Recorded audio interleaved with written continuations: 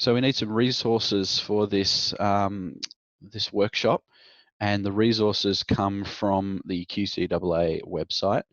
The first set of resources that we're going to need is the sample and the mock exams. However, I've taken every single question, answer, stimulus, etc., and screenshotted it and put it into this PowerPoint so that you don't actually need the separate document running on your screen while you're working through this. It should be, and it's a lot easier actually to have it in the PowerPoint because I've got the question and the answer and the marking guide all on one slide for each question, instead of having to flick through 4 different documents to find out where everything is. The resources then are going to be the multiple choice questions, the question and response book for short answer and extended response, and the stimulus book when required for some of the questions, and the marking guide for each of the mock, which is the school use only, and the sample, which is the public use. It's important to work from the most recent versions of those. Now, you would think that the most recent versions wouldn't need to be downloaded because it says there that the versions haven't been updated in over a year, but that is incorrect. There are people who have downloaded these documents even over the last few weeks and noticed changes in the mocks and the samples from when they were first posted and when they were updated surreptitiously again a couple of weeks after they were first posted. So I think there's been about 3 or 4 versions of these mock and sample exams. However, the version number and the version date has never changed. So it's important to download the latest one to work through. I downloaded these 2 weeks ago to start creating this PowerPoint. So I'm hoping they haven't changed in the meantime. Well, actually, I'm hoping they have, because maybe they fixed some of the stupid errors in them, but I'm assuming they haven't changed in the last couple of weeks because they would be flat stick trying to get the real exam written and so on. So if you grab those 8 documents from there to start with, but as I said, you don't need to have them in order for us to work through the information. And then you'll also need 2 documents from the additional resources tab in the portal. And again, you won't actually need them for the session because I've screenshotted the important parts and put them into this PowerPoint. That's the supporting resource for representing algorithms with pseudocode and the supporting resources for using data flow diagrams. Our high definition syllabus wasn't highly defined enough, and so some of them have been, some extra work has been put into producing some documents.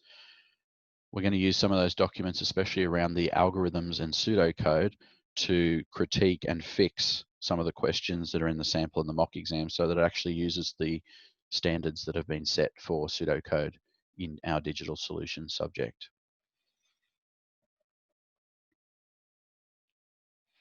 And I've also got a Padlet set up, which is completely blank at the moment. And the idea with that Padlet is if you have that loaded up and if you have any ideas that you don't want to chuck in the chat or speak about, if you chuck them in the Padlet and then towards the end of the session, we'll load that up and just work our way through some of the ideas that are in there as well. And I would like to then include some of that information into the PowerPoint. The Padlet can be anonymously added to. It should be a free-for-all document. Thank you for putting the link in there, Scott. And the idea is going to be mainly during the session where we start to look at strategies for students to nail the exam. If you've got any ideas, we could put them in there. If you've got any resources that you've produced, so I know a couple of people have already emailed me some new questions that they've written to produce maybe a second sample exam. Maybe if you uploaded them into there as well would be good so that we can grab them at the end and start to put them together to produce something useful.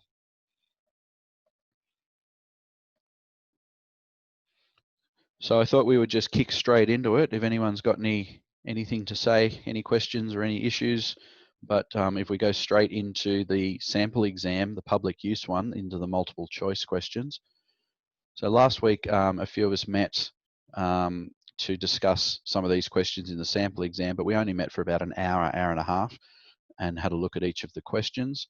What I've done is I've taken each of the questions and I have gone nuts with them.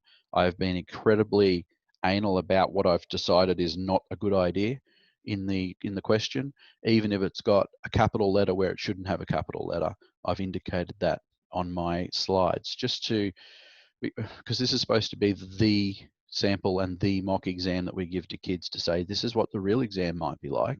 We need to make sure that we get it right. So apologies if you look at it and go, geez, being a bit picky there, but I didn't want to have anything left out if I could. If you spot anything on the slide that is still wrong after I think I've indicated what the errors are, then please let us know so that Jeremy can modify that or make a note of that into the backup PowerPoint of this, into version 2 of the PowerPoint. And then the idea is that I'll tidy it up, remove some of my facetious comments and memes, and then just print it as a PDF. And then I'm going to send it to QCIIE. And I'm going to say to them that these are the problems with the mock exams, even though I told them 13 months ago what the problems with the mock exams and the sample exams are, with the point being that no, I don't expect them to fix the sample and the mock exam, it's too late, but they are writing the actual exam. I really hope it hasn't been printed, but if the real exam still has an issue with it that is based off the mock exam, so for example, if they've used an incorrect style of pseudocode for something, then we're hopefully when they receive it, they might just do a once over of version 63 or whatever they're up to of the real exam, and just double check that they haven't done any of these errors that were made in the sample and the mock. So the first question on the sample exam is these are multiple choice questions. Later on, we'll talk about the fact that these are only worth 1 mark and how much time we should spend and everything during the session where we look at strategies for students. But at the moment, if we just concentrate on the actual exam questions and see what we can come up with. So it's a multiple choice question, very knowledge based. In data security, a hash function is described as, and they simply need to find the right answer. What I've done for each of the questions is I've gone to the syllabus and I've found the part of the syllabus that says that this is something they should know. You might also wish to have the syllabus with you for this workshop as well. But again, if there's anything relevant in there, I've tried to copy and paste it out so it's all in one place. Because ultimately, I'm going to probably use this as a resource for my students as well. I'm going to say to them, look, question 1 on the sample exam says that you have to be able to know about hash functions. Where do you find that in the syllabus? As a student, you should be reading the syllabus and accessing that. And they'll find that on page 53 to 54. And I didn't find any issues myself with this question. What do you think? Anyone got any ideas, any problems? Chuck it in the chat or have a talk. Yes, it's less offensive than most questions. Troy, are you asking when the PowerPoint will be sent out? Hi, can I add something about that question? Please. Yeah, my students who sat that question were a little bit confused because you really need to, there's 2 definitions that are very close, and obviously if you have studied hash function, you would know very well, but one is somewhat misleading, which I guess they put as a multiple choice option to really vet out who knows the answer. However, in the syllabus, there is in the glossary, they have no definition for hash function. So when people actually get definitions and students find them online or from the book, they learn one type of statement. That's something I've emailed QCIIE raising the issue that if they are going to test definition of hash function, des, triple des, whatever, that they should have that as part of the glossary, not for people just to find different standards of explaining the concept. That's a good point. So they've defined things like pseudocode and so forth in the glossary. So perhaps they should be defining some of these specific terms. Yes. So which was the other option that you thought was very close to the answer? Which one did they get? Oh, some of the kids got the asterisks, the answer D, so they got confused. Yeah, right. Process of, yeah. So I've used, because this question has the answer given to us, and that is what they've decided is the definition. I'm hoping that if this question in a similar way is on the test, then they'll use a similar definition. So let's hope that the students have read this one and have looked through and realized that it's a one-way algorithm. Any other points about this one, or we can move on to the next one? Some of these are going to be quite quick to work through as they're very simple and very knowledge-based. And I've got Jeremy writing that information down there in the other PowerPoint about maybe putting a definition of the hash function.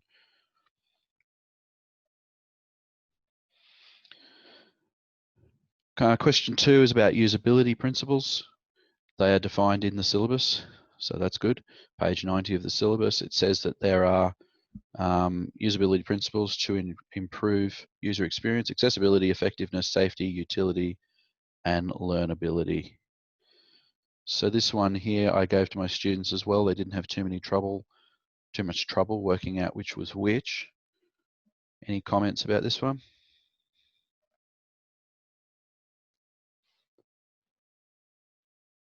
Seems fine to me. I mean, I don't like it, but I don't like the fact that usability principles have been included in our syllabus, more of a tack on just to give us something to test.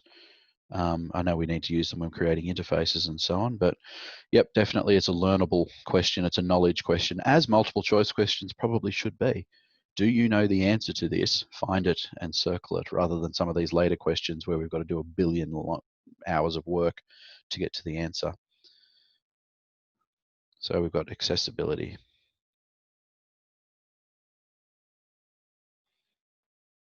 Greg, you're saying that maybe that robust could be part of utility. Utility, the ability of a system to provide all the functionality that users need. The website works with different devices. Sure, I mean, that seems to be something that could cross over. A lot of these usability principles do cross over. And right back at the start of the multiple choice questions, it did say choose the best or something like that. So I'm guessing you have to find the answer that matches the most of those bold points that are there. Operable, perceivable, robust. Where do those words come from? I guess they've been made up for the question.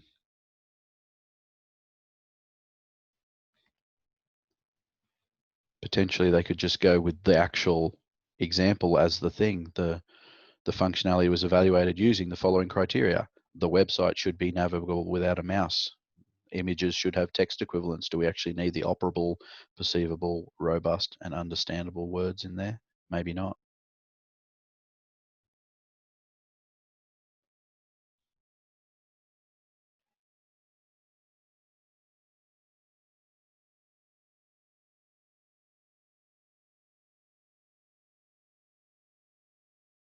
Linda, answer should be C, should it?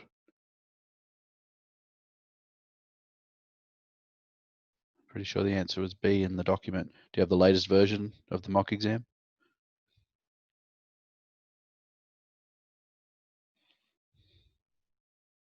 Getting a lot of B's, a lot of agreement with B. Doc says C. Let me load her up.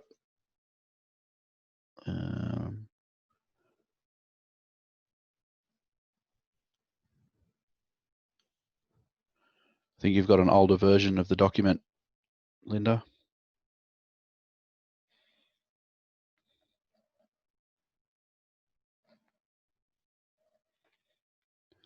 Because I think from memory, when these exams were first released, 5 out of the 10 multiple choice questions had the wrong answer in the answers. It was blamed on a copy and paste error or something. So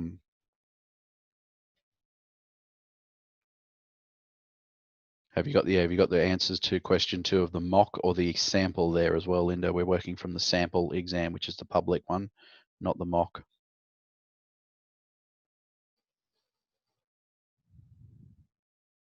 Screen reader, yeah, accessibility.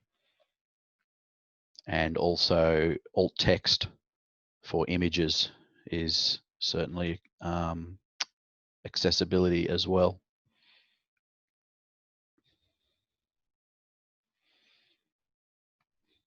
Okay, we might move on from that one.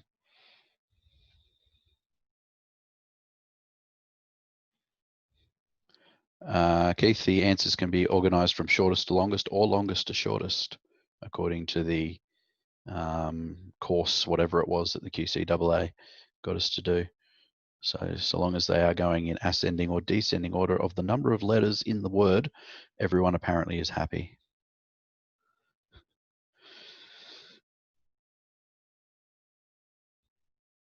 Okay, so question 3. I started to go a bit nuts on this question. I didn't enjoy it. Hard. Hello? Someone's got their mic going. I've lost the ability to change it. Where is it? There we go. I shall mute. There we go. Okay, so question 3. The following algorithm is used to produce an output based on different input values. Great. When I looked through the question, the first thing I did is I looked for the pseudocode conventions, and these conventions are according to the supporting resource document that we were given about pseudocode. So the first one is line 5 has dodgy indentation. I'll accept that that may have been a tab versus a space when they created the document, but it would be so easy to fix and re-upload. And they could do it privately anyway, because they don't tell us when they upload a new version, so why not? Then also, according to our document for if statements, I don't have a screenshot of it on this slide, but certainly on some of the other slides where I had room, our document says that an if statement must include the word then after. So we need to modify this. And I had my students instantly ask them when I gave them this question, because I failed to fix this question before I gave it to them. They said, how come some of the questions on the exam have then after the if and others do not? And that's an unnecessary confusion and an unnecessary question that the students should have to ask during a real exam. So when I've modified this for my personal sample exam, then I would have if value greater than value 2, sorry, if value 1 greater than value 2, then on the same line. And of course in bold, because the keywords have to be bold.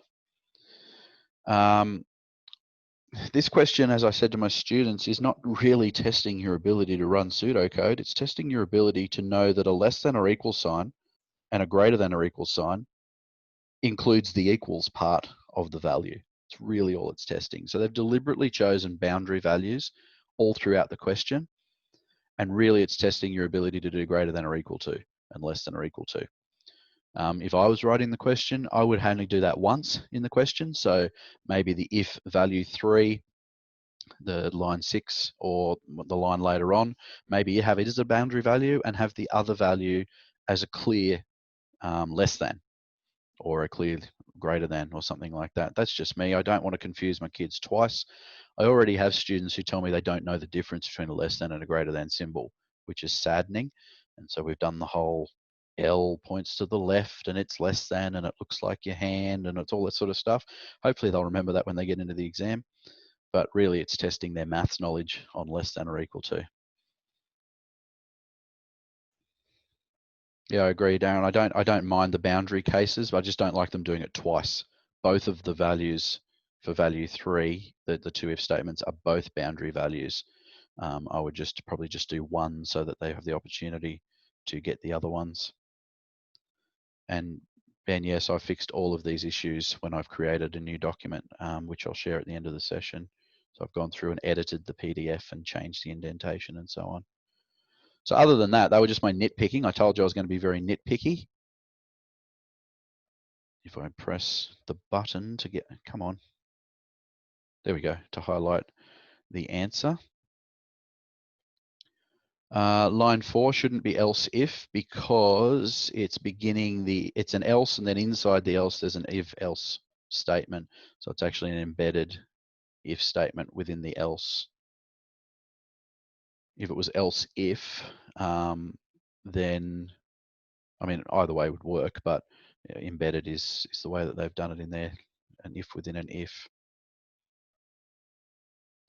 Are kids allowed a ruler in the exam? I don't know. I haven't actually looked at the equipment guide since we were told you could bring a calculator and they still haven't updated it.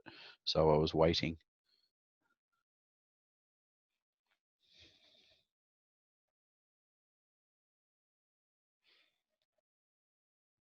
Yes.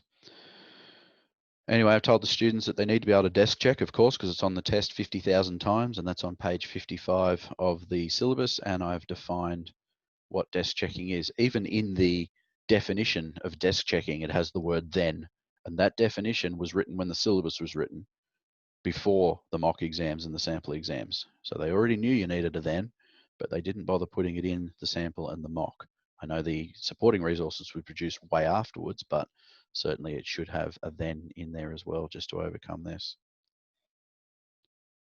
So I fixed the indentation in my real one. Any other points? I know the chat's going nuts, but I'm just pulling out bits that are probably the main concerns. Everyone happy to move on? Oh, one other thing, I guess it could be part of the strategies that we told, but I told my students you do not need to do a desk check like I've done as that table there. It's a waste of time because it's not marked. You simply need to just read through it and go, is value 1 greater than value 2? Yes or no? If it is, I'm going to chuck an A down on my page and then work my way through each of the if statements and see what I end up with at the end. Okay, next one. 2 algorithms. Again, same sort of deal. When I first saw this question, I'm like, why are they getting the kids to do so much desk checking in a multiple choice question? There is no time, but they don't have to write the desk check. They just need to come up with the answer. So I became more comfortable with this question over the last 13 months than I originally was. But because really it's just look at the program and work out whether the number is going to be 50 or 20 for each one. The begin main, that's not a convention of pseudocode. And I've even pasted that in from page 3 of the supporting resource over on the right. Your main program is your main program without begin or end. If you write main next to it, it's now a subroutine, and it's never actually executed unless you call it. That's just, again, a nitpick, but it's the convention, so why not do it? So I've removed the word main from each of mine. I don't know whether subroutines in pseudocode have to be defined before the main program, as you would do by convention in most programming languages. I probably doubt that that's needed because it's pseudocode. So I guess you can put it anywhere. You could put it on a napkin if you want and have it sitting next to your page, but I'm not 100% sure. And I'm getting nitpicky and getting sick of variables called num1 and subroutines called process1 and var2 and sub3 and all this sort of stuff. I hate it. I know that what they're trying to do is come up with a really generic algorithm that has absolutely no extra level of understanding required. So if you called it, number of fish, then does that add a slight amount of complexity to the problem that's not needed? But why num1 when there isn't even a num2 for starters? So why not just have num? Just call your variable num or number or whatever, and then it would make it a little bit easier. The addition of numbers within variable names gets the kids a bit confused when a bunch of other numbers are going to be in the question, and I just don't like it. And the other thing that I sort of, this question again is not testing your ability to do pseudocode or a desk check. It's testing your knowledge on local and global variables. It's testing scope, which is in our syllabus on page 25. Scoped variables in pseudocode I'd never really done before because it's pseudocode. You would take care of that when you get into your actual programming language, but this one is obviously testing it via pseudocode because that's the only way they can do it. So it's really testing, do you know the difference between a local and a global variable? And that's really all the question is asking you to do. And the answer is question A. Okay, over in the chat, what do we got? Yeah, talked about subroutines after. Main shouldn't be there. Yep. Yes, they can definitely write on the exam paper because they do not submit the multiple choice, or they do submit the multiple choice paper at the end so that they can't just walk off with it, but it's not marked. So I've told my kids you can draw all over this question as well. And so they've gone through and one of the later questions, which has got the var1, var2, process1, I've got them to cross out the name of the variable and write the number above it so that they can just follow the number through. So definitely I would get them to write all over this. The guide does subroutines first. Okay, that's an interesting comment then. We probably need to make a note of that. The subroutines should be defined first.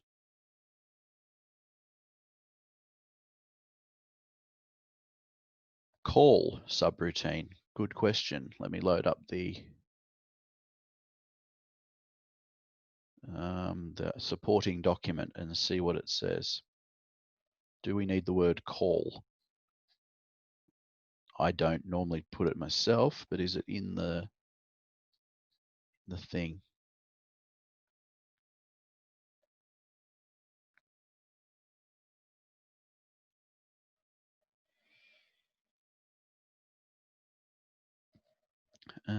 Where is my report? My supporting resource representing algorithms. There it is. Subroutines, modularization, begin and end. Yep. At no point in the supporting document does it look like they ever actually call a subroutine. I can't see anywhere where they do it. So our supporting resources isn't supportive enough. Certainly in most programming languages, you don't have anything before the name of the subroutine that you're calling. You simply write the name of the function or the method or whatever the programming language calls it, but that's interesting. Same deal with declare. Is declare in the, so variables? Nope. So the word declare is not in our supporting resource either. And so I don't use it and never have. Call and declare are not mandated. That's what we're deciding upon, I think, because they are not in the supporting resource. What about set?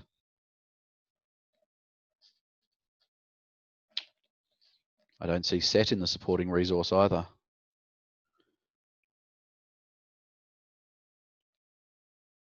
Or initialize. None of these words are in our document, so we can't be expecting our students to come up with them, I don't think. The only word they use in the supporting resource when it comes to be around a variable is the word calculate, and I don't know why. Why would you write calculate net equals gross minus tax when you can just write net equals gross minus tax on your thing? And the other word that they've got in there is the word compute, but that's an example of words that come from different languages, such as COBOL. So it does say that it doesn't have to be, you don't have to use exactly the stuff that's in here up the top, that you can use a bit of a mixture of other languages if you want. So I don't think they need to declare variables, and I don't think they need to set them. Even though the exam certainly does at some point use the word set, I think, or init or initialize or whatever. If you use it though, surely they're not going to mark you wrong on the test if you write the word set or initialize or whatever. Should be fine. Yeah, so question 16 uses set. Declare.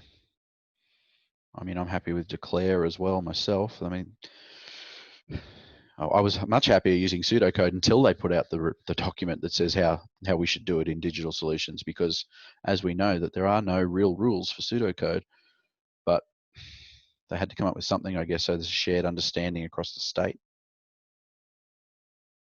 even though that shared understanding is a little bit confusing.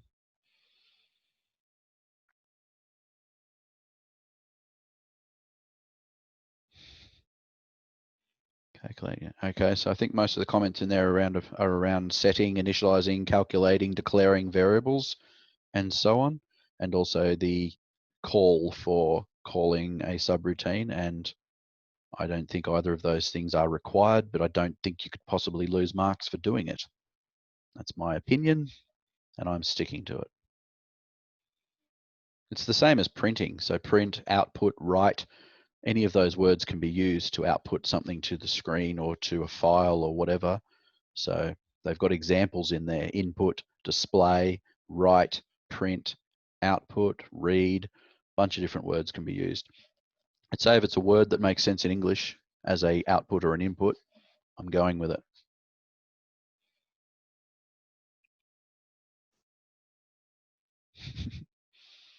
Okay, happy to move on to the next question. We can come back to these questions if we need to as we work our way through the strategies. Okay, question 5 is a knowledge question. Do you know what the structure of a JSON file is? Do you know the things about variable types? I only pasted the part in there about JSON. I forgot to go looking for the part in our syllabus that says you need to know about data types for variables. I'm going to assume it's in there. If anyone can't find it, let me know. But certainly I've taught my students about strings and integers and so on. So this question is using JSON to really test your knowledge of data types. It seems like a little cunning way of just getting some JSON on the exam, even though it's not necessarily required. They could just as easily have a list of 4 variables and a value that goes in them, John, 30, an array of strings, and a Boolean, and we could do it as well. Yeah, I went through with my students and we basically did the process of elimination as well. So it ain't A, doesn't even make sense. It ain't B because sale is clearly the thing in quote marks as the name of the thing, but C was a little bit confusing because John is a list of characters, a string of characters, but certainly in SQL, for example, you can often see people writing data types as char, meaning a bunch of characters. 30 is definitely a number. John, Anna, and Peter is definitely some sort of list, and true is part of the true or false in there. So we came up with the idea that string is a much better descriptor of a bunch of characters, and that 30 is an integer, so it's a better descriptor than just number.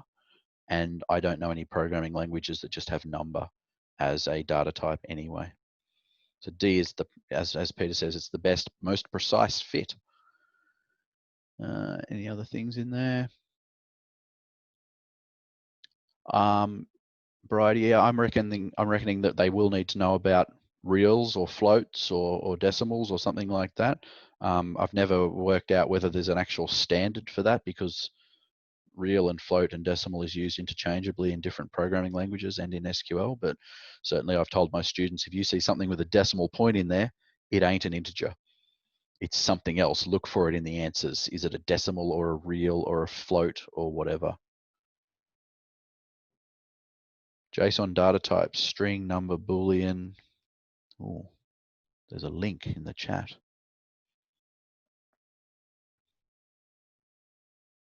JSON values must be one of the following data types: a string, a number, an object, an array, Boolean, or null.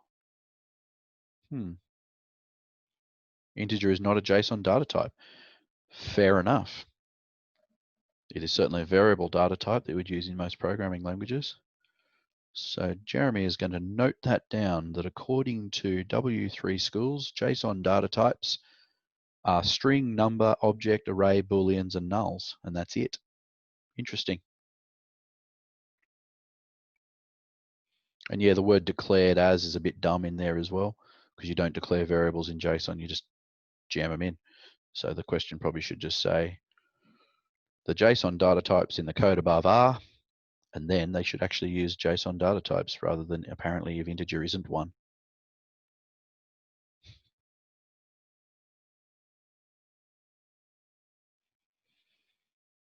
Yeah, Wikipedia must outrank W3 Schools is my guess. So there are some issues with that question that I didn't identify, so that's good. I can go through and fix them in my real exam that I've given. I've already given this question to the students and they didn't notice that, but we probably didn't study JSON enough because we didn't do IA3. My entire IA3 was based around JSON and they didn't have to do it. So that became a bit of a headache having to teach some of the theory of it.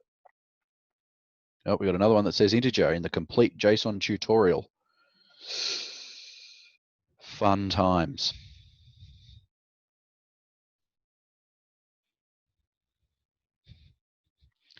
But yes, Peter said D is still got to be the best fit, surely, because list, true, false, and char are all not data types of JSON, whereas string, array, and Boolean are. Okay, so we'll agree that D is the best fit, but there are some issues with the question.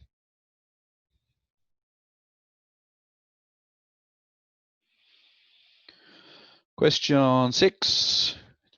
We've done 5 questions in half an hour. Easy. They're worth a whole mark each, not a problem. Okay, so question 6 has a bunch of pseudocode, and you've got to determine the output of that pseudocode. They're loving this. This is something that we are going to be doing over and over again. I did a desk check, but again, I told my students you don't need to. It's a waste of time to draw up a table and fill it out and everything. Go through, use your brain, and write on the actual pseudocode when values get changed. So my first issue with this question, as I've talked about before, is the naming of the variables and the processes or the subroutines. And then, just to be really annoying, they passed var3 as an argument to process2, and then locally rename that var3 to var2. It's just designed to confuse, and I wish for them to stop. Also, my other issue with this is the concatenation symbol. I looked through the pseudocode conventions again. There is actually a part where they do concatenate 2 strings in our supporting resource. It's this one here, right? The total is count.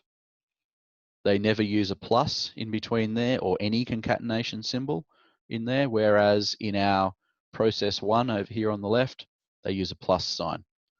So this question is trying to confuse the students into what is a plus when you add a string to another string versus adding a variable, an integer to another integer. This question is not about, again, pseudocode or desk checking. It's about, do they know what a concatenation is? I just don't like the fact that it uses plus. Plus is specific to some programming languages, e.g. JavaScript, whereas PHP uses a period, a full stop, to concatenate things, and other languages have a concat function that you have to run on 2 strings in order to put them together. So I didn't like that, and the mixing of the mathematical plus. It's just a trip hazard designed to confuse. The answers all have a full stop after them. Why? There's no full stop printed when you do the output, so that should be removed. And the subroutines are labeled in a dumb way. That's not how our supporting resources says to label subroutines. It should be begin, then the name of the subroutine, and then if it has any parameters, in brackets thereafter that. Whole bunch of problems with that question that I would like to fix. Sub end as well. It should be end sub, and it should be end process 2, in fact, not sub end. Whoever wrote that one copied and pasted it from somewhere and didn't bother changing it to our pseudocode style. So yeah, what are we up to? 3rd or 4th possible variation of pseudocode, and we're only up to question 6. And I'm still sick of the variables and subroutines not having meaningful names. var1, 2, 3 is dumb, especially when you rename var3 to var2 locally in process 2. It becomes a whole bunch of confusion. However, my students got the output no problem. It just took them a little bit extra time because they had to get their head around the idea about what the heck is going on with these values. And why run process 3, 2, 1? Why run them in reverse order? Like, just please. We want the kids to get the answer right based on their knowledge of pseudocode, not based on their intuition of trying to overcome tricks. So what do we got over here in the chat? Yeah, I don't know if which var is accessed. var3 is accessed inside process 3, and var1 is accessed inside process 1, but they are never actually explicitly declared as global variables. My thought along that has always been that if a variable is declared in your main program in pseudocode or used in your main program, then it's probably going to be global anyway. You would only use it locally if necessary inside there, but yeah, it's not explicit that the scope of those variables works. This is a dumb multiple choice question.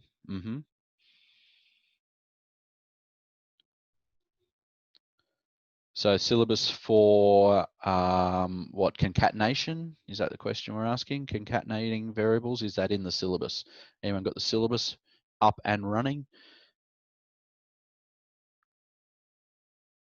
Where's my syllabus?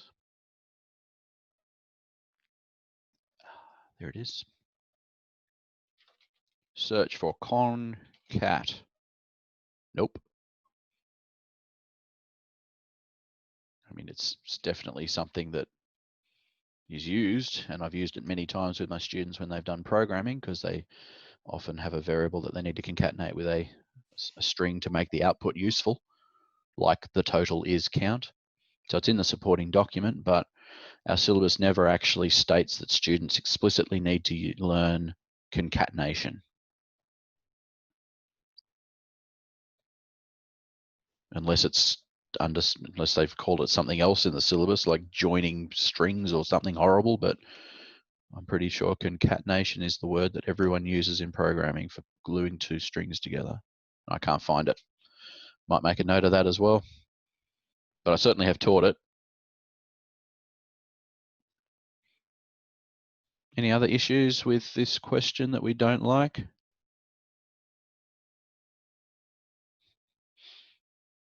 Okay, let's move on to the next one.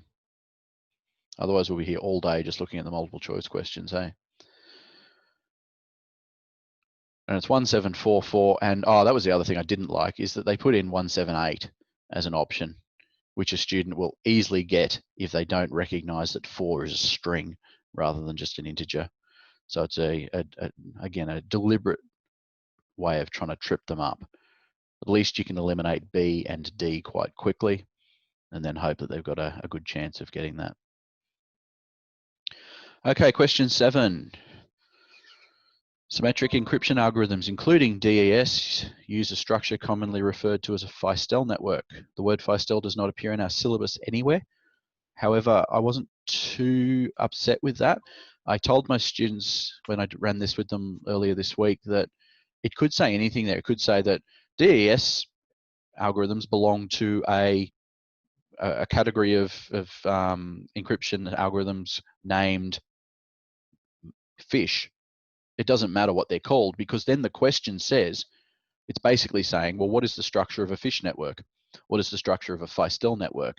And you would know that because you know that if DES belongs to it, you're able to recognize and describe the features of DES. And if you know the features of DES, then you could infer that the network, the Feistel network, has those features as part of them. Could have other features, but so basically I said to the students, look through A, B, C, and D until you find the features of DES. And they didn't have too much trouble finding that. It's an iterative process, very similar each time, that encrypts a block of text or a block of data. And it is very common. And then, yep, is that video that has the generic, Peter's just put a link in the chat there. I'll just, yes. So any of those computer file YouTube videos that are talking about Feistel networks and Feistel ciphers, and also there's another one that is just like here is the generic features of most encryption, and he just does a generic loop and iterative process to go through and show that that's how most encryption works. So I wasn't too upset with that question.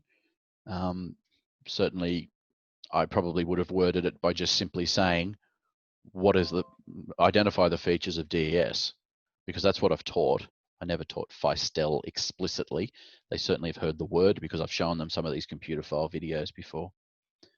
So long as it's got, substitution boxes and permutation boxes and iterative processes, then it lives in that land of Feistel, apparently. Any other things with this question? Pretty knowledge-based, not too bad. And most of them use the exclusive OR operator as well as part of that iterative process. And Talia, you've told your students they need to work with the terms they know in the question. Yep. So if they read this question and they've never heard of Feistel, but they have heard of DES, it's exactly what I got my students to do, work out what the answer would be. Okay, question 8. Data flow diagrams, makes and sells widgets. First question the kids asked me was, what's a widget? I was like, it's a thing. I don't know what. So I don't know why I put widgets in there. Doesn't matter. Sells stuff, sells things would have been a much probably better option to have in there. But they've gone with widgets. And yes, it's a whole data flow diagram that does a whole bunch of stuff. And really what the question is asking them is, do you know what a rectangle, a rounded rectangle with a number, and an arrow means? That's really all they're asking you, is to identify the symbols used in a data flow diagram and then count how many there are. You're right. So it is a waste of a question, I guess, but it's not too hard, I guess. That's good news. So I said to my students, let's go through each of the options. Production, we did actually make sure that none of the other options worked. Production receives input based on other processes. Production receives input based on only an entity, the employee. Business consists of 4 main processes and 3 entities. We counted them, 4 processes, 3 entities. That one looked good. Sale process receives input from multiple sources. Sale only receives input from the customer. The question was asked of me though that, hang on, if it receives information from the customer, that received information from the production process, which received information from the employee, which received information from payroll. So I just said that there's no guarantee that data that was passed from the payroll to the employee to the production to the customer does make it through to the sale. You can only really say that you absolutely 100% are certain that data comes from the customer to go through to the sale. So it doesn't receive from multiple sources necessarily. Employees provide information to support the sale. Employees provide information in only one direction there, through to payroll. So it can't be that one either. So I was pretty happy with that one there. But yeah, much nicer question probably would have just been, what's this rectangle mean? Because that's really what it's asking them to do. And it's only worth 1 mark, and it's a multi-choice question. So I guess the simplicity of it is okay. Any other issues with that one?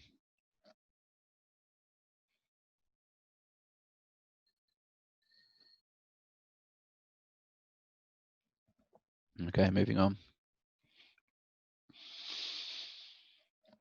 Question 9, SQL. Extract from a medical database, patients, vaccines, date vaccination is due, date immunized, risk of contracting the disease. I'm already bored, but sure, let's have a look at the database. It's got 3 tables: patients, assess, results, some IDs, names. Students didn't have too many trouble working out what this database was trying to achieve, but I stopped them before they got too deep into an analysis of the database. I told them, read the question first, because if the question doesn't ask you anything to do with that risk factor, then just ignore it. Who cares? Or if it doesn't ask you anything about the people's names, then just move on away from that and just read the question first and actually work out what it's trying to ask you to do. So it gives you a query. It asks you to find what it actually does. The first problem I had with that is the dates. The dates are dumb. In fact, it won't work with the dates as is in all cases. And my example there is 1112 is less than 3011 as an integer, but 11th of December is not before 30th of November. The dates should be fully expressed using year, month, and day if you're going to use a less than to compare them. If they're stored as day, month, year, then you need to use an alternative function that is built into SQL in your version of SQL to work out whether something is before another date. But if you're comparing them as strings, then they need to be big endian. They need to have the year first. So I modified this database in my question for my sample exam before I handed it out, and I made it 2019-09-08 rather than 0809 for the first immunized. And it was important because the question is actually asking them to compare dates between immunized and due. So it wouldn't work as is using most SQL languages. And they did it again in one of the later questions. They've got the dates in a dumb way as well. And then the answer is most likely to be C if we assume the date problems, date columns, I suppose, are okay based on sample data. But it's certainly not guaranteed at the moment unless we fix the database. Aliasing tables. I saw some comments over here about aliasing tables already using as. I don't know because I don't alias tables. I don't like it. I've never really aliased table. That's a personal preference maybe. I don't know. But I would just inner join assess on results.item equals assess.item. It becomes a lot clearer. And I did read some, and I couldn't find the link to it again, but I posted it, I think 13 months ago on the Facebook page, a big old discussion about, like there was somebody had published a discussion about why alias tables. What is the point?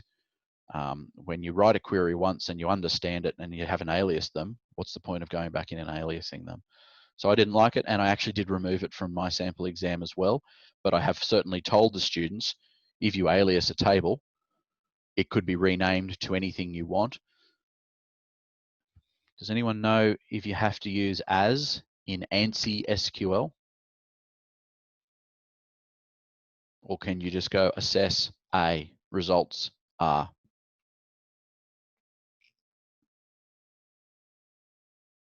As is not in ANSI SQL, okay? Cool. So we're okay there with the question as it sits in terms of using aliasing, but again, I just didn't like it. I use MySQL as my language, SQL language when we work through in class, and it's case sensitive if it's running on a Linux server, which mine is. So for table names, so patients, assess, and results have to have a capital. If you're going to have it in a real programming language, I would have assumed you should bring that back when you're doing the theory of SQL as well. So I don't know if ANSI SQL requires you to be case sensitive or not, but I certainly again have changed my table names so that they're all lowercase, or changed my query so that they're uppercase at the start. Not sure. What about brackets? We've got a question in there about brackets. Where do we need brackets?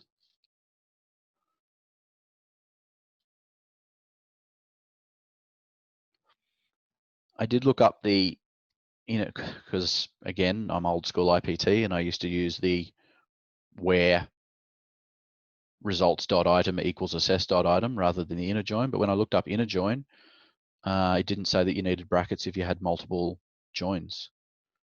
You just say inner join, inner join, inner join, and go nuts. I mean, you can put brackets in there. It wouldn't stop it from working, but I don't think you need them. Certainly on the where line, yes, brackets are required because that bracket is indicating that's a set of values. And then, the in word, does that need to be capitalized? Probably. In is a keyword, isn't it, or not?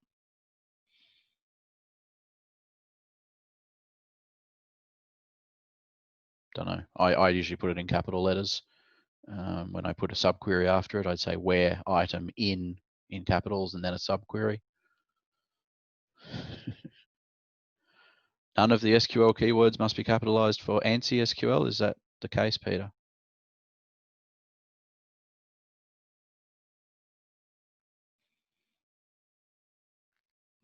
Certainly works either way, and certainly in real programming as well, you don't have to capitalize keywords in SQL.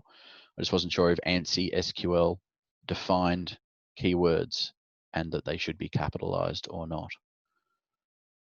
Didn't really matter. The kids knew what in meant, so they were okay with that. So after working through all of that debacle, we were able to actually work out the answer. So I did this with the students. I said, well, it's selecting the first and the last and also immunized. It's joining that based on item through to item. Why can't I click next? Oh, sorry, I did. And then it's matching up the other item, sorry, immunized through to item, and then immunized through to, what did I highlight? Yeah, item through to item ID. That my arrow needs to be longer there. It's a dodgy arrow. I'll fix that. And that would only be applicable for anybody who has the item in 1 or 2 in the assess table. So that would be those people or those items there. And it only wants immunized that is less than. So I did actually go through and find out which people that would be. Not that you need to do any of this to answer the question, because you could just go through the query and just go, well, what is it doing? It's finding the first, last name and immunized of people who were immunized earlier than their due date for item 1 and 2, which seems to be that one there, item 1 or 2, sorry. So we had a discussion about the difference between and in English and or in English, but we were able to quickly find out that it was going to be either one of them. If you were immunized for item 1 before your due date, you would be included. If you were immunized before the due date for item 2, you would be included. And if you were for both, you would be included. And that is the definition of or. And yeah, they put in and in the last one just to check that, to test that. You do not have to be immunized for both of them before the due date to be included in the output. It's just one or the other, because that's how in works. Not a bad question. 1 mark though, bit of effort. I think that I've told, yeah, if a student can do it in under a minute, then it's worth a mark. And I think students with practice and study could look at that query and just go, oh, it's joining up all 3 of the tables. I'm only interested in item 1 and 2, and it's for immunized before the due date or less than the due date.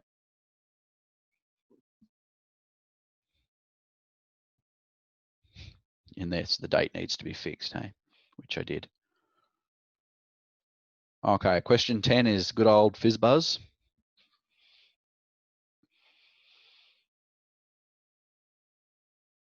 Two algorithms. You've got to print fizz if a number is a factor of 3, buzz is a number of a factor of 5, FizzBuzz if it's both, or the original number if it's neither. In most of the other questions where they have terminology, like in this case, factor, they have an example. So I would like to see an example here that says that an example of a number that has a factor of 3 is 9, because factors is a mathematical term that's not part of our syllabus. It's not a maths question. It's supposed to be a pseudocode question. The next issue I had is the question asks you to find reliable versus accurate. And a week ago, when a few of us were in a meeting, we went, that's no problem. The definition of reliable is that it is constant and dependable, or consistent and repeatable. And in my opinion, all pseudocode would be consistent and repeatable. I don't know, I struggled to come up with an idea or an example of a piece of pseudocode that when you run it once, then you run it again in the second time, it doesn't repeat the same process, because that's the definition of an algorithm. However, in the supporting document, there's a definition of reliability of software. And it says that it performs without failure according to its specifications, which is the definition of accurate. And now I got really sad. I got very confused. So going on the definitions in the syllabus, accurate and reliable, not a problem. Adding in this reliability of software. Now, is pseudocode software? Well, it will be one day when it gets turned into a piece of software.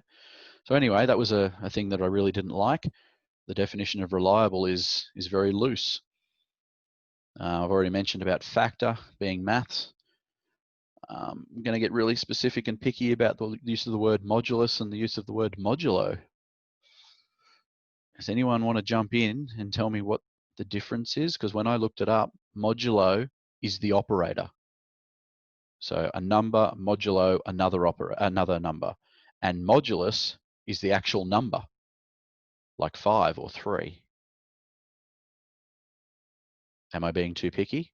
Because there's another question on the mock exam that uses the word modulo instead of modulus.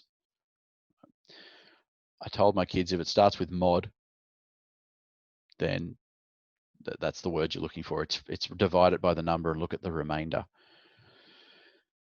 And in fact, for point 4, there's not enough room for those lines not to break. I don't like breaking lines. So the big giant if statement about halfway down breaks on both of them. In order for me to fit it on the line, what I did on my sample exam that I gave to the kids is I reduced the length. I reduced the word modulus to mod anyway. And then just reminded them that mod, modulus, modulo, whatever it means, find the remainder after you do a division.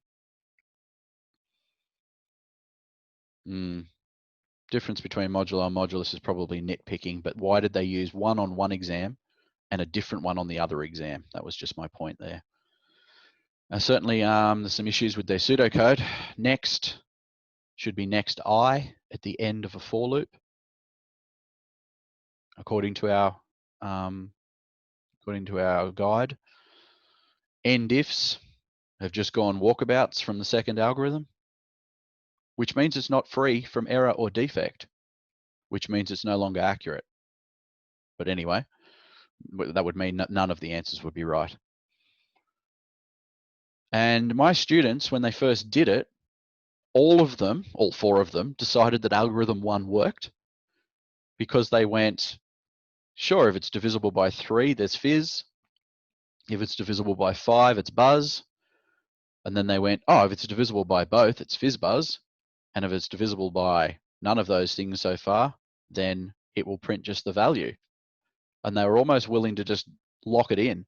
But then, of course, when we actually ran a little bit of a desk check through it, we found that no, if it's divisible by 3, it prints fizz. And then if it's divisible by 5, it prints buzz. And if it's divisible by both, then it also prints fizzbuzz. So you get fizzbuzz, which is no fun. So it actually is wrong. The other part I didn't like about algorithm 2 was the if not and not. I just hate it. I hate using nots and ands when you don't have to. Why would you not use not equals? Notice how I said a not there before my not? I changed it for my students to say if I mod 3 is not equal to 0 and I mod 5 is not equal to 0. I just prefer using not equals when you can because it's clear. Because there's always, whenever you do and not, things get a bit tricky conceptually in your brain about how that actually works. But of course, they're going to need to know about it because it might be on the test. So they know what not means and they're able to use it when necessary.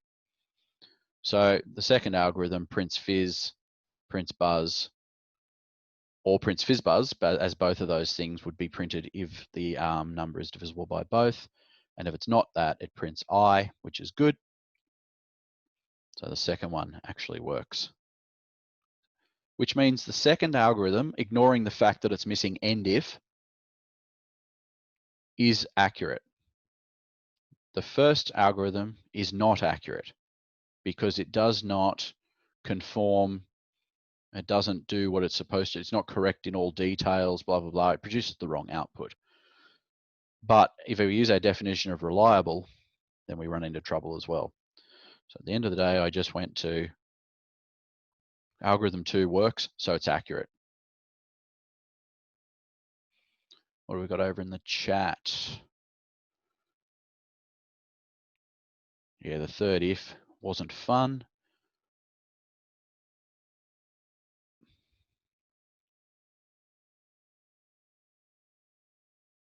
Too long for this question to be worth 1 mark. Kind of agree. I don't think you need to do a full desk check, but certainly there's a bunch of work that's going on in there that probably doesn't need to be done for 1 mark. Thank you for liking my green bouncy smileys. Yeah, comparison versus assignment for equals. According to our guide, our, what do you call it? Supporting resource. Yes, we use equals for assigning a value and we use equals for checking a value.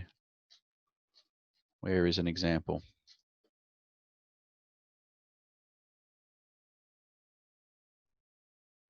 Wait up, I might have told an absolute lie. Do they have an example of a condition? Nah. Rude. Okay. So is anyone going to be marked incorrect for using a double equal sign to compare two values? I can't see how they would be marked incorrect, surely. And it's not in our guide specifying that there's a difference between equals and double equals. Maybe that's why they like to use the word set sometimes to confirm that you're actually using an assignment equals, not a double equals.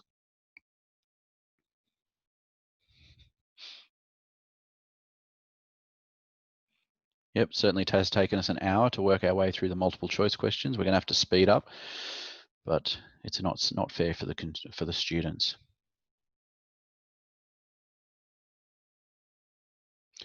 Yeah, not equals is not defined in our thingy either. So I would certainly say that exclamation mark equals, or exclamation double equals, or a less than and a greater than symbol, as you generally use in SQL, would be fine for not equals. I'm even happy for them to write the word not and then the equal sign, not equal, or write an actual equal sign and cross it out, like in maths. Use the real not equal symbol, because we don't have to use programming symbols in pseudocode. So they could just go equals and then put a line through it, and that becomes your not equals. Okay. Shall we move to the next one? Is everyone sad yet? Give me a, what are you going to do? A smiley? No, there's no smiley. A thumbs, give me a thumbs down if we're sad. I like it. I don't even know how to. Where is the thumbs down? Oh, there it is. Look at the thumbs downs coming up. That's great. Okay, let's move on, and we're going to do the multiple choice questions again on the mock exam. We do need to move a little bit quicker. If we can, we've already identified a whole bunch of errors and issues. Some of these will repeat, but certainly we can nitpick as we need to for these as well. Question 1, a viable encryption method that is used to transmit data between a secured section of a website and an end user. Peter and I had a conversation about this the other night, didn't we, via chat, and I'm still not sure of the answer, which makes me sad. Secured section of a website and an end user, I think, implies HTTPS, and therefore HTTPS uses TLS. Used to use SSL, the similar thing, but TLS is the current standard. So I looked up the definition of TLS on Wikipedia, the most current and vital source that we could possibly use. And it says, the very first dot point, it's a private and secure connection because it uses symmetric cryptography. And that made me sad straight away, because then the second one says it uses a public key. And I don't know, I'm not good enough when it comes to encryption. I'm not a network major. So the answer that they tell us is that it's a public private key. I'm just worried that TLS for some reason says that it's a symmetric cryptography as well. Does anyone want to comment on that, or just be sad?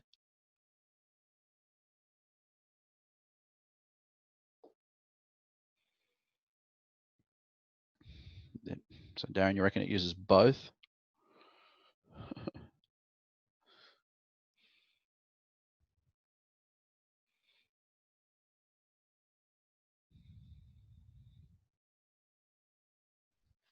Key exchange, yeah, using the padlock, so that's the public private. I initially had no problem with this question. I just went, yeah, it's public private key, no problem. We're moving on. But then I actually looked up what TLS is, and it wasn't. Or it is, but it's not. I think we just, unless someone is a networking genius. Is it because we're assuming it's TLS? Yeah, I don't know. Well, looking in this was the other problem we had with the question. Protocols relevant to the transmission of data over the internet, e.g. HTTP, HTTPS, FTP, VPN, is in the syllabus. The EG in there is annoying, but it can't be FTP, it can't be VPN, it can't be HTTP because it mentions secured. So I had to go with HTTPS, which explicitly uses TLS. So that's how I came up with this must be about TLS. Anyway, the students were able to immediately knock out hashing and JSON, so that was good. And then I guess they guess, or they use some ideas about what they're supposed to do to get the right answer. Is symmetric viable? So that's all the question says. Is it a viable encryption method?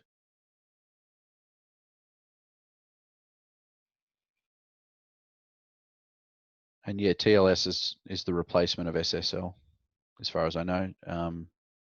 It's just the newer version of SSL.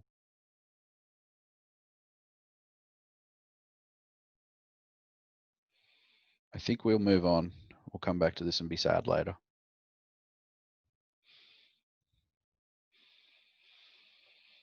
Database has been developed with the following 3 tests. So watch a user perform a task for the first time. So students were able to work their way through and work out, well, is that effectiveness, safety, learnability, or utility, and so on. This is the same as the sample exam, where we just need to know the definition of usability principles. If you watch someone use it for the first time, you're probably assessing learnability. If you're making sure that it works for the user, then that's utility. And if it works on multiple platforms with different input devices, that's accessibility. This question seems okay. So I'll just move on.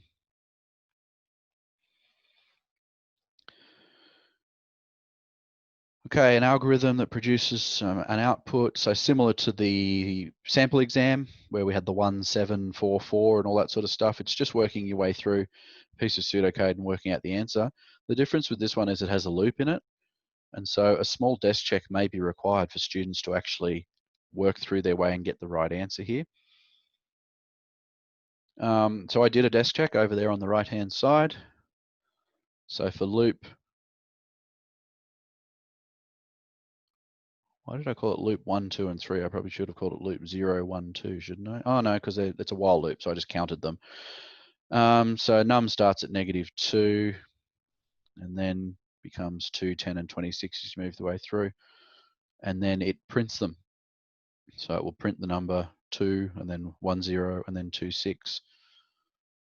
I just, again, didn't like the num, but it's the only one in there, so let's go with it. That's fine. X, Z, whatever. It's not too bad. It's a pretty mathsy type question.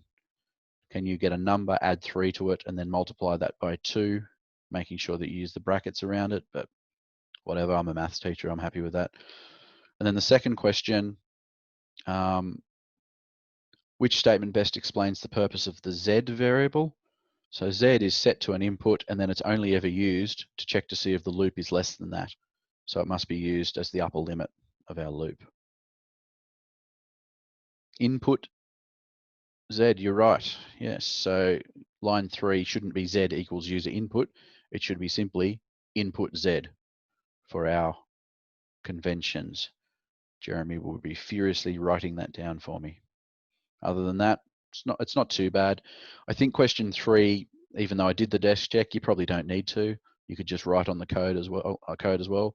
But I would say that it's worth maybe more than a mark, in my opinion, maybe a couple, but if it's only worth 1 because it's multi-choice, whatever. Jeremy's computer has frozen up. You're not reliable or accurate. Talia's on it. Nice work. Okay, let's move on to the next one.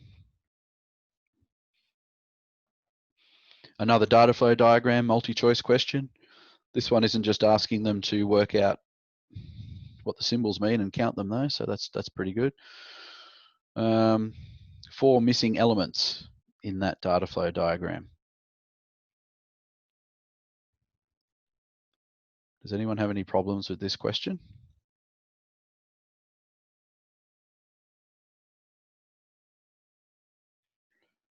So an entity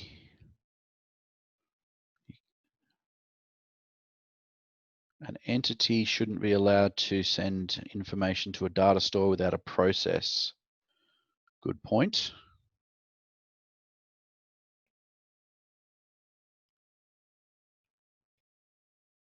So the credit card, yeah, right. Okay, that makes sense.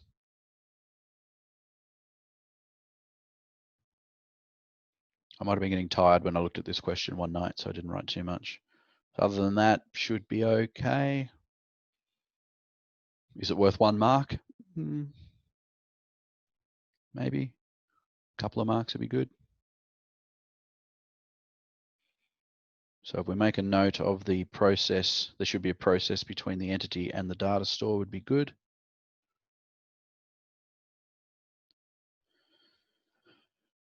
Question 6, extract from a database.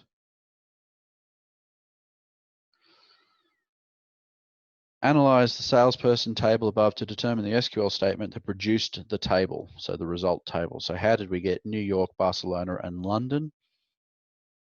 The way my students did this was they looked at the average commission and quickly, mathematically, worked out that they're all numbers less than 1.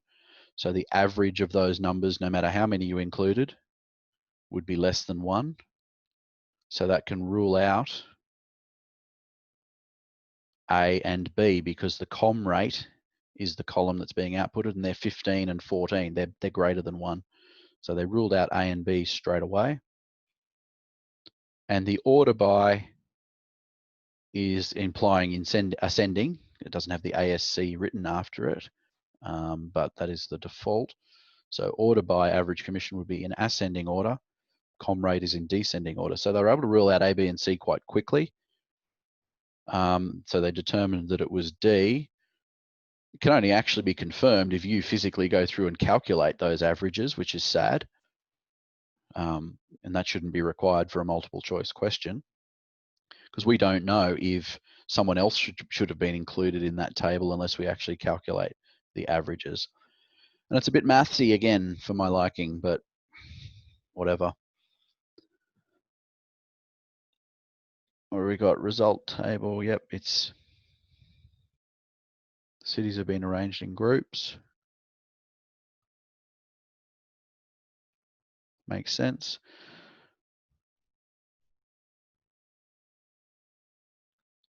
So using the as keyword to rename or alias a column, not in the syllabus.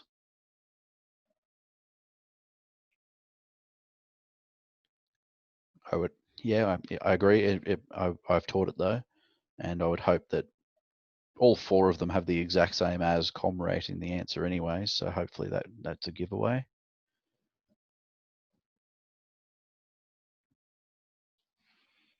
And yeah, no, I have no issue with the order by not having the ASC. I did have an issue to start with the 2 and the 1, because I'd never seen that before in my entire life. When I've done SQL, I would have order by average commission times 100, or order by com rate, DSC, and then order by, and then city as the second one. But I've had to teach that, knowing that it could be in the exam. Looking at that one there, I had never seen it until I opened this sample exam. That's for sure. And I certainly never taught it in IPT. But yeah, it's not the worst question. You can quickly rule out some of the answers, I guess, is the trick to that one. So again, I told my students, don't read the database too deeply. Just go to the answers and work out which one might be okay.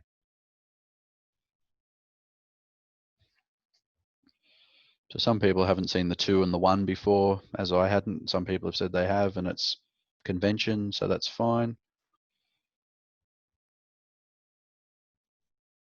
Syllabus just states that we need to teach order by. It doesn't say what versions of order by we need to teach, I guess. So, and it's certainly easy enough to teach. Cool. Okay, question 7, piece of pseudocode again with errors in it. Subroutines should be defined with begin sub, not put the sub before it. Again, I hate the variables like I hate the subroutines, sub1 and sub2 and all that sort of stuff. At least they've used counter and number as some options in there, but they've still got X's and Y's and B's and so on. And the red herring in that one is, of course, is that sub2 always returns the same value, regardless of what you feed it, which is dumb. Was that the point? Were they testing your ability to notice that a subroutine always returns the same value regardless of what the input is? Anyway, so they set A to 3, and then they run the subroutine 1, which does some stuff and calls subroutine 2. The way my students quickly got to their answer, which is A, was that 3 is always the last number, because right down on the second last line of the main program, it prints A. A was 3, and at no point in any of the pseudocode is A set to anything else. So 3 is the last one, so that was easy. They could knock out B and C quite quickly, and then they just checked the first number, and it was 5, not 8. So they were happy. Doesn't state that A is a global variable. Again, I'm not sure whether you have to in pseudocode or not, and I've told my students that if a variable is defined outside in the main program, which probably should have a begin and an end, by the way. I forgot about that one. The main program should start with begin and end with end, but any variable that's defined in my main program, I've said to the students, assume it's global, and then if it's redefined in a subroutine, then it's now local.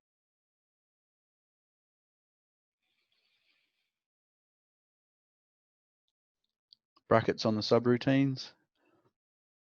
Well, they need one for the parameter of X anyway, so that's cool.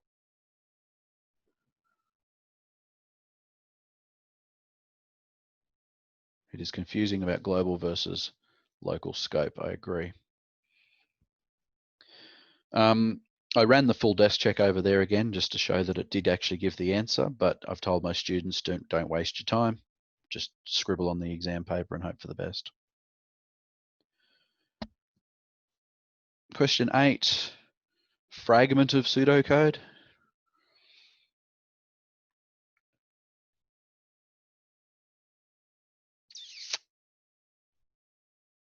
Which of the following statements is most correct? Ugh. So my students looked through it and went, A is not true because for the first 5 days, there is no increase in the overdue fee. And you can see that in the subroutine. It only goes up if if overdue is greater than 5. So A can't be true. C can't be true because, well, indentation is not a form of modularization because modularization is defined as a concept for reducing the complexity of a system deconstructed into more or less independent units or modules. So it's about modularizing into functions or subroutines or whatever. So the first part of that doesn't make much sense and demonstrates what will execute when, not really.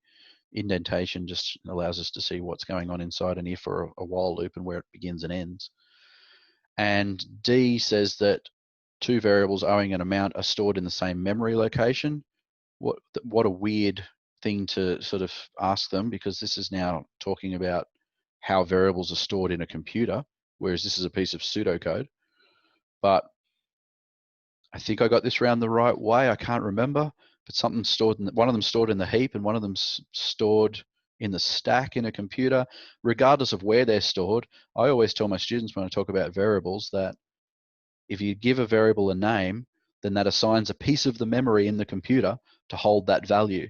If you give another name to another variable, then it's got to be in a different place, a different part of the memory. But what a weird option to have in there when it's a piece of pseudocode. Same memory location. Yeah, maybe I did store them in the same memory location in my brain when I was doing this, because that's the only place that I can store these variables during pseudocode.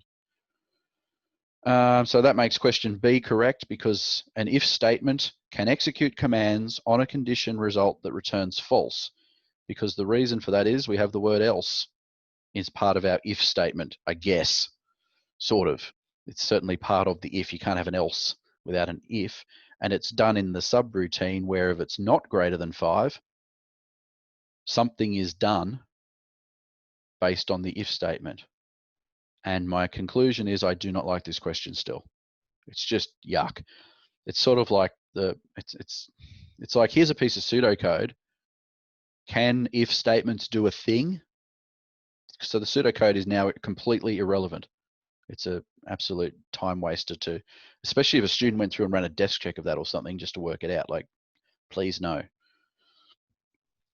So B is the most correct. Sure, we'll go with that. Any other things in the chat about this question? Many hates for the question. That's good.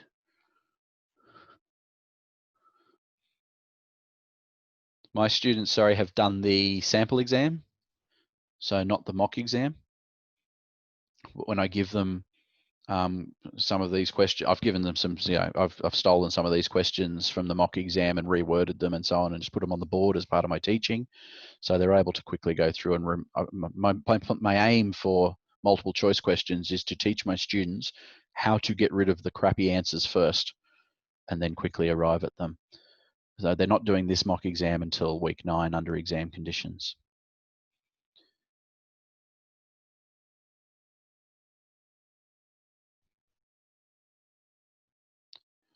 I think the best strategy there from Matt is, if you don't understand the question, guess and move on. Very good. Okay. Question 9, we're nearly to the end of the multiple choice questions and we've only been going for nearly an hour and a half. Data dictionary named stock is shown below. Great. So I tried to find the term data dictionary in our syllabus. It ain't there. Do people use the word data dictionary or the term data dictionary when they teach them that this is the definition of a table? Yes, yes, yes. Good.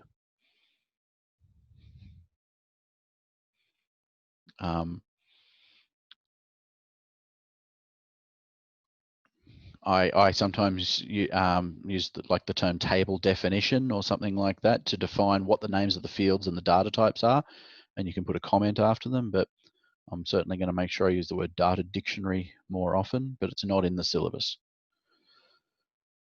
This query has a subquery in it, and as I can't remember who discovered when they posted a query to the Facebook group last week, wanted to know why they got a different answer from a table join. In is a much better practice to use when comparing a value to a subquery. I know that select max cost price can only ever return a single value, and so equals will work, but I've taught my students always use in just in case a query returns more than one value, because right back when I start teaching SQL, I say to them, what is the answer to every select query? And the answer is, it's another, usually smaller, table. And so a value cannot be equal to a table. It can be in a table. And the cost price times the quantity is the total value, and then they call that the total value of stock on hand. Why? This is not business. This is not a business course. I don't like it. But after getting my head around those things that annoyed me, it will display the item or items that have the highest price, so the maximum price, along with that cost times quantity as a total.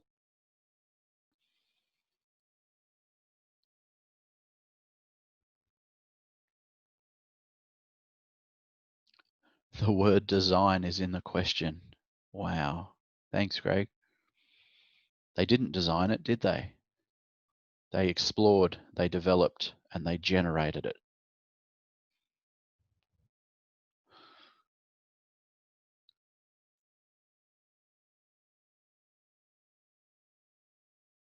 Yep, and as Peter says, equal should only be used if the subquery returns one value, which this one would.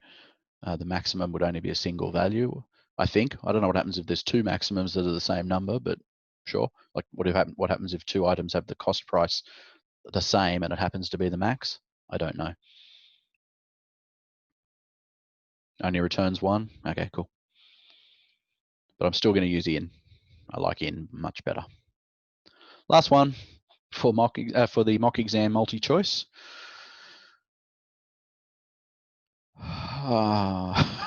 Okay, so it checks to see if a word is an anagram of another word. The example they give is 8 and T are anagrams. Wonderful. Okay, so ignoring the pseudocode for a minute, the answers ask, is one of them easier to maintain than the other one? Maintain is never defined in our syllabus, but it is defined in the supporting resource for pseudocode. So you need to grab that one. The maintainability says that it's easy to read, easy to dissect. We can change parts without risking a chain reaction of errors in other modules. Okay, good.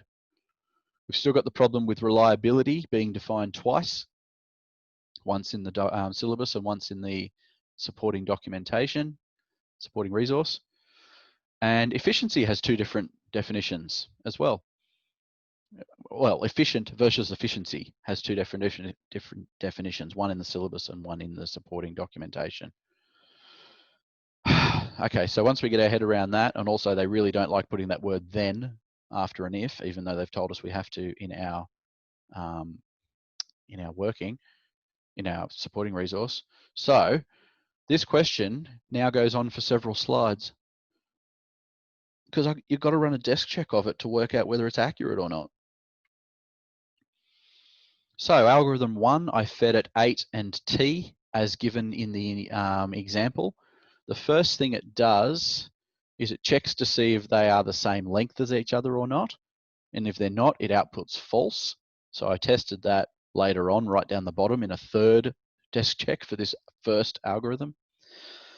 Then it sets anagram to true, and it sorts them, and it does define sort in the top. It says it sorts the characters in ascending order. So I resorted 8 and T, and they became AET and AET.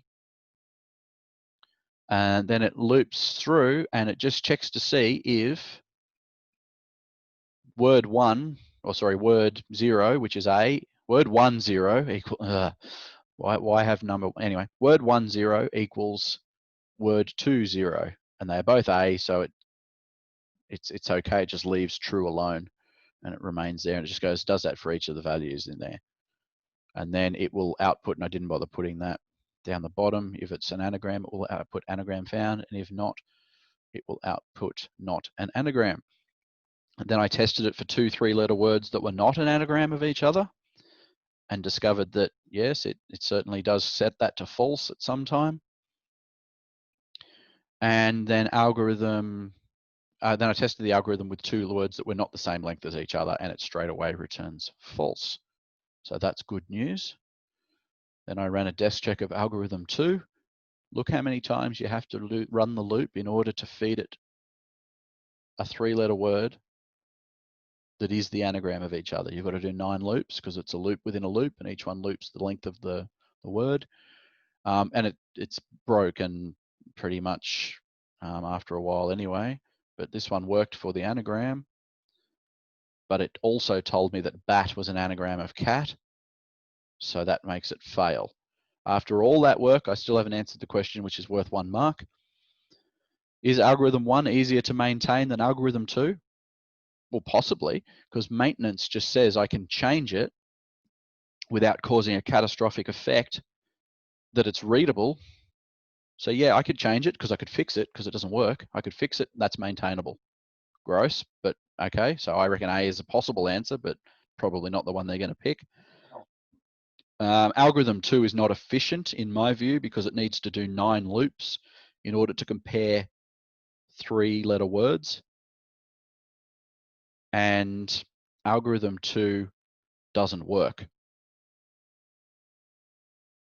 So that means it's not accurate, but it also means it's not reliable.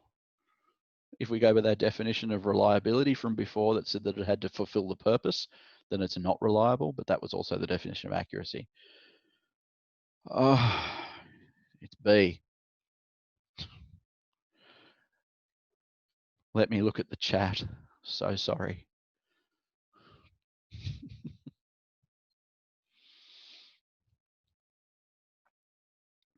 End 4. Okay, yep, end 4 is not a thing. I didn't notice that.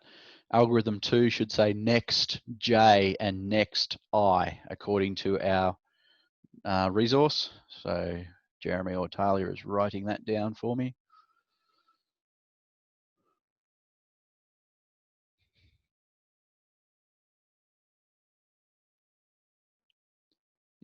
There is a sort function you don't know the efficiency of. Is it used? It's not even used in algorithm 2, is it? Great point. So sort could be 7,000 lines of code that does a loop 1 billion times to sort a 3-letter word for all we know. And if it was used in both, that wouldn't matter. But if it's only used in one, we can't comment on the efficiency of a piece of code that's not there. For I, what do we got for I in Word? Greg, you're asking that would that be an okay thing to use? So if it's for I in Word 1, then I would be each letter of Word 1. That's how I would interpret it. But I mean, you can certainly do it in PHP and other languages as well as Python. So I think it'd be okay, but they haven't done it in the question, so that's good.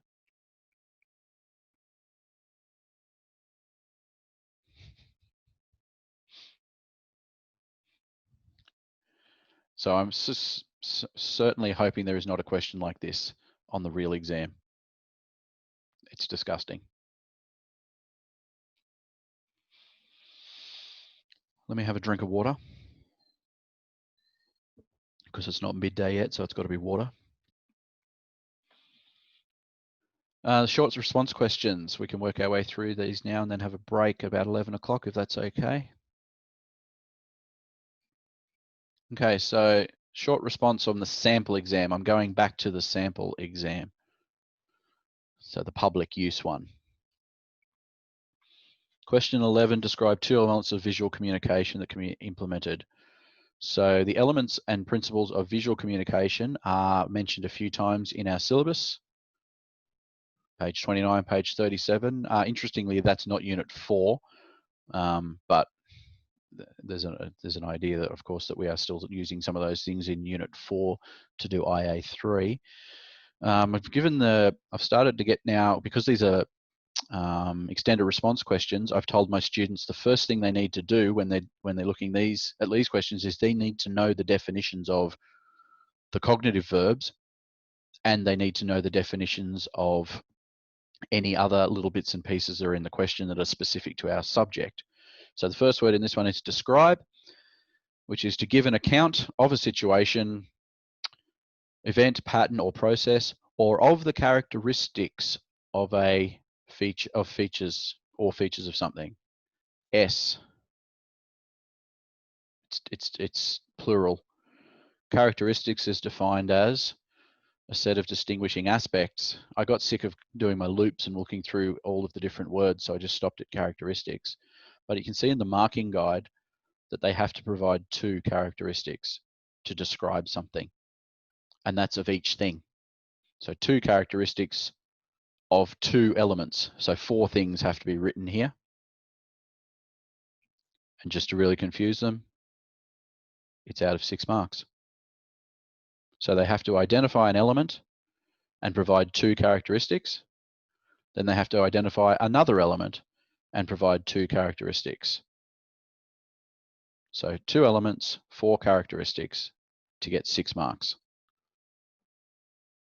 I told my students that the best way to do a question like this would be simply to learn the 9 elements and 7 principles of visual communication that are in our syllabus and 2 characteristics of each one.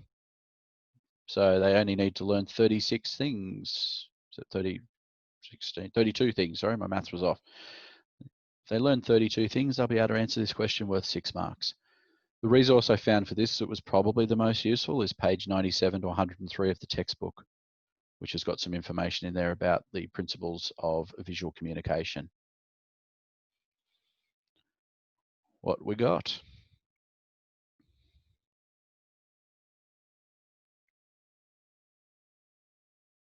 Yep, so we've got to the point where we've recognized they need 2 elements and 2 characteristics of each one.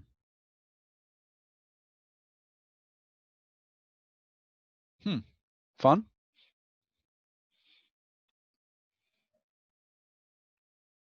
The sample response says that texture refers to the physical and visual qualities of a surface. So texture is the identification. Physical and visual qualities of a surface is one characteristic. And then they've given an example, the illusion of real texture on a 2-dimensional surface. So that's another characteristic, I guess, even though it's really an example. And they've done the same with tone. There's the 9 they need to learn. This is fun. I'm moving on.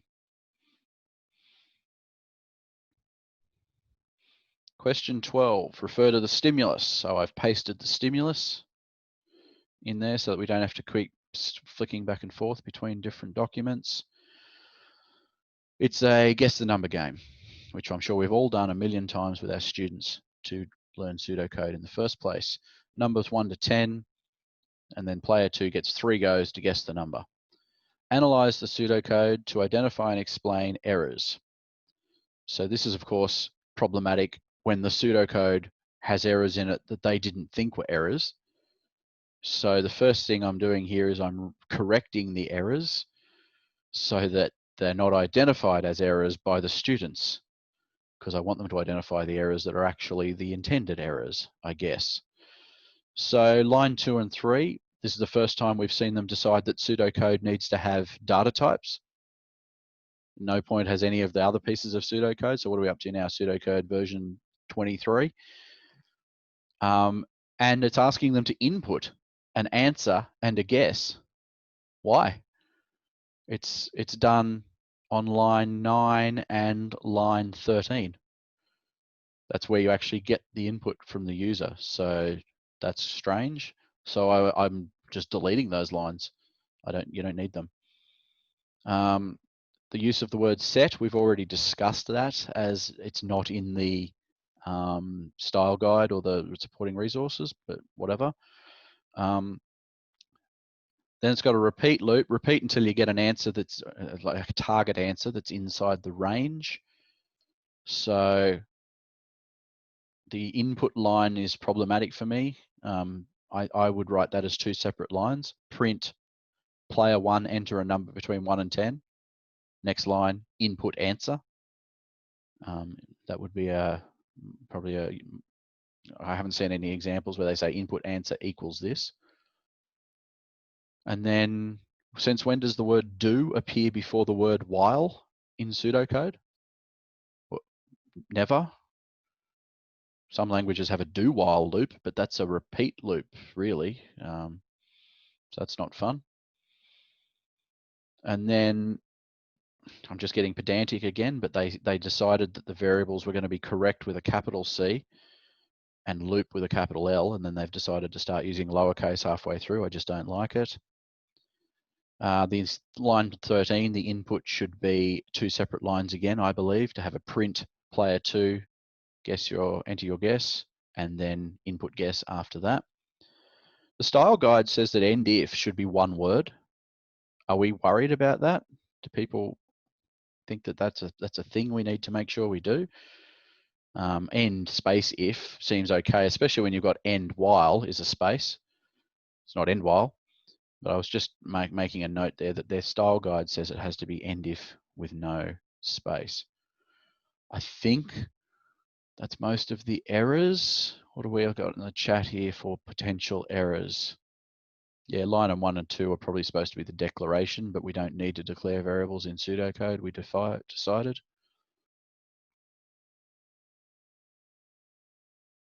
Repeat until answer greater than 1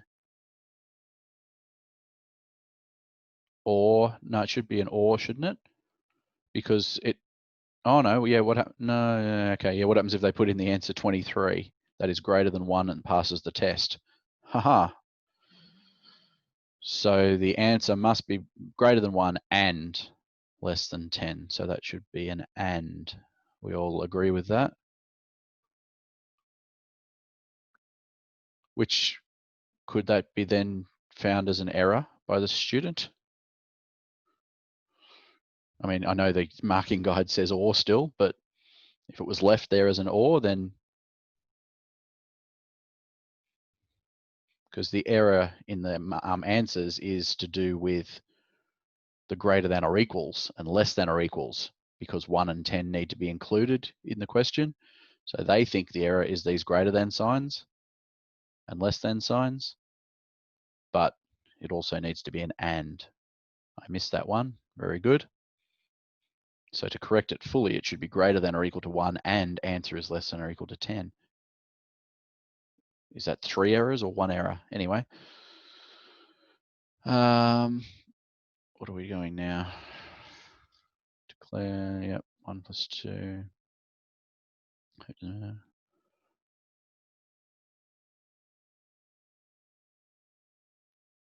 Correct equals false. Where is that one?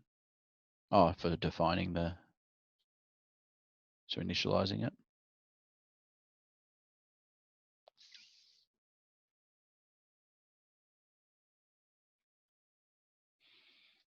Did they use an end while without a space in a previous question? Did they? That's sad. An end for shouldn't exist anyway, so that shouldn't be a thing. So the suggested answer with the or in it is wrong, but the greater than and equal to and less than or equal to is correct. So it should be an and in there as well. So the options they've got there would be to change the question to have and, or require them to correct it as an answer.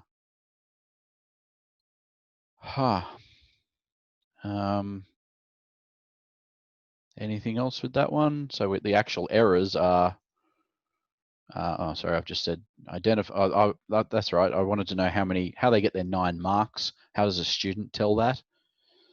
So they need to identify and explain and make refinements. So that's 3 things. So I'm hoping there's three problems to get 9 marks, 3 errors, 1 per thing times 3, which is cool. But you can't guarantee that. And what if the question was out of, 11? Okay, well, that's prime. How many errors are there? Are there 11 errors and I'm getting 1 mark for correcting each one? But anyway, just trying to give the students a bit of a way of identifying how much work they need to do. So the errors identified were that the loop needs to be changed to 3 because loop starts at 0. So it goes 0, 1, 2. That's your 3 guesses. And that's because of the loop being set to 0 up there. And if your guess is less than the answer, then it would be too low. So you could either change that to a greater than sign, or you could change line 19 and 21 to be around the correct way. So I've missed out on correcting that to an or, from an or to an and. I assumed it was an and just moved on with my life when I did my desk check. So that needs to be fixed up. So question B says you've got to run a desk check of that piece of code after fixing it. So my first issue with that is that that's pretty bad news if you didn't manage to correct your errors in 12A. I'm going to tell my students, though, that if you didn't correct them in 12A, but you run a desk check of the uncorrected code or with code that you've done a couple of corrections to, and your desk check matches your pseudocode, you should get full marks for question B. You are desk checking a piece of code that is now changed, but who knows if that'll actually be the case, because wouldn't be surprised if some human is assigned to mark 12B only across all the exams or something stupid like that. So who knows whether they're ever going to see what they wrote in 12A. But let's hope. Let's please hope. The only issue I had there is my little case issue that I hate when you've got a lowercase or an uppercase. Which one are you going to use for your value of the variable? And also, I don't know why correct needs to be in quote marks. So I ran my desk check, and that's what I got after correcting it and assuming my or was actually an and. And I fed it a number, the number that says 5. They weren't able to guess, so I'm going to do loop 0, 1, and 2, guess a random number that's not my 5. It will be false every time, too low, too high, or whatever they happen to get. When it gets to the third iteration of the loop number, when loop becomes 3, the value of loop is 3, it will not do the loop anymore, and the answer is 5. So looking at the answers that they give there, pretty similar. They've got, for some reason, a capital H and a capital L for too high and too low, so I don't like that. And the last line, they've got 3, value of correct at line 21 is true. How the heck does correct ever become true if you never guess the answer? Because it only ever gets set to true at line 15. And only line 15 will only ever run if the guess is equal to the answer. So I got false as my final value, not true. And then they give a mark for it being true when it's not. The sadness continues. All right, so what do we got now? Chat now. Oh dear.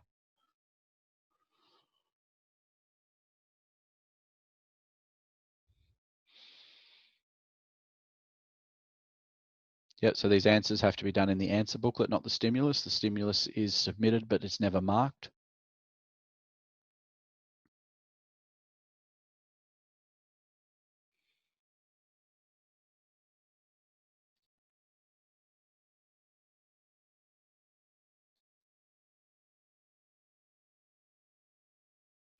I agree. Why are they asking for what the value of correct is at line 21? They could probably ask for what is it just either after each loop, or what is it changed at line 15 or whatever? Or do they even need to say what is the value at line 21? Shouldn't they just say run a desk check? Students should know that they're supposed to change the value whenever it changes. Final answer should never be true, as we discussed. And yep, as I mentioned, if you swap line 19 and 21 around, that actually does fix the error. Is that a single error that they've fixed, a multiple error? Don't know.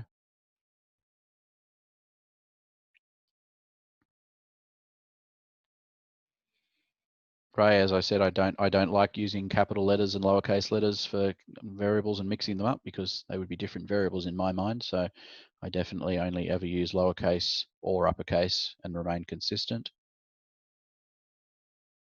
A drink break is certainly required shortly. Yes, and it should just be the word correct without quote marks, because it's not a value, it's a variable name. So I mean, the good news is that question is not too hard to fix, to actually create only a set number of errors. I didn't like the fact the majority of the errors were just, again, the less than and greater than, and the less than or equal to and greater than or equal to. Like, again, are we testing maths, or what are we doing there? Do while not correct. Do while correct equals false. Same thing. So not true is false, or correct equals false is, but it shouldn't be do anything there. The word do shouldn't be there at all. But certainly I'm happy with do while not correct.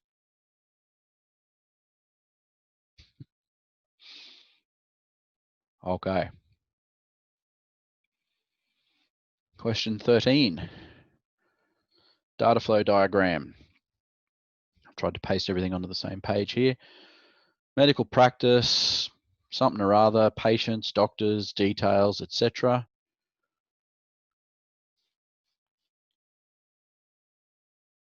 Symbolize the practice's networked database requirements in a high level. I don't know what high level means. Anyone want to jump in there and tell me what it means? Does it mean level 0 of the data flow diagram? I don't know. And the data flow diagram has been started for you. So they've drawn the 4 processes. So your job is only to add on the entities, the data stores, and the data flow. And the answer does look like a level 0 to me, I agree. So I'm asking the students to recognize that if it says high level, just do a level 0. Blue or black pen only, of course. And I'm going to be the first to admit here that my 2 areas of weakness in digital solutions are data flow diagrams and the other thing I've forgotten. networking stuff like TLS and HTTP, TPS and everything. So does anyone want to jump in and tell me why that diagram is okay or not? Got some chat going on. Yeah, the double rectangle is an interesting question. My students have asked me the same thing. I said the supporting resource has double rectangles. The mock exams and the sample exams have double rectangles. So just put a little 3D-ness to your rectangle to make it look the same, and then no one's going to have an issue, surely. Oh, the chat's going off.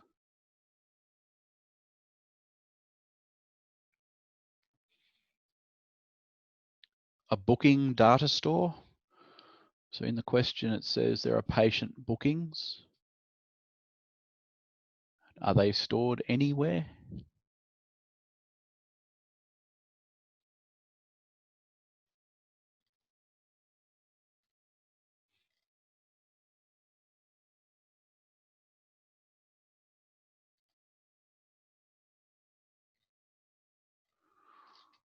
I can't keep up with the chat now, sorry. So much stuff. So there's a question there as well about, does level 0 only have one process? Does it? Help. You can have multiple processes in level 0, can't you? No? Yes? Help? No, according to the syllabus.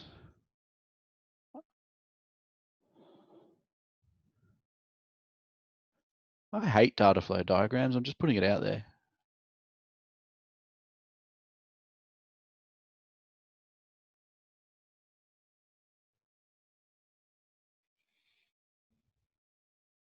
So we're saying that because it says high level, not level 0, that this answer is okay.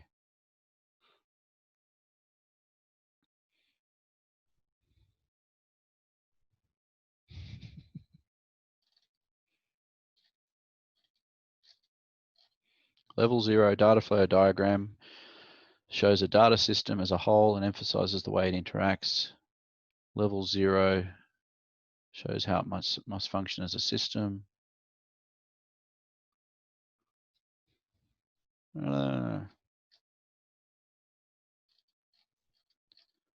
Steve, I'm on board. The best solution for this question is to remove data flow diagrams from the syllabus.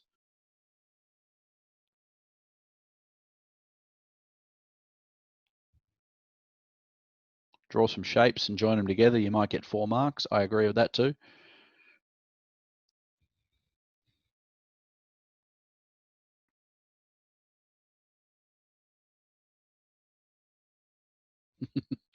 I think this chat's gone nuts for this one. I'll be saving this chat, and then I might just copy the parts out of here for this one and re-go over them a bit later to work out what's going on. Data flow diagrams are annoying and I don't like them. That's my answer. And the encrypted data flow part of it, I don't, do they have to have something in there that says that data gets encrypted? I don't know, because the question says that there is encryption going on.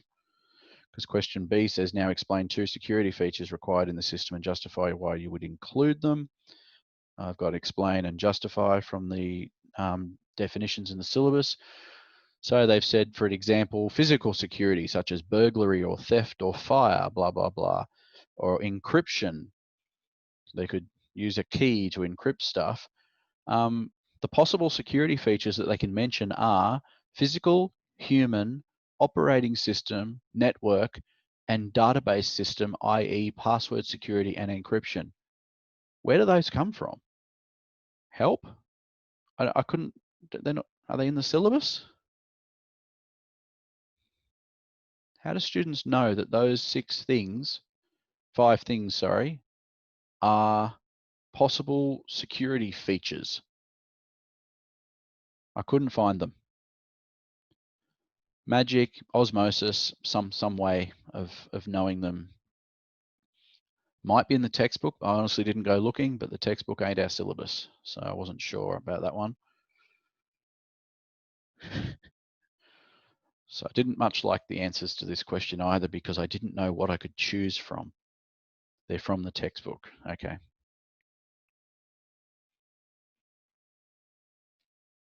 I can't start this question until we have a break.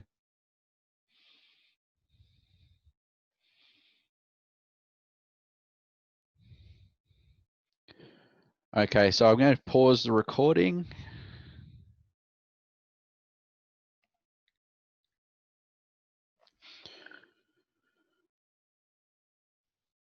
Okay, welcome back for the continuation of looking through the questions on the sample and the mock exam.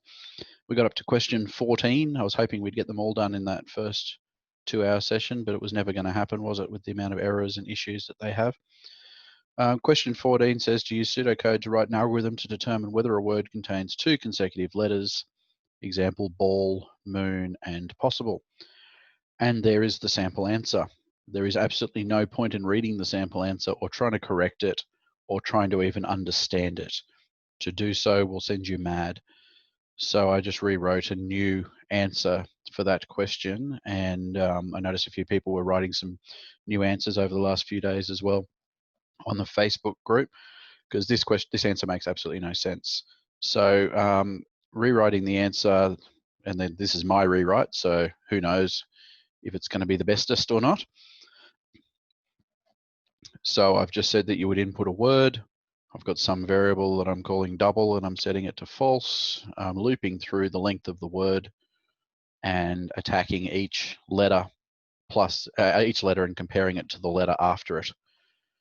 Length of word -2 because I'm going to go 0, 1, and so on, and I don't want to go to the last letter, I only want to go to the second last letter. And if they match, I'm setting double equals true, and then I'm going up to the next index to get to the next letter in the word. Then I just check to see if double is true. Then I say that it contains double letters, and if it's not, I say it doesn't. That seems to be I think, an okay. Peter, you're right. Double is a data type in some programming languages, isn't it? Maybe I shouldn't use the word double letter or something like that might be a better word to use. But it's certainly not across all programming languages that double is a thing. Looking at the marking guide, they get 3 marks for putting code together that solves the problem without errors. 3 marks for using assignment, condition, and iteration. Can you answer the question without any of those 3 things? Probably not effectively anyway. And then efficiency gets them 3 marks as well. I don't think you can be much more efficient than just looping through the letters one by one and comparing it to the next one. Consistent use of the algorithm symbolization features. So I guess that's capital keywords and indentation and all that sort of stuff. Then there are 2 marks given at the end which make absolutely no sense to me because the question doesn't ask you to test or run this or desk check it or anything. It just says write an algorithm. So I don't see how you can get your 2 marks for demonstrating comprehensive testing and debugging. Makes absolutely no sense to me. I don't mind the question. The question asks for a fairly good implementation of an algorithm. You know it's going to contain a loop, probably going to contain, or it has to contain some sort of if statement as well. So it's a pretty good implementation, a pretty good question to ask you to do a little bit of pseudocode for 13 marks, assuming you don't ruin their lives by giving them 2 of those marks by asking them to test it. They must demonstrate a solution to the problem, assignment, condition, iteration, efficiency, algorithm symbolization, and for some reason debugging. So when I've spoken to my students about this, I've also said to them, look, at the moment, the sample and the mock ask you to do basically a desk check or a debug of your code after you write it, even if it doesn't ask you to do it, it's expecting it. If you get time at the end, like that'll happen, if you get time at the end, go back and just run a quick desk check of any pseudocode you happen to have written for any of the short or extended response questions.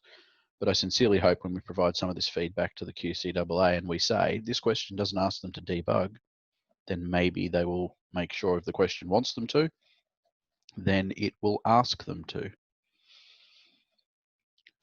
We've got some questions in some comments in the chat. No, Ben, I'm not using var 1. Don't even go there. You could.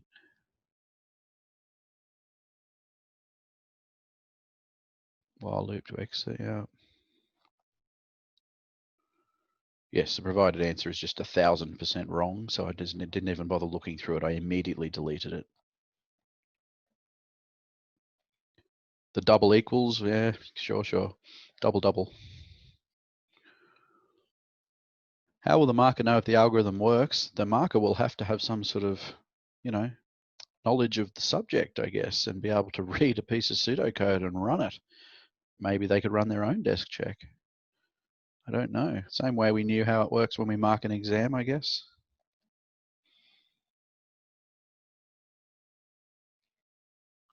I don't remember anyone saying they never had to write an entire algorithm, Cole. I can't remember that.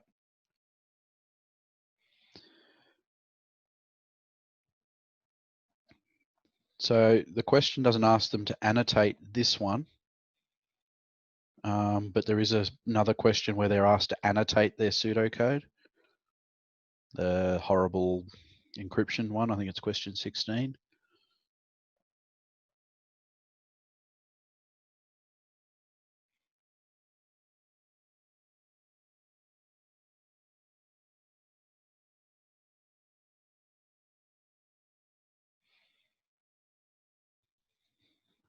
The marker will need to be competent, yes.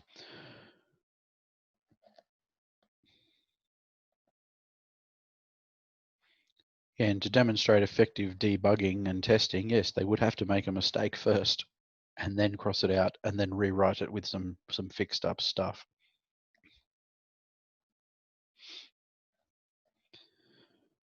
Any other comments about that question?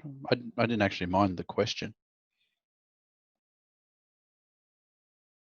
I just don't know what barrel they dragged that answer out of. Okay, let's move on to the next one. What's happened here? Yep, there we go. I'm referring to stimulus in the stimulus 2, so I've grabbed that out and pasted it in there. And they're then given a query. Have to evaluate the query and identify and describe errors. So again, identifying and describing would be the two things they have to do to find those errors. 6 marks, so I hope there's 3 errors. I hope. And evaluate is defined up there. It doesn't actually say that it's a certain number or anything, so that's good. The query says we're going to select an ID and add up the mark divided by 100 from a couple of tables with a group by. The question asks, that it says that it's going to calculate their overall subject result. And then it doesn't ever tell them how to calculate their overall subject result. We as teachers are probably going to quickly look at that and go, okay, each item gets a mark, each item gets a weighting. If you multiply the mark by the weighting and then add all 3 up, you'll get the student's overall mark for the subject. Do students know that? What does the weight column mean? Do they understand that it's a percentage of the overall marks that are assigned? So I've rewritten this question in my sample exam to actually explicitly say how the overall mark is calculated. Because then they can look at the sum mark divided by 100 and realize it's not right. That it's not including the weighting or anything like that. Just some nitpicking of the database. I would never call a column mark brackets percent. It's just asking for trouble when you write SQL later on. So I would just call it mark, and then I'd have a comment somewhere that says that it's a percentage. And they didn't bother saying that for the weight, which is a percentage anyway. So why bother saying it for mark? They've got the weird date format in there again, 08, 09. In fact, it looks like a copy and paste of the dates from the other question that we looked at that had stupid dates in it. So I fixed that up in my example that I've given to the students as well. And I'm getting, even my students asked this, they said, where did you get this database from, 1984? Because it's, why is it formatted and looking like that? Students, most of the databases they work with have some sort of graphical user interface and they have prettiness. So what I had to do anyway to actually test this question out and make sure it worked is I created the database. So once I'd created it, I took some screenshots of it and I pasted it in as my stimulus 2. So my stimulus 2 no longer looks like this. It looks like a pretty version of a database, but there's still just tables of data, so that's not a big deal. They have to find 3 errors apparently. The first error occurs where you're not dividing, you're not multiplying by the weight. And again, that requires them to actually know what the heck that weight column means. For all I know, item 1 presentation weighs 10 kilograms. Like what? Why is that? They don't get it explained to them. Second error is a missing line. Certainly there is no join happening between those results and assess table. And so it will not work as expected. And the third error, they are grouping by the wrong thing. So because we're doing it for each student, we need to group by ID. So that's what they've got so far. Oops. What do we got in the chart? Yeah, okay, so the inner join syntax. So when we get on to the next part where they actually have to correct it and write it, we can have a look at that syntax.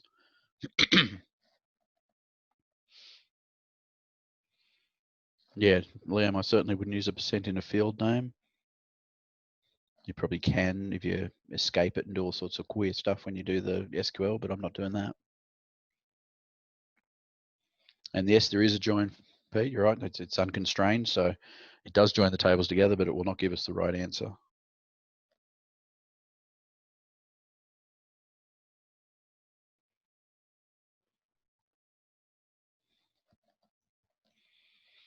So in 15B, as you said, Deb, there, if you have not corrected your errors or identified them in 15A, you're hot out of luck when you get to 15B, trying to do the corrections of it. So it's got that reliance on the previous question. And you'd get double dipped basically you'd lose marks twice because you didn't find an error, therefore you didn't correct it. The answer in the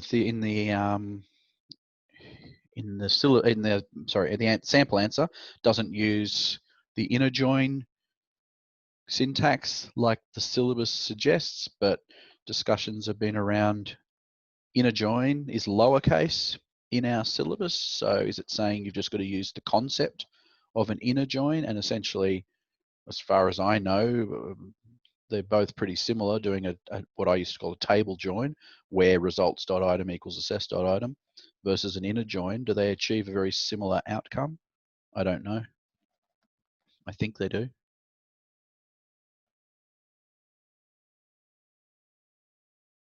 Yeah, they're both inner joins. I thought they were.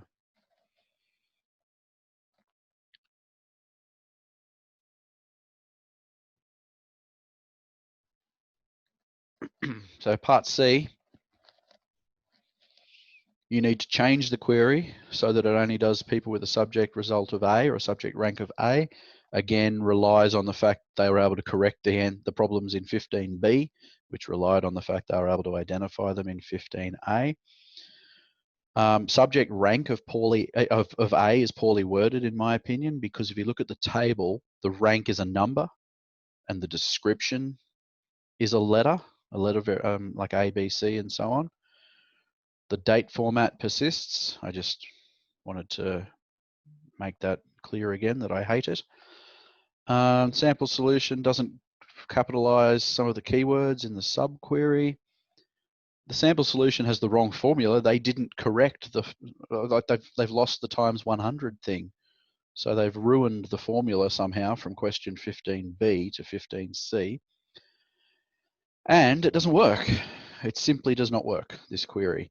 And it doesn't work because if you look at the ranking table, to get an A using that query, you would have to get 100, 95, or 90.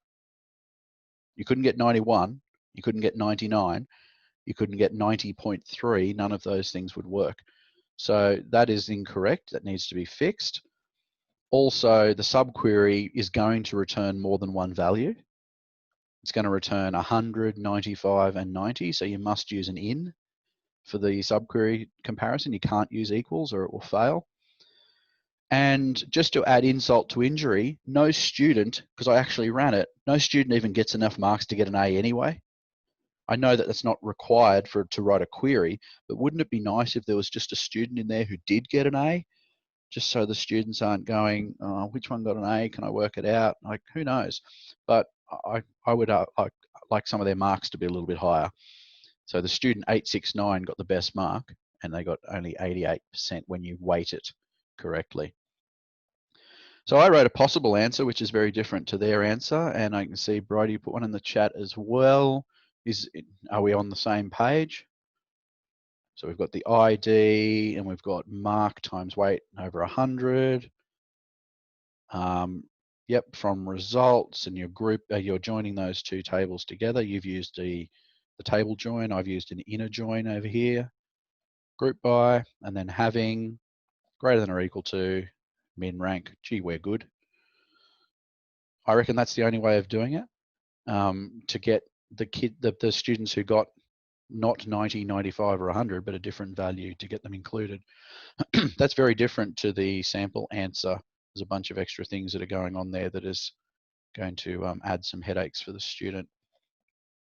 I rewrote this question for my students, and I removed the 100, the 95 from the table, and I've said that the ranking table is the minimum cutoff required to get an A.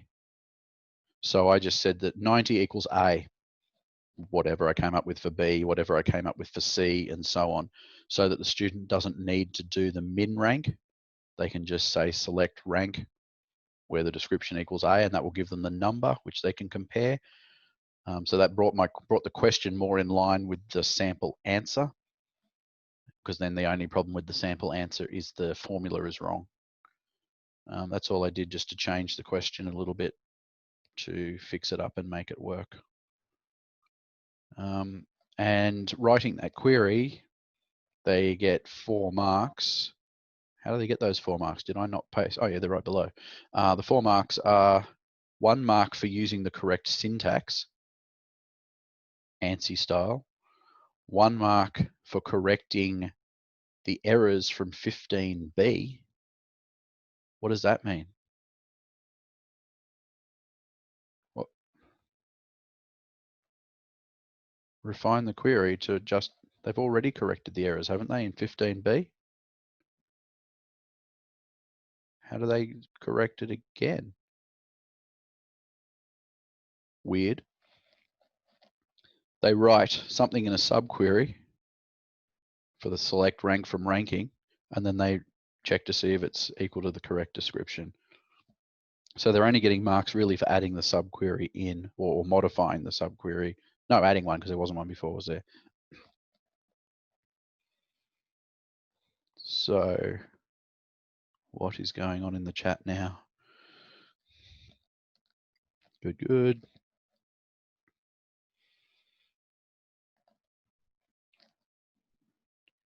So question there about, do we need to use the inner join keyword?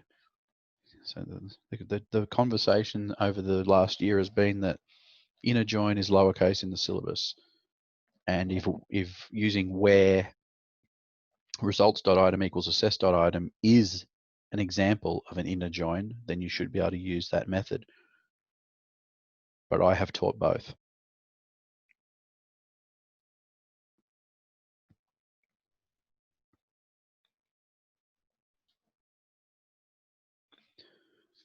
(15A) asks for an evaluation.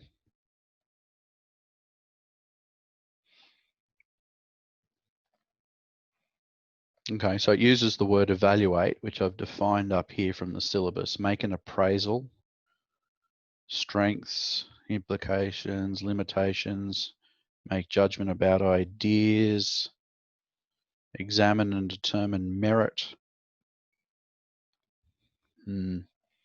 So really, probably the question just should say identify and describe any errors, do we think? Just remove the word evaluate. It's not needed.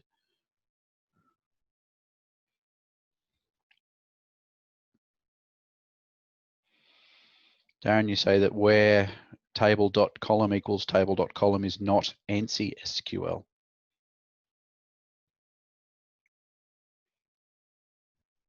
This is a good question then.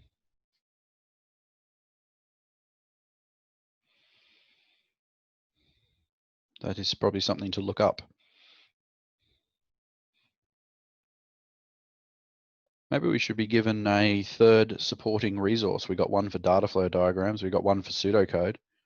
Can we have one for SQL that says these are the words?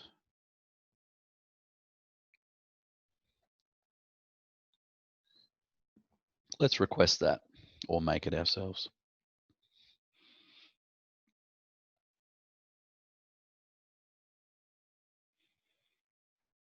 Okay, well, we can look at that one afterwards, I reckon, and then we can come back to it if we need to.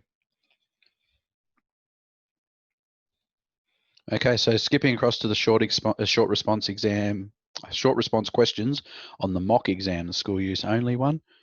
Work our way through those as quick as we can. Explain how two network principles, transmission principles, affect the timeliness of delivery. So that's in our syllabus on page 53. Network transition principles, that's hard to say. Latency, jitter, guarantee, and timeliness of delivery. So apparently the two principles that affect timeliness of delivery would be latency and jitter, according to the answer. They just have to identify and explain. It's 4 marks, 2 things, 2 times 2 marks. Then the sample answer in there goes through those latency and jitter. Anyone got any issues with that question? It's a learn what a thing is and write the thing out.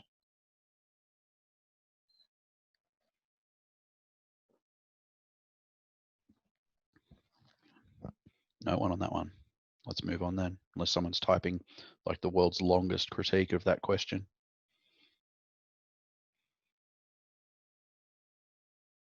So explain is the word used in the question. Make an idea or situation plain or clear by describing it. So should they say describe how to principles or? Yep, explain is describe on steroids then.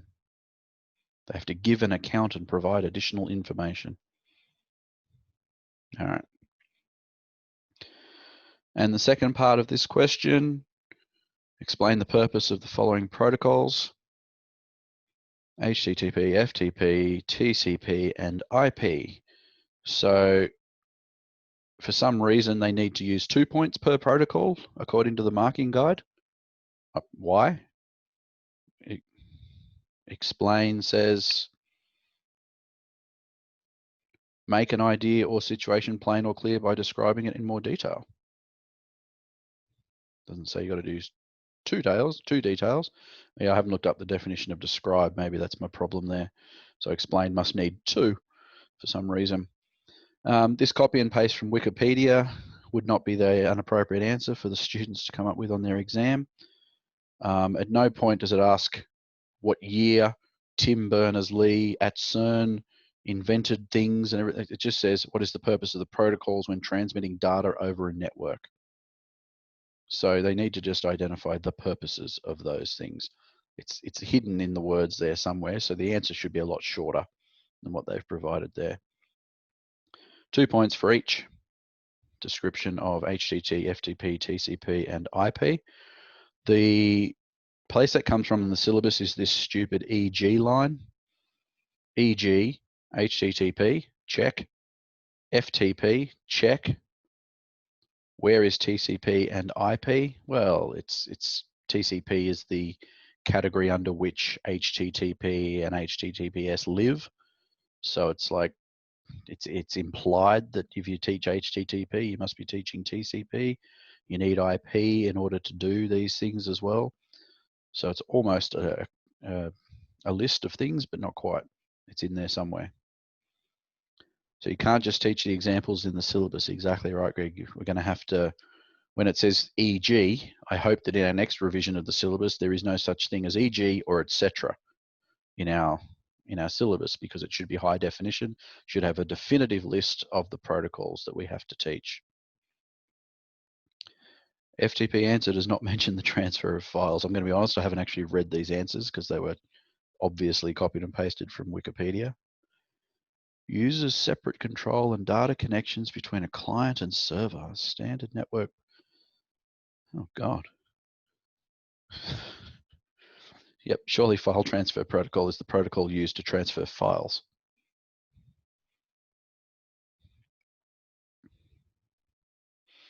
Okay, cool. Okay, question 12 has a piece of JSON and a piece of XML, and we have to annotate the examples above to identify the syntax elements of each object. In the sample answer, they literally have the student highlighting it on the page and then drawing on it, and that's because I don't think there's any room to actually answer the question. So I don't think there's any lines underneath this question from memory in order to write on. You actually have to go to the question and start drawing on it and getting stuck in. So yep, highlight with a black or blue pen only, of course, because that's all they're allowed to have according to the thing. Syntax, yep, I don't know what they mean exactly by syntax. Syntax normally in my world refers to a programming language, neither of which a JSON or XML are, so I'm not too sure what they have to identify there. World's weirdest marking scheme. Why does JSON get 2 marks but XML gets 4 when they have the exact same features, just written differently? So for example, for XML, it says, oh, you gotta know that the things are nested properly, like students and closed students. But in JSON, you have to nest them between curly brackets. And that's never worried about being mentioned in the sample answer either. Is that just a list of possible things that they could write? But still, it says that you got to do 4 for XML and 2 for JSON.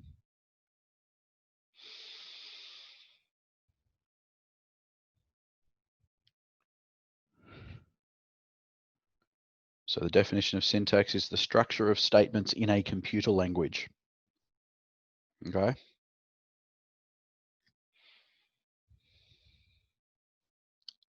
Is JSON and XML, what are the, yeah, anyway. So I don't like it, but I'm telling the students that they need to know what JSON and XML look like and potentially compare them, which is what I would have done and what I had written into my IA3 anyway. They had to find the data that we were working on in 2 different formats, JSON and XML, and then compare them and then work out which one they were going to use. So they would have done it, but we didn't do it because IA3 was canned. So we better also find out if they're allowed to bring a highlighter into the exam on the list, on the equipment list. They can bring highlighters, cool. They just can't use them because the test says you must answer all your questions in black and blue ink. Black and blue pen. Is a highlighter a pen?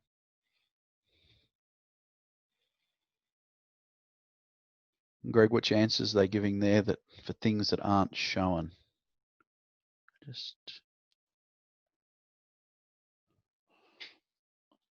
third dot point XML. Other syntax elements are not evident here. Okay, but must be remembered. 5 predefined entity references are, I'm sorry, what? Why? Okay. Less than, greater than, and single quote mark and double quote mark for XML. What? I don't even know what that means.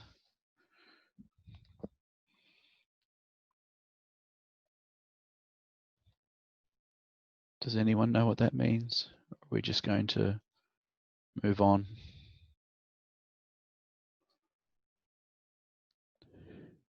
They are a thing. Excellent. Then maybe they should put them in the question.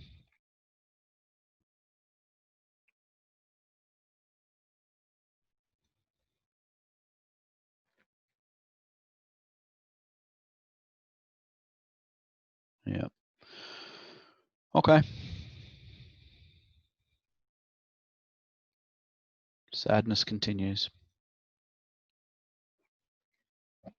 Now they have to explain the purpose of the examples for 2 marks. 2 lousy marks. So they reckon that both the JSON and XML define a student's object with an array called students. Why does students have an apostrophe? The field in this array are first name and last name. Yeah.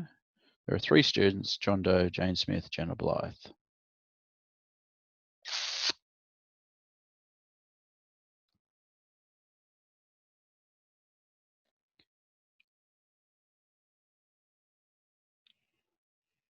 I don't know. I think XML can do arrays, can't it?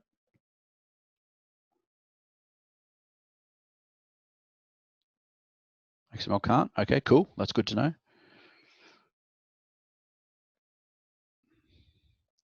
So the XML does not contain an array.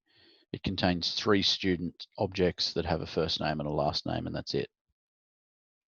Wait, does the, oh yeah, sorry, the JSON example is an array because it's in square brackets.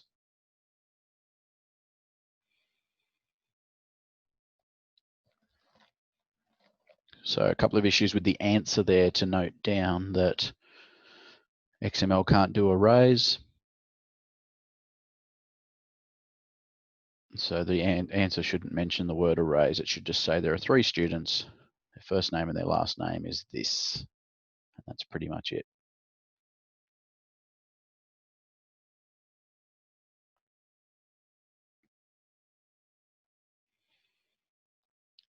The purpose. The purpose is the reason for which something is done or created or for which something exists. So what is the reason these students exist would be the strict definition of a purpose. So maybe don't use the word purpose either.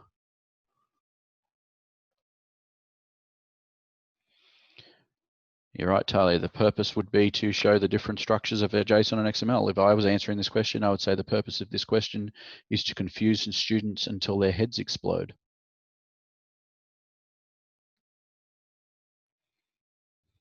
Okay, so I'll make a couple of notes for that one and move on to the next. Question 13, serial numbers, 5 characters, start with a hash, end with a hash, contain 3 digits. Example 123 with a hash at the start and the end is a valid serial number. Algorithm in stimulus 1, which I've grabbed out and pasted over there on the right, was designed to check if a serial number is valid.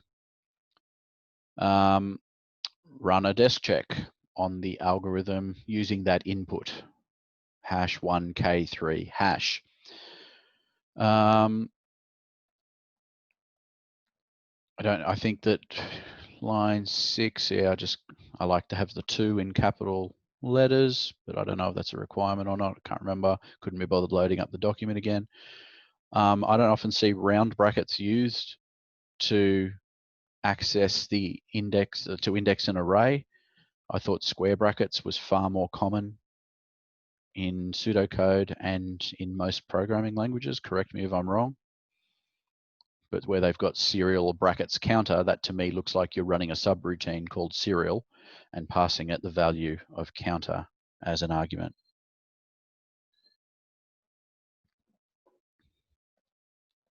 Yeah, this is just pseudocode version 806 now, I guess, so that they're using a round bracket instead to access a student.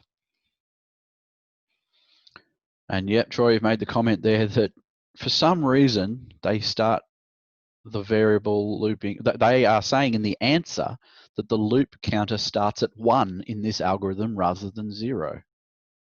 Why? Like what? every other question has started at 0 that I think we've looked at so far. 0 indexed array. Is that supposed to be an error that is picked up? Okay, righto. So they run the desk check. I've run my desk check over there. I think that's what you should come up with. It's the variables are only changed on line 7, 9, and 11, depending upon where you are through it. And it says that it's true, false, false. As you work, true, false, false, as you work your way through it. And that's because obviously it's only checking each digit once and then working out whether that is part of a valid serial number. So it's all going to be based on the last value there in the loop.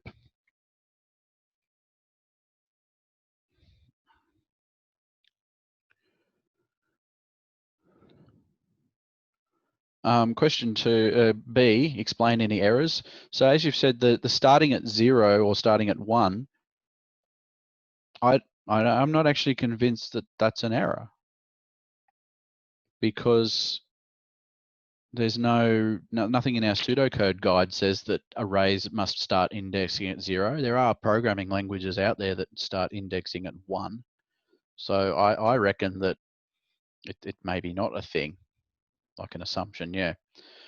It says that the counter variable is not declared. What? Why? Counter is part of a loop variable. I've never declared a loop variable in my life. I just go for I equals 1 to 3. You don't need to declare any variables in pseudocode, but you certainly don't need to declare loop variables, in my opinion. Another area is that the valid value is determined by the last character. Yep, so that's sort of what we were talking about before. It doesn't give you the right one, it just works out on the last one. A while loop must be used to change the test expression so that when a character is determined to be invalid, the loop is exited. No, you don't have to do it that way at all. You can certainly loop through all of the characters of the serial number. So long as you're setting true and false properly, you can loop through them all. You don't have to break out of the loop if you don't want to. So, and we've seen that in one of the previous questions where we were testing to see if two words were anagrams of each other. We looped the whole way through each word. We could have stopped as soon as we determined it wasn't, but we didn't. It doesn't matter.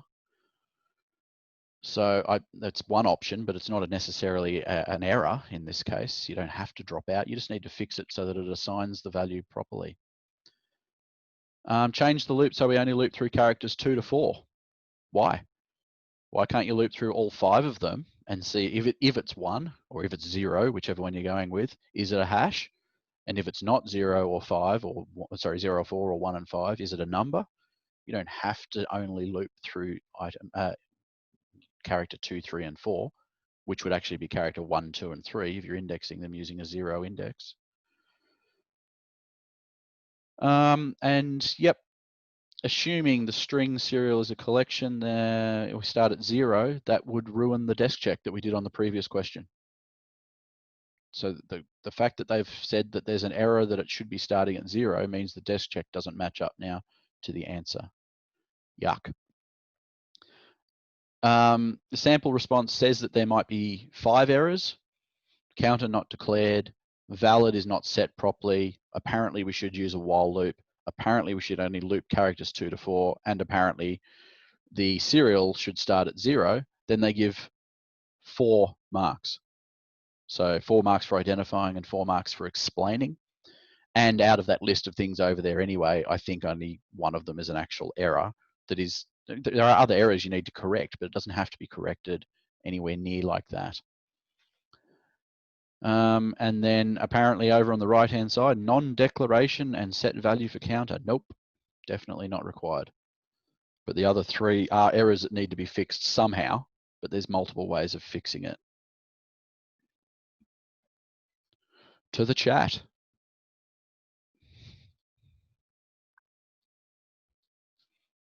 Oh, I have to scroll up.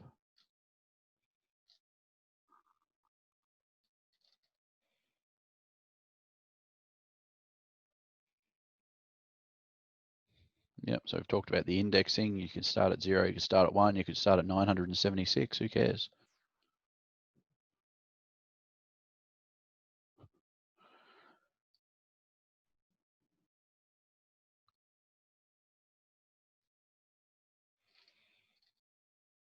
Oh yes, please, let's not use a break. Which is why they're saying change it to a while loop, because you could have a while expression, a condition that checks that would not continue after it's determined that it's not a valid serial number.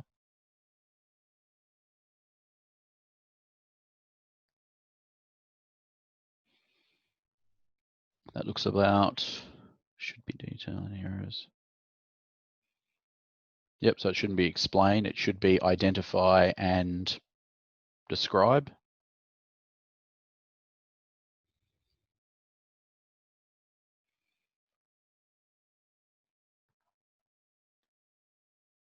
Yeah, sorry, Jason, my marking scheme got too big and it fits over the top of the pseudocode.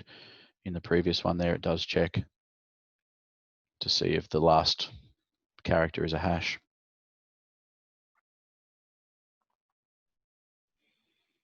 I just ran out of room on my slide. Oops, my little bouncy thing comes back.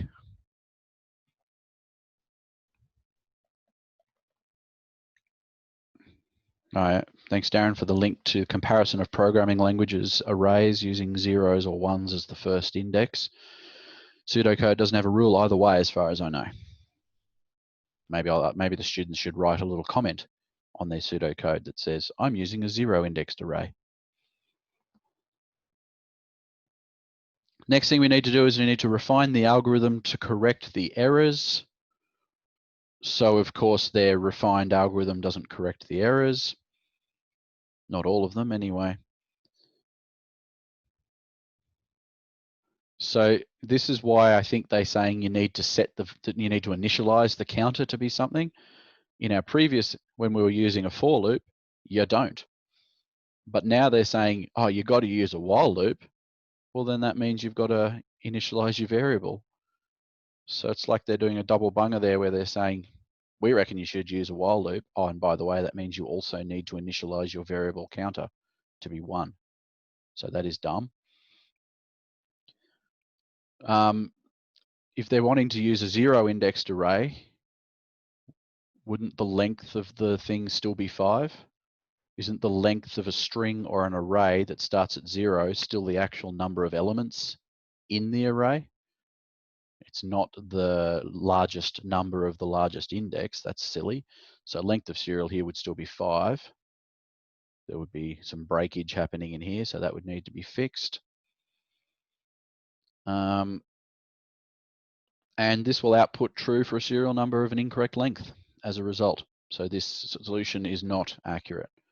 It will say that a serial number of any length could still be true, because just down here, this is outside the if statement that checks the length. Fun? I saw there's another example of pseudocode on one of the questions that does have comments in it, and they use 2 forward slashes at the start of it.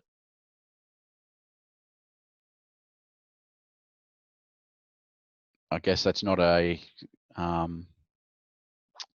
convention because it's not in our document, but yeah, maybe they could just like write a comment somewhere else on the page and put a line, an arrow or something to draw to it. I don't know.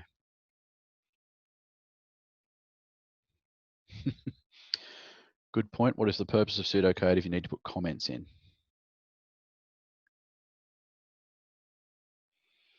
Yeah, I would write something to assist the marker to actually mark your answer.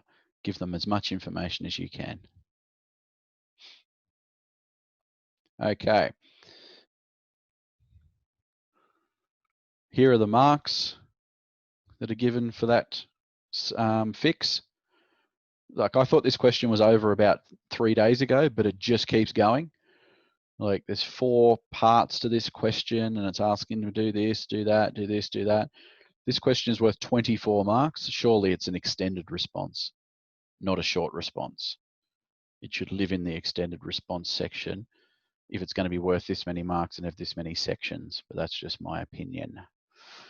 So we've identified the sample response is wrong, and to get the marks for this one here, describe refinements that can be implemented to allow it to change in length, so to allow any change, any length, sorry, of serial numbers. So there'd be multiple different ways of doing that, so long as we can provide justified refinements required to allow the change in length of serial numbers. So instead of just having looping 1 to 5 or 0 to 4, we would have to have another variable that recognizes the length and so on.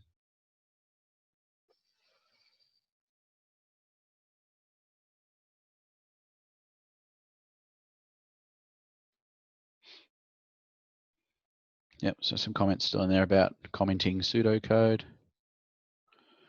Each question of this 24 mark question is certainly reliant on getting the answer right in the previous section, which sucks.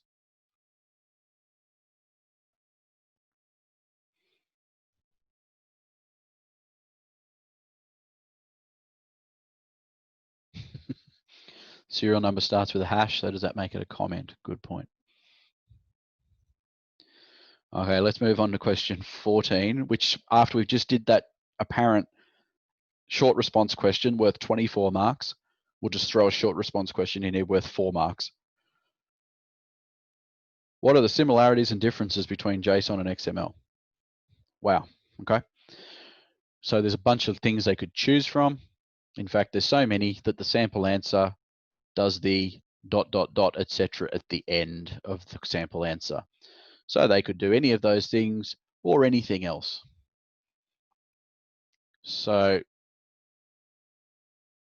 did the kids answer that in question 12? They answered the purpose, didn't they, of the 2 examples and identified the different parts. Sure, they have basically identified the differences between JSON and XML, haven't they?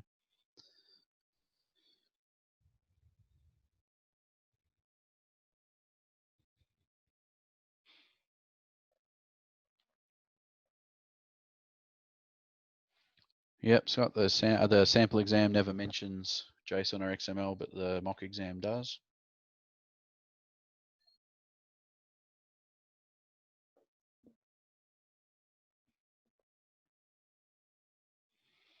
The marker will be the biggest expert of JSON and XML they can find, because they'll have to know every single difference and similarity between the two, of course. So at the end of the day, though, it's just a knowledge question. Do the students know the difference between the 2 things? And can they write some of them out? The good news is they only have to do 2 for this question, 2 similarities and 2 differences out of a giant list of possibilities. So they should be able to get some marks there just by writing what they know.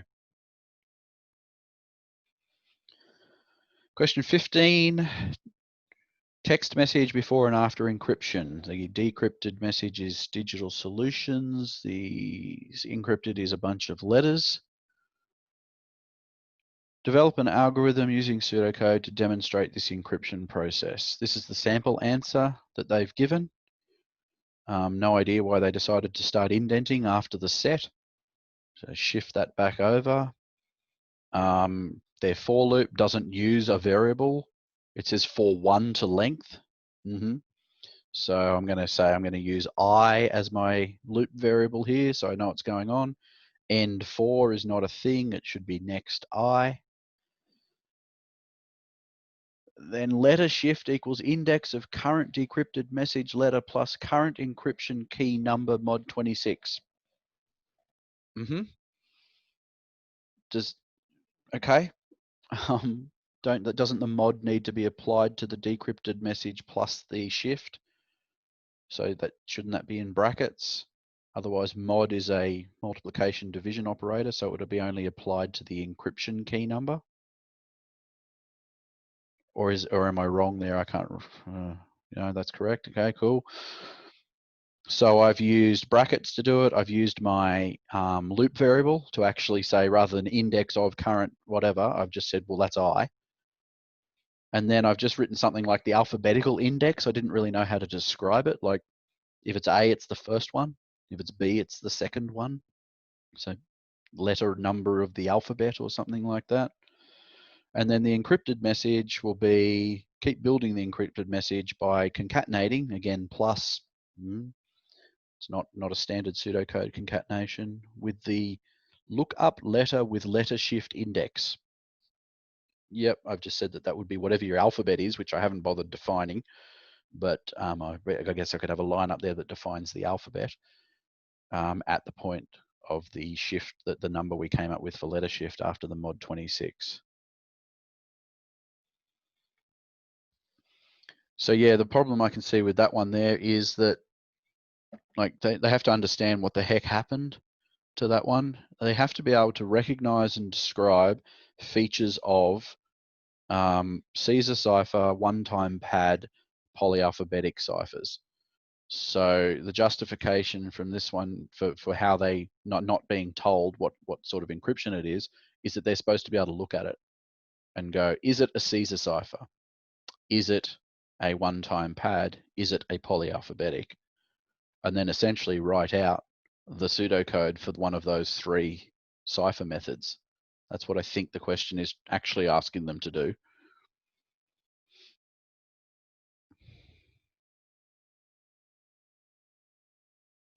Yeah, the first three letters, what is that? It gives you a different possible way of doing it. They have to actually check like almost all of them, if not all 15 letters or however many there are, to work out what the heck's going on.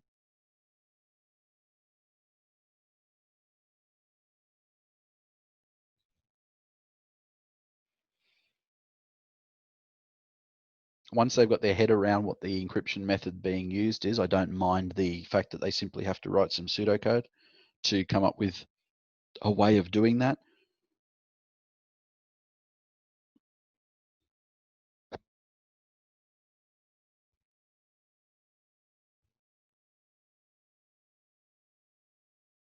Yeah, I don't know if it works for capital letters either. Probably wouldn't, would it? I'd have to have two separate alphabets.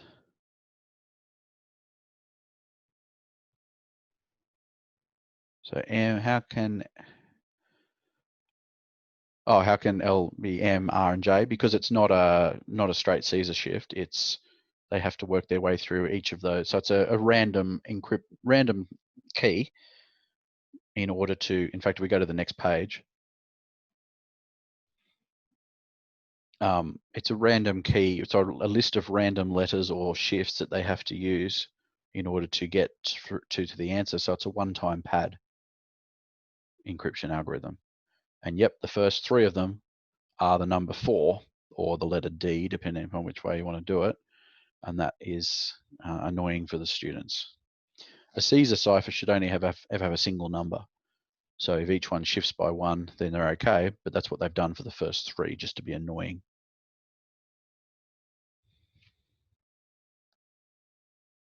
Yep, 2 alphabets needed to mod it properly.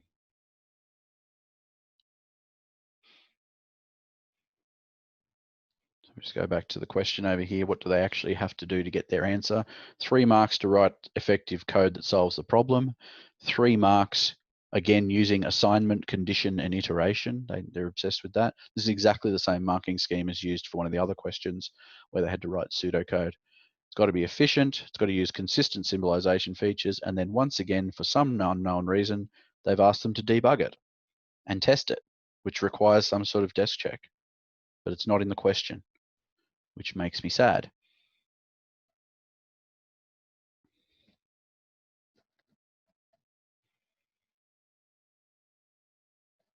Jeremy, mod 26 results in a number between 0 and 25.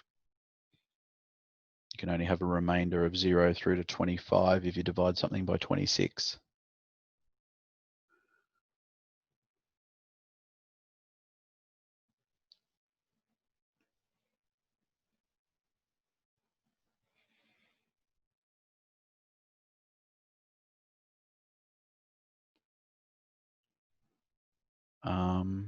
So just scrolling back up through the chat.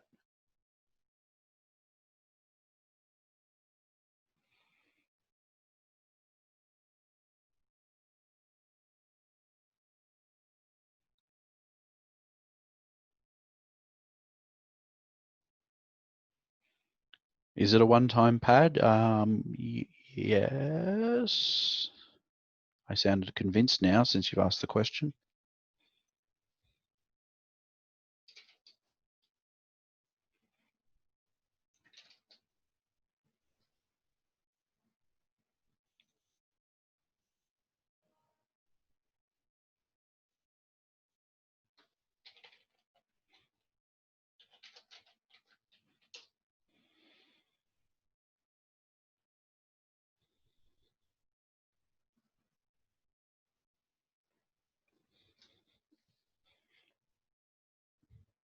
So it's got, that is a random key required to come up with that, isn't it?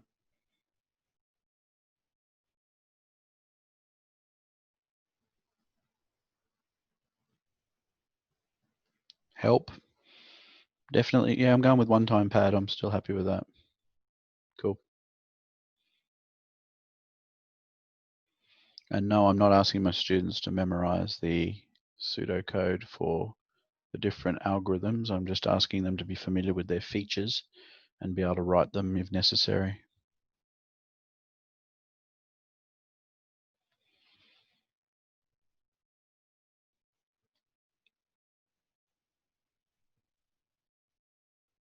Yeah, I can't see a pattern in the key.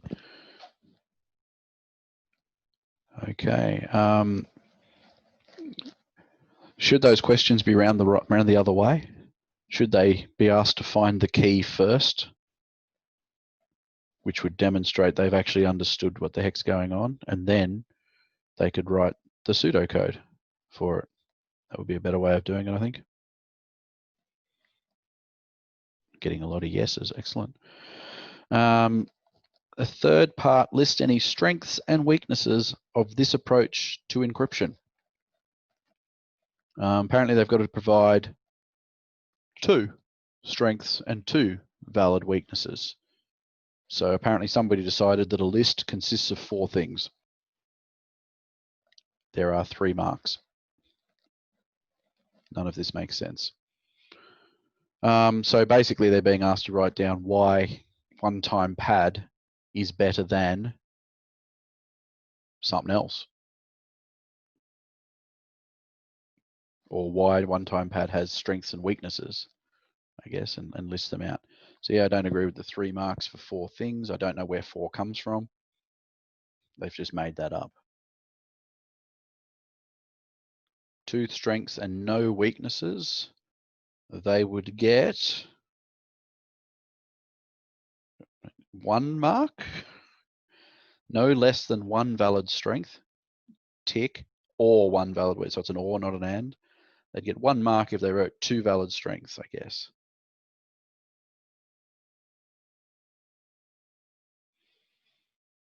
One strength and 2 weaknesses, they get 2 marks. Doesn't say at least 1, it says 1 exactly.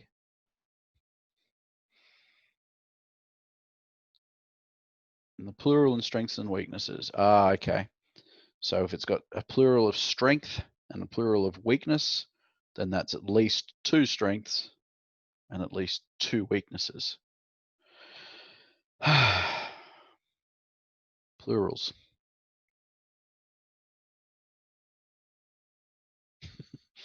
So 2 strengths and 1 weak. Yeah, okay. Let's hope that they fix the marking scheme for this one as well.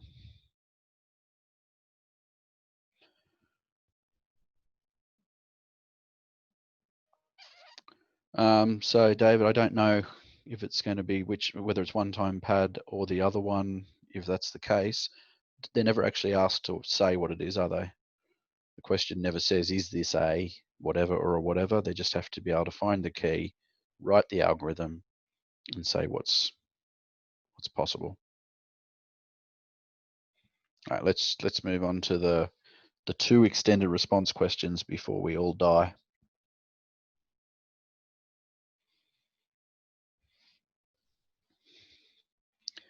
Okay, so the public use sample exam has the question about encryption that a number of people I see have had a go at doing on the Facebook page as well. This one was annoying to begin with as well. because similar to the previous question, there's no easy way to determine how that key is actually affecting the numbers and changing them into something else. So the first thing that I asked, so I've given this one to my students, and I said, give me a list of different ways you could use that key in order to change 4 into 5 and 5 into 6. So of course the first one they went, well, there's a 1 at the start of each key. So I've just shifted by the number of the first number or first digit of the key. Because it's called a block key, that I think that changes slightly what we have to do with it, doesn't it? Doesn't a block key imply that you're using the whole key somehow to do something else? I don't know.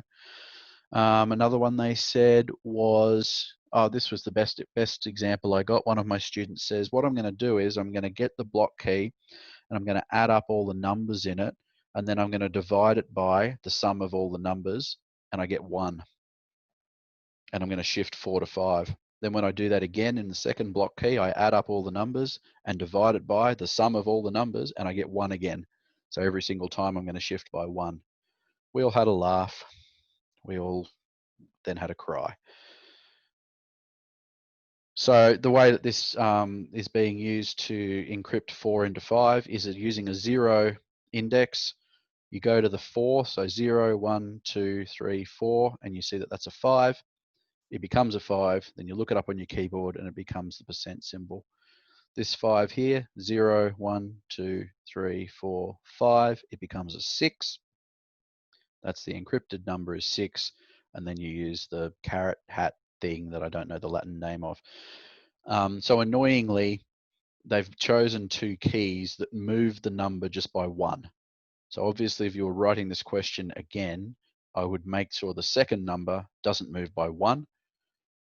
If that was so I'd have this key mixed up in a slightly different way. So once you get your head around that, you're able to then actually write the pseudocode that would achieve this, but for a 4-digit PIN. It then says that you must annotate the pseudocode in the table below. That makes no sense. The table below is for doing the desk check. So that's silly. Annotations, and they've already did one in one of the previous questions, is writing across your pseudocode, writing on your pseudocode. So they can annotate, but all they've got to do is identify, and they love this again, assignment, condition, and modularization. I don't know why. If a student does assignment, and if they do a condition, and if they choose to use modularization, which you don't have to do, then they've already done it and demonstrated it. Why do they have to identify that they did it? It's a bit weird. And then the marks for that are spread a bit because this question's asking them to do multiple things. So what I'm looking at first is just the pseudocode writing. Forget about the desk checking and evaluation and all that sort of stuff. So again, they need to provide a code that works, so it's no errors. They need to use 4 algorithm symbolization features out of assignment of variables, modularization, condition, reads data from a user input, and outputs data to a file. That's okay. You definitely don't have to use modularization to do this question if you don't want to. So hopefully they're using the other 4. And they need to demonstrate efficient programming practices. So their code needs to be efficient as well. So as I said, the annotation is just why. Why must modularization be in there, and annotating in the table makes no sense. Here's the example that they've given.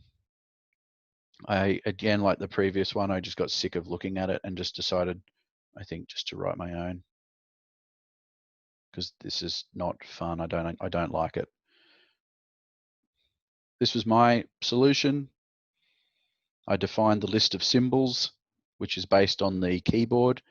I put the 0 at the start, because when I want to replace a 0 with the thing, that means it's in the 0th element of my array. I defined I've got to do a 4-digit PIN, so I've got 4 keys. If I wanted to write something in here that would work for any length, then I could have just had an array that randomly does a key for me, but I just decided to randomly write the ones, and I used the ones from their example code anyway. I don't know how you do. I couldn't. Like I think maybe you could declare pin as an array or something, but I just wanted to make sure that the marker knew that I'm inputting my pin as an array. But I'm quite happy if it was inputted as a string, because I always index strings in exactly the same way as an array anyway. And I teach my students that a string is essentially an array of characters. Then I just loop the 4 times. And then this giant, disgusting embedded thing. So it will find, so it'll be I is 0, 1, 2, 3, and it will go to the pin. So it's looking at the 0th, 1st, 2nd, and 3rd character of the pin. And then it's going to go to the symbols array, depending upon the number in the key at that point. And then it's going to put that into my encrypted values, in my encrypted array, which I didn't declare at the start either. Maybe I should have. Then I'm going to write that to a file. I don't know what the standard syntax apparently down here. I have to have outputs encrypted data to a file, and it's in the question. I'm very sorry that I didn't use modularization. I know the question tells me I should have. I mean, maybe I could have a module that is a single line of code that says write encrypted to file, and I could pass the encrypted array to that module and then print it out. There's no requirement to have any particular part of this in a module, but that's dumb. Darren, you might be right with my indexing. It's quite in depth, but I did run a desk check on it. Let's go to my desk check. And if I run a desk check on it and it works, it must be right, yeah? Surely. Okay, so I've got I goes from 0, 1, 2, and 3 in this loop, and I'm using my pin of 7, 8, 2, 6. So that's the pin that I'm saying that the person has input. There's my keys listed out there as they would be there. So the key I, so that's this one here on the left, pin I, which is number 7, is 0, 1, 2, 3, 4, 5, 6, 7 is a 6. And then that 6, when I look it up, so it's symbols 6, is going to be 0, 1, 2, 3, 4, 5, 6. It's the little hat. And then I'm going to assign that to my value of the ith element of the encrypted array. Repeat that over and over again as I goes up. Somebody who didn't do this at 1 a.m. might like to run a desk check on mine to see if it actually works. I like to say that it works, but I'm not sure. Just going back to the question then, sorry. And then this is their desk check. That doesn't constitute a desk check because it doesn't track the I variable in the loop. It doesn't track what's going on, and it's not very clear. All they've done is written down that 7 with that key becomes a 6. So they've literally just copied the question and written it down for 4 lines instead of 2, which is silly. And then apparently you have to have 5 prescribed criteria for evaluating by using a desk check. What? That's their sample answer. It's just that. There's no, they haven't written anything else. So I don't know where these 5 prescribed criteria come from. You certainly wouldn't have them in your answer because it's dumb. There, my desk check. Going to the chat. Oh, people have written things. That's okay.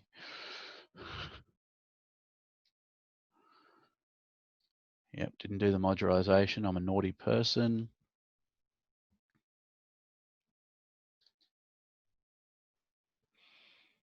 Yeah, Darren, you let me know if my indexing works, please, because I mightn't have done it right.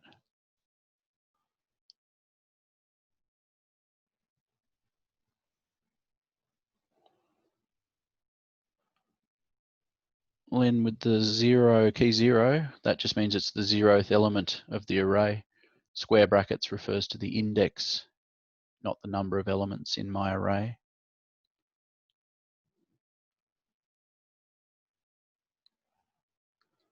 It is a caret.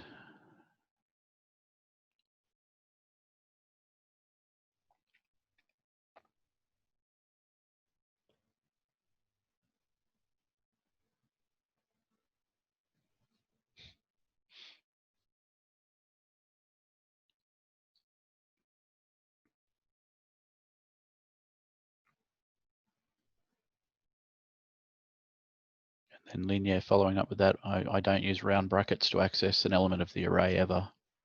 I use square brackets all the time.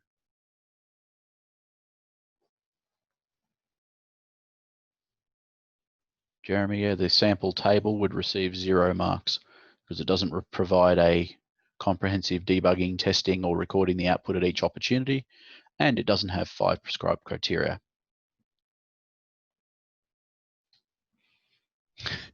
Prescribed criteria must be prescribed. Of course. They're not supposed to come up with them on their own, are they? They must be prescribed.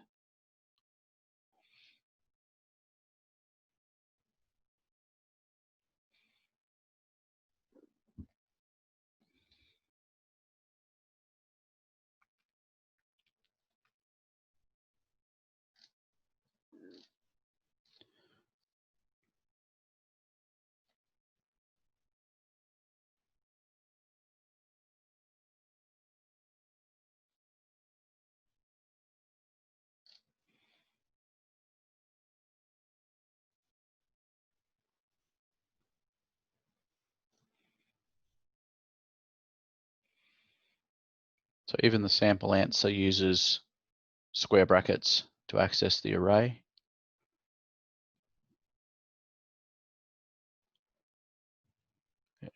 Regardless of how garbage the sample answer is.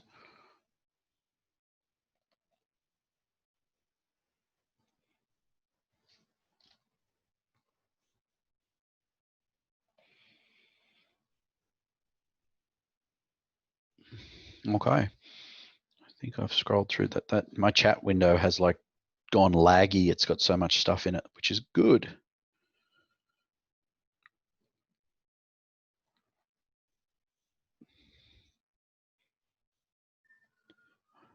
Okay, the next part of the question, compare this encryption method with the standard Caesar cipher, explaining 3 advantages or disadvantages of each method. Explain which of these 2 methods is the more secure method. So they have to provide 1 advantage, 1 disadvantage, and 1 other either advantage or disadvantage to get 3 marks. And they've got to do that for Caesar, and they have to do it for the method that they've used in this question. Yep. I don't. So when the question says and or, surely they could provide 3 advantages. But the marking scheme doesn't let them do this. Also, the test gives them 7 lines to answer that question, which, according to their sample answer over here, would be nowhere near enough. However, they've only got to provide an advantage and a disadvantage and then 1 other. So they only have to write 3 total dot points for each Caesar cipher and whatever this method is. So 7 should be okay. Probably give them a bit more for the big writers, but they're just writing out basically a dot point list of 6 things. Any comments on that one?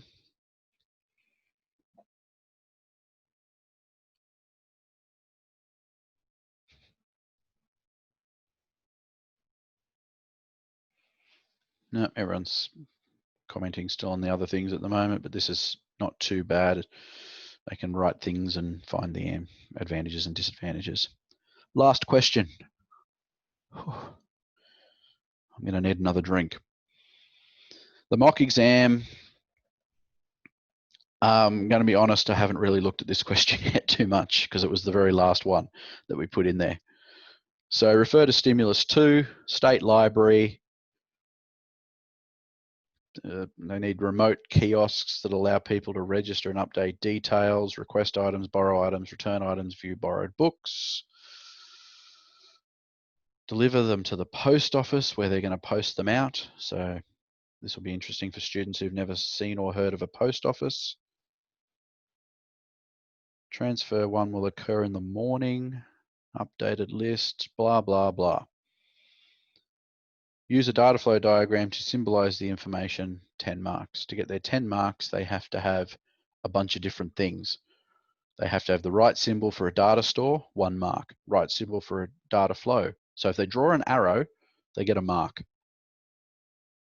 good. If they draw a rectangle, or not the one that's got the 3D-ness to it, but the rectangle for a data store, another mark.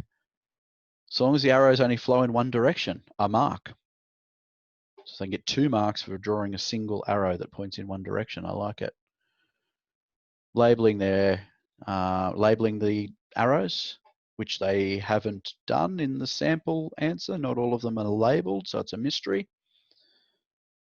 They have to provide a coherent structural logic that supports the specification, 2 marks.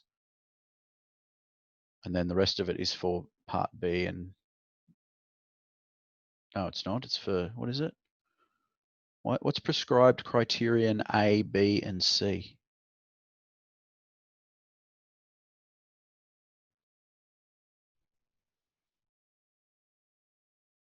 Does anyone know where they are? In the notes. Oh, where are the notes? Um, Oh, sorry, in the oh yes, thank you. I was looking in the question. So they have to have, customers can register and update their details, customers can do other stuff, and the system will update stuff. Okay, cool. How are we going then? What do we reckon about this question? Look, it's not the worst question, but it's not the funnest either.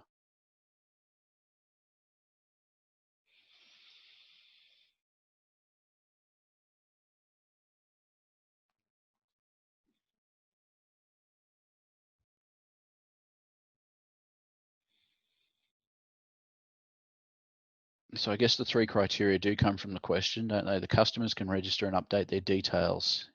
Is that's in the question? The customers can request items, borrow items, return items, and view their borrowed items. That's the next 4 dot points, which they're saying is a single criterion. I guess it sort of is. It's the ability to transact with the system and do something with it. And then the third one is that they will be able to list items, details, and so on. So a bunch of outputs. So I guess the 3 criteria come from the question, and they have to hit each one of those to get the 2 marks.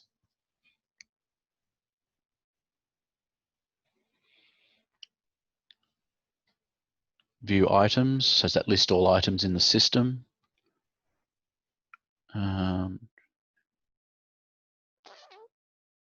No. The question's got some wording issues, that's for sure. It's worth 10 marks. Does it take them 10 minutes to draw that diagram? Probably. And it is easier than the other data flow diagram question, and it's certainly easier than the encryption extended response question in the other. So view borrowed items isn't there. Justify recommendations to implement secure data storage. So here are the recommendations that it may include. Where do they come from? How did they determine that the list of 6 things is a thing? Is it in the question? No.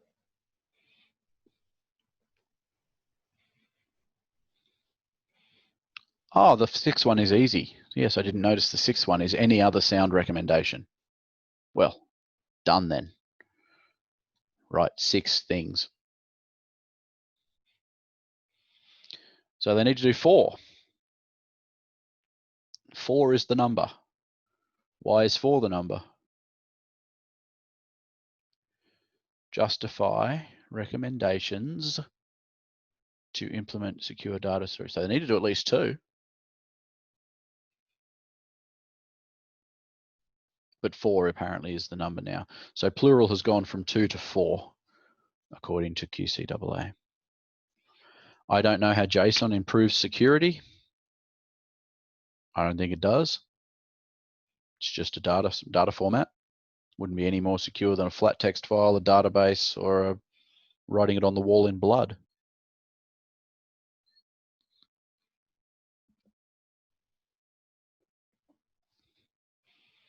It does not. Cool.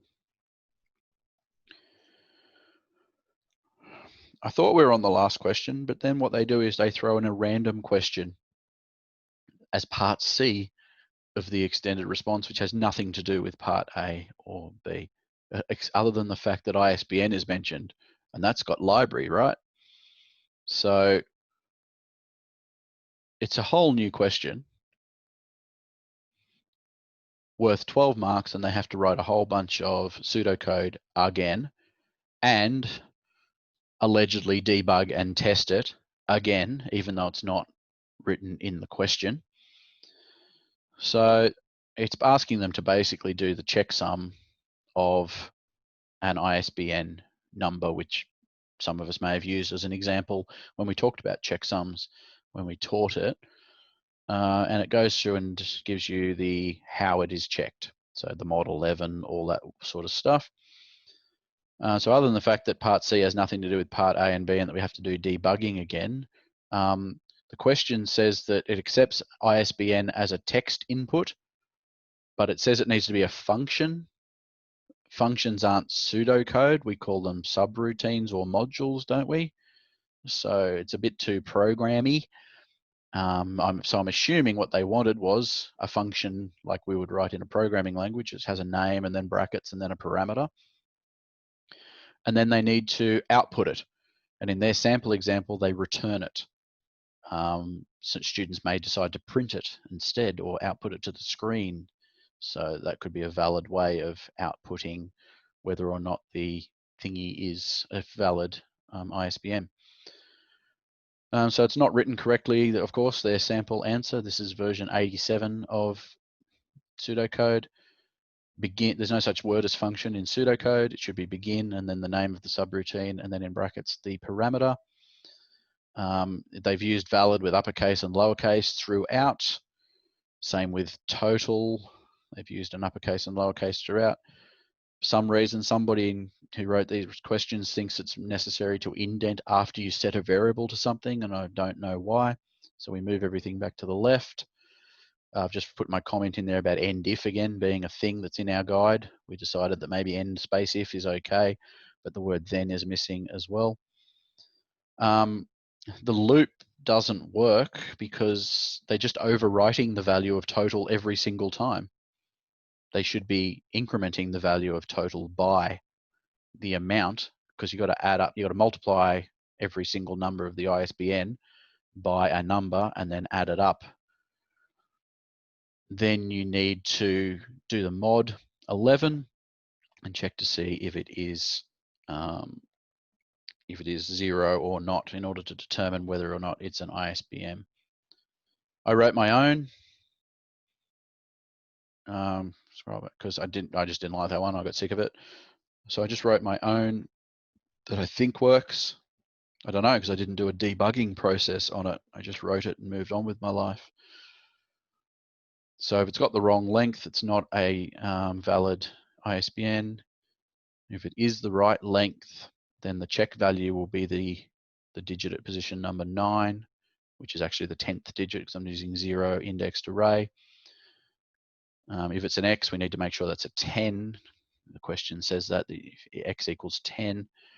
Then I just loop through and increment the value of total by the appropriate sum or multiplication of the number. And then I just work out whether or not it's a valid ISBN or not. This implements the second method, the second way of doing it, count from the left. But a student could implement one that is the first one, which is count from the right. So you start with you'd have to do a for loop starting at 8 and going down to 0, and then not doing the multiplication by 10, which is happening in the second one there. So you wouldn't have this line in here at all. So there's multiple different ways of answering that question, obviously. The chat. Oh, my chat's locked up. You guys are really chatty. I like it. Where are we up to?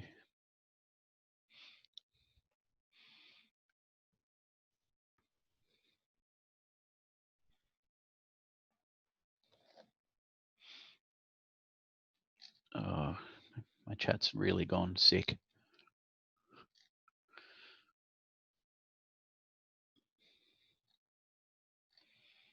So the majority of the chat now is around about how long these damn things are and how much time we have to spend on them and getting the students finished and in the time allocated. So Scott, yeah, the sample responses add up to 1,551 words for an 800 to 1,000 word. Some of those answers, for example, this one, all of those words don't need to be included in your answer. That's an example of heaps of different advantages and disadvantages. So you can start to cut them back a little bit, but you're never getting it back to 1,000 words. And the amount of time that we've got to do it is ridiculous. 2 hours with no planning during the perusal time.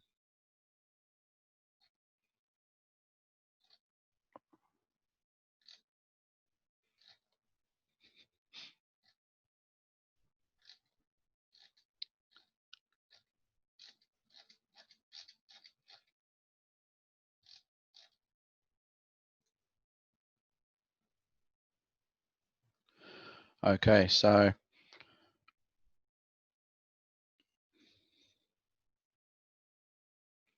I started this morning and then ran out of time. So we need to provide some feedback to the QCIIE around this, purely because if they're going to leave these sample and mock exams up for next year's students, I hope they won't, but if they are, they need to fix them. And also we just want to make sure they will not make the same mistake when they write the real test. Regardless of them being up to version 63 or whatever of the real test, there's going to be some errors in it still, and it's going to make everyone sad. So I started to write some stuff in there and then ran out of time. So what I'd like people to do, if you could, would be to write some dot points onto the Padlet, which is at that link there, about anything that you think needs to go back to the QCIIE under the banner of QSITE. So this will be returned to the QCIIE as saying 100 teachers got together in a QSITE PD, the peak body in Queensland for IT teachers, and wrote these pieces of feedback for you. These are not people having a whinge. These are people with legitimate concerns about the quality of the mock and the sample exams being used to prepare students across the state. And if 85 teachers are currently in this session, that means about another 150 aren't, because we're around about 200 odd schools offer digital solutions. And so if they're just running with the sample exam and the mock exam as is, their kids are going to be very, very sad.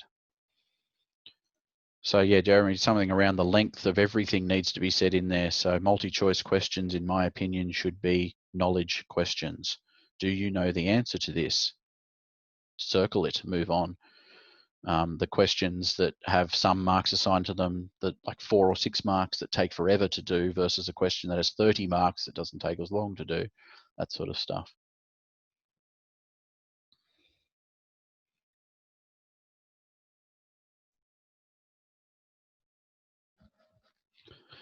So a bunch of cool stuff's been added to the Padlet during the break, and I thought if we just had a quick look through some of those and had a discussion if we needed to.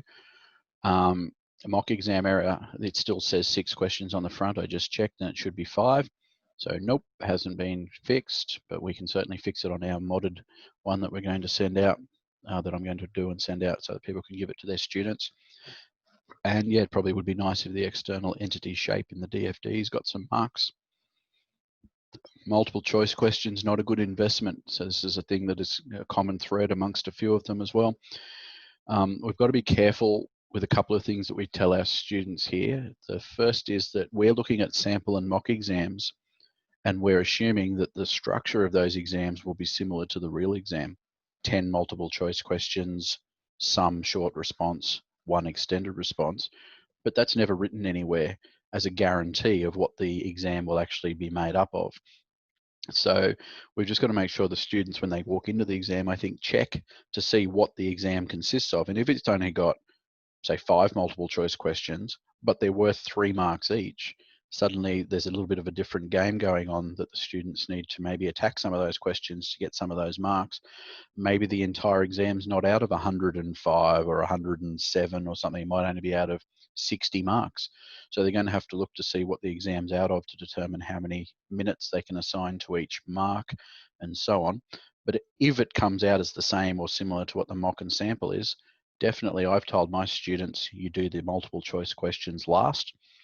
You spend no more than 30 seconds per question if it's worth 1 mark, and if the answer doesn't jump out at you in 30 seconds, move on. If you've crossed a couple of them out and you think that's it, I can never get any closer, cool. Guess one of the remaining questions, one of the remaining options, sorry.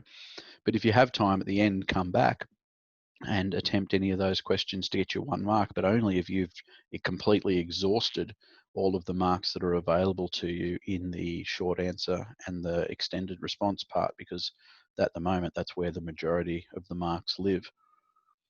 Mind maps, yeah, good question. They're not going to be on the test, are they? Because you can't mark a mind map. You can barely mark one on an assignment. So I don't know how you can possibly mark one on an exam.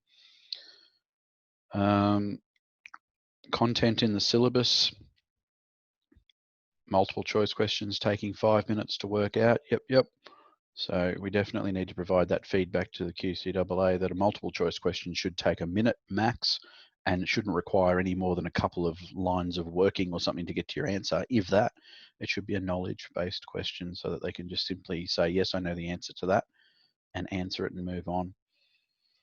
And then the breakdown of the marks given in the extended and short response is important as well, because as we've seen, a question's out of 16 marks, the students had to apparently provide 5 things to get some of those marks, and it never says that in the question. So it'd be lovely to be able to get that clarified on the exam. ANSI SQL, I think we need to request the QCIIE makes a document, a third document that goes along with our pseudocode and our data flow diagrams, one that just has it only take 2 pages just to go through and tell you what the words are that you can use, what keywords, and how you implement them in an example. It'd be nice and easy. I mean, we can make our own, but it's not going to be, they might say it's ANSI SQL 1992, but then the QCIIE has got their own flavor of that as well, so we've got to be careful. There's lots of stuff written on here, that's cool. Marking doesn't often reflect the cognitions. Yeah, the cognitive verbs don't often match what the people are actually asking you to do on the test, so that's good.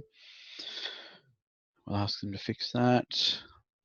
PowerPoint is definitely going to be shared. I've got Talia and Jeremy have been doing some behind the scenes work on this PowerPoint so that I didn't have to edit it at the same time as raving on. And then hopefully we can put that out as the PowerPoint for this along with the recording. And also, yep, I've got a the QCIIE sample exam I've fixed, but we found a few more errors during this workshop, so I can go through and fix up the remainder of that and put that out at the same time. But I haven't attacked the mock exam. Jeremy said it was pretty much all Talia. Of course it was. Yep, again, multiple choice is mentioned in there, having too much work. Oh, some of these have gone over the top of each other. Hang on. Explicit about debugging. Yep. So some of those questions, multiple questions, pretty much any question asked them to write pseudocode, apparently had 2 marks for debugging and testing, but it wasn't specified in the question. So either remove it from the marking scheme or make it explicit. Flowcharts in the syllabus, no. Do a search in the syllabus for flowchart. You don't find any, as far as I know. Pseudocode is our only flavor of algorithms that we use in digital solutions. Took us forever to decipher this exam. What chance do the students have? Well, as we've been told apparently by QCIIE that they're up to version 60 odd of the exam, and we've been told informally many times that the real exam will not be as hard or as long as the sample and mock exams, but the trust level maybe not there to make sure that that happens, hey? Flicking back and forth between pages. Yeah, I noticed that with a couple of the questions that it's like part A, part B, part C, part D, and you're 4 pages on, and you've got to keep flicking back to the pseudocode or the example that was in the question. So potentially they need to be added to a stimulus instead, so that they're a separate little document. Because I'm assuming the kids can't pull apart their response booklet because it needs to be handed back in again as the only thing that gets marked. So it'd be bad news if they pulled it apart and ruined it. Exam too long, definitely. Yeah, where is the explore, develop, generate, evaluate cycle in this exam? We know they're not supposed to generate on the exam. Explore, develop, evaluate doesn't seem to be quite there in terms of matching up to what we've been doing in the class. Yep, including the multiple, including what needs to be there, multiple choice. Again, same deal. Yep, the EG in our syllabus.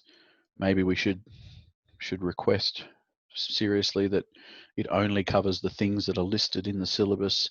And if there's an example or an etc. that we could have covered, that it is not on the test at this point until they revise the syllabus, that would be great. Textbook, yeah, a lot of people are using the textbook for Unit 4 because it's got a lot of content in there for Unit 4, but does it really prepare them for the exam that well? Probably not. Talked about the mock being indicative of the external. Apparently not, but who knows? Yep, there isn't any increasing difficulty in the exam. So I noticed that as well. I'm a maths teacher as well, and generally a maths exam starts easy and gets hard. But they just throw in a random easy question halfway through the exam here. It'd be nice to put it in some sort of increasing level of cognitive load on the students so that they can go, oh, I got this far through the exam, at least I got some marks. Whereas at the moment they might just miss a really easy question that's hiding halfway through. I'm all over the shop here. I don't know what's going on. Here we go. I forget where I was up to on that side of the page.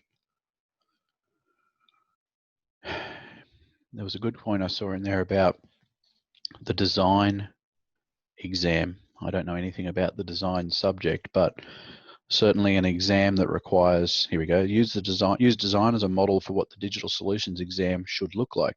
Students are given an unseen problem, some sort of technical proposal, and they create a low fidelity prototype. Considering that's what they were supposed to have done twice so far in the subject for IA2 and IA3, then that makes sense. It's actually testing what we've done throughout the subject rather than this disconnect that we see in Unit 4, which obviously has been put together purely so that students can sit an exam, so that there's a bunch of stuff in there that they can be tested on, like encryption and networking and so on. It just doesn't connect nicely. And it may not connect to your context at all that you've chosen for Unit 1, 2, and 3 either. We can, that may not be a good matchup at all. QCIIE should provide grief counselling. I think we're all on board with that. How deep do we dive into ciphers? I lost interest after I got beyond the more difficult ones because I looked at the exams and saw that really it's just asking them to write some pseudocode based on some stuff. So long as they can identify the features and explain them, I was reasonably happy. Yep, shoving programming concepts and knowledge in the back burner in favor of doing stuff they can pretty much test.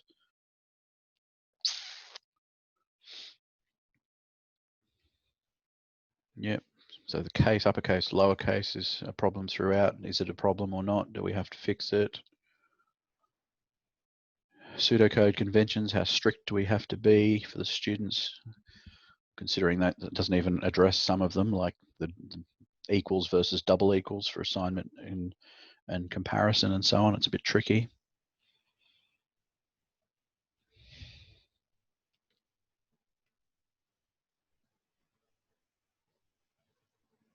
Yeah, there does seem to be a disconnect between digital solutions and the amount of work you've got to do versus some of the other subjects and some of the other exams. I mean, if the English exam says, here's a paragraph of stimulus, write 1,000 words in 2 hours, and yet ours is, here's 16 different questions, run a cognitive process on each of them and write some working and come up with some answers and then write out more than 1,000 words. How is that fair? But again, let's hope that the real exam doesn't have that problem. Yeah, we heard from the QCIIE that if there's a question on the real exam that contains an error, then it will be removed from the marking. I told my students that the other day and they were quite upset because they're like, well, what if I've just spent half an hour answering a question and it turns out the question has an error in it and I didn't answer another question because of that? There shouldn't be a requirement to have what happens if the exam has errors in it, because it shouldn't have any. It should be revised within an inch of its life and given to real teachers to look at and rewritten and so on. Data flow diagram, yeah, there's a bunch of issues with that. We don't know about the levels. The textbook's different to the syllabus. The syllabus doesn't really explain data flow diagrams enough.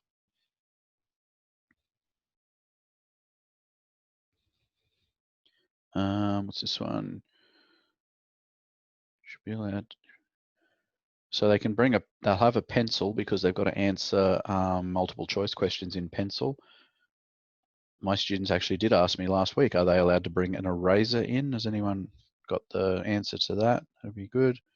So they can actually rub stuff out if they need to. And they need to revise these samples and mocks, that's right.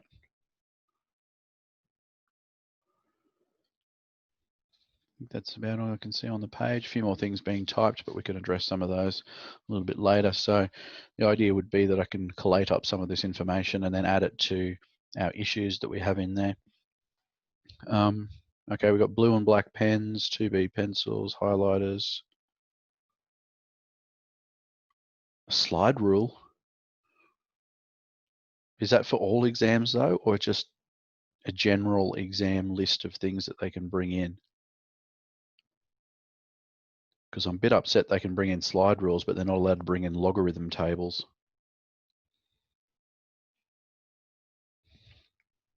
And the calculator is a thing that's not listed on our equipment list yet, but we've been told that it should be eventually, maybe.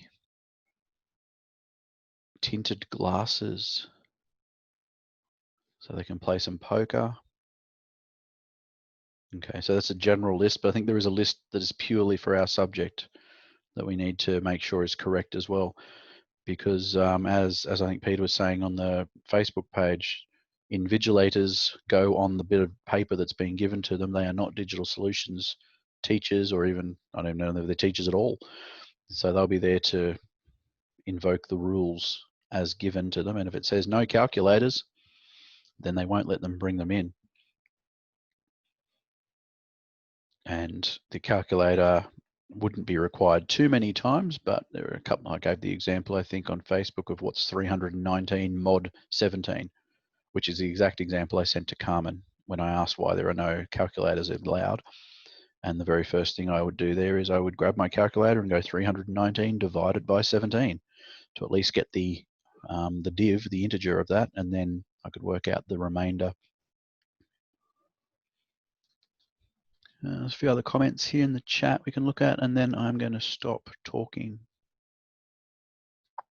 I can't scroll up. The chat is broken. Here we go. I'm up to the part where Paul says, "Good point, Richard." Well, that's obvious, isn't it? Where are we?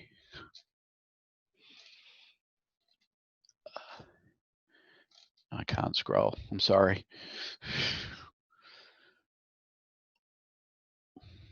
Yep, I've answered a few of those, I think.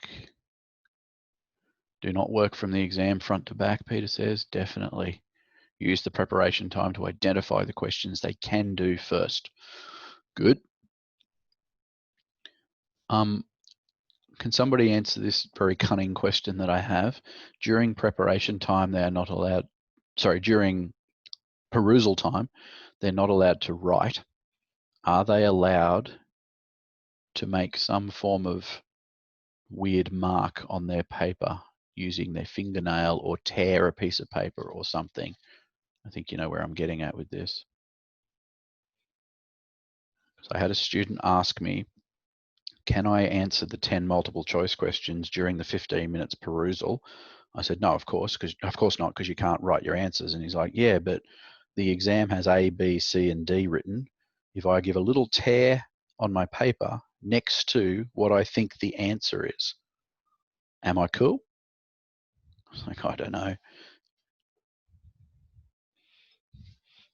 Because then he can just go straight through and just go A, B, A, C, D, and just fill them out as soon as he's allowed to pick up a pencil.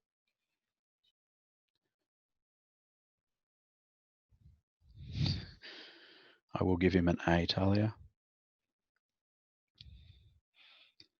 I did also suggest that if they have enough equipment, like if he brings in 63 pencils, he should be able to go, I'll put 3 pencils in the first pile, that's for a C, and then put 2 pencils in the next pile, that's a B, and so on.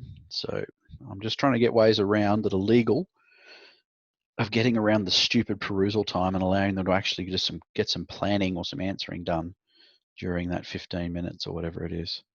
Can't touch pencils, okay. What about a different object? Are they allowed to bring in 63 erasers or rulers? 100 slide rules, done. Okay, I might just be getting silly now, I might have gone mad, but it was legitimately asked me by a student in my class, which I thought was interesting. Yeah, use your thumbnail, cool. Okay, has anyone got some stuff to talk about? I'd like to know what people have done so far with their students and where they're at and what they're going to be doing to help prepare over the next 4 weeks. Matthew, I think you can just talk if you want. I don't know how to. Do I have to? I don't have to. Yes, I can. I don't have to give you permission, do I? It works. No, all good. I just didn't want to talk over 100 other people, that's all. First of all, thank you, Richard. You're a legend. I was just going to give a bit of what I sort of advice I've given my students for perusal, and obviously lots of the things you've already mentioned, but one of the other things I'm trying to really push with them is that it's really, I think, going to be a exercise in mark gathering. They're very much wanting to try and get solutions to every question and get the questions right, whereas I'm really pushing with them that they need to just be accumulating marks wherever they can rather than trying to actually solve each question in its entirety. And I feel like a lot of them at the moment are really sort of wasting time trying to get a full correct solution to a reasonably complex question, when they're much better off just trying to hit the descriptors in the question that are, going to give them some marks and then sort of moving on. So that's I'm finding that difficult to get that concept into their heads, because they're very used to, for example, on maths exams, working through a question until they get the solution and then moving on. But yeah, mark accumulation is one of the big things I'm trying to push at the moment.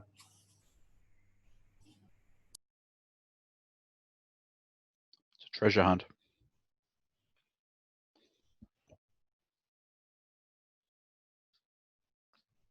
Anyone else? What do we got? Hi. Hi. Yeah, Tina here. Listen, my tip at the moment is I'm sort of trying to calm them down a bit, because I'm really freaked out about these exams and I'm doing my best acting job. I'm going, it'll be right. We just put down what you can find, that sort of stuff, because they can see how stupid some of these practice questions are and I've got no answer to them. So I'm doing a lot of, look for the stuff that you know, find your keywords, write the things that you know, make sure you answer the question being asked, not what you think is being asked, and hope for the best. Keep going.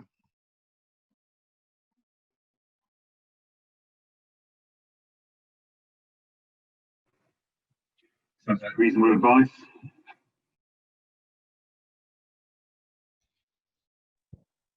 So for myself, it's Lynn here, and what I'm doing with my students currently is we're looking through all the marking guides that we can get our hands on, and looking for ways that we can maximize on looking at a question and the marks associated, pretty similar to the other teacher that was talking, but really sort of formalizing it into a table or something so that they know exactly what marks, and when they're doing this thing, always easy things, begin and end. beginner, all those kind of things that are going to give them easy marks before they actually worry about all the stuff that doesn't add value to the actual marking scheme. And the other thing that we're doing is putting together an exhaustive list of keywords in the hope that we can send it to QCIIE and get them to approve it in terms of what are the keywords that are going to be used in pseudocode, not just what we've been given in the syllabus, but as we can see in every example, it's different, and trying to come to some sort of a form where they have a choice of what they can use, and it means certain things and it will be marked in a certain way. Yeah, I used to do a similar thing in IPT when I had a section in my exam for SQL, and they had to write like 6 or 7 select from whatever queries. I said, first thing you do is you go through question A, select from, question B, select from, just write them in. I mean, you weren't gaining too many marks in IPT because it was actually marked by a criteria rather than a collection of marks. But I've been telling my students a similar thing, just jam what you know about SQL or data flow diagrams or pseudocode or whatever on the page. Hey everyone, I have been getting my kids to do handwriting a lot because I gave them a challenge that they had to write me a paragraph about something or other, and they needed to handwrite it, which meant they couldn't go back and change anything like they used to doing. So for me, that's my big tip, is handwrite your question. Like, they have to handwrite the answers out so that they practice putting their thoughts down in a logical order the first time. And with pseudocode, it's not possible to really fix once you've made a mistake, because you have to indent everything and move things down. So I've told my students to make sure that if there's a pseudocode question and they're given a page to answer it, start at least a couple of lines down from the top, maybe 3 or 4 lines. Don't write begin, just begin. Well, don't write begin yet, and then go through and write out what they think they need to know, and also have it indented a little bit to start with. And then if they need to go back and go, oh crap, the whole thing's got to be in a loop, well then no worries, you just go back to the line before you started and do the for loop or the while loop, end it, and then you've got some room for indentation. Hi Richard, Brett Cruz speaking. My exam tip is probably a procedure that we're going through at the moment in our LMS. I've just put in a fairly decent size, and I want to expand on that, hopefully from today's questions, come out with everyone that puts their questions in. But I put in a lot of multiple choice questions into quizzes that they can do to get themselves familiar with the type of questions. They'll go through and they'll answer those, review their own response, and then the next day they'll go through and do the same thing again. I'm looking for them to improve by 10% every time. The other thing was I've done the same thing with Kahoots as well, to really get that gamification in there so that they can really nail the multiple choice, so we're not relying so much on some of the other areas, which are, as you can see, a little bit convoluted, some of those last questions. So if we can nail multiple choice, you bed that down, and then we get as much as we can out of the other ones.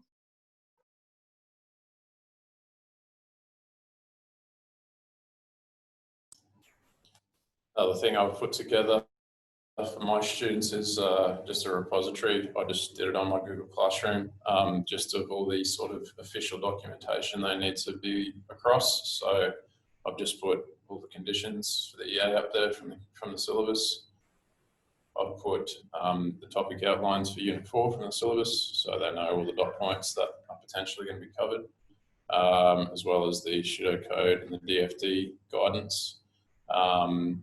And yeah, a few other bits and pieces like that, and the cognitive verbs, list of cognitive verbs, all of those things that they really sort of, the basic things they need to be across for the exam is all in one place. And that's something that I'm getting them to go back to regularly, so it's ad nauseum by the time they get to the exam.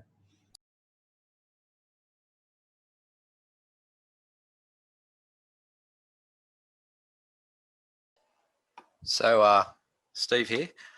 It's not so much of a tip to give everyone, but more of an observation and something to be aware of is, I don't know about you guys, but from a teacher's point of view, it feels like a death by 1,000 cuts. There's so many tiny little things. Is this right? Is that right?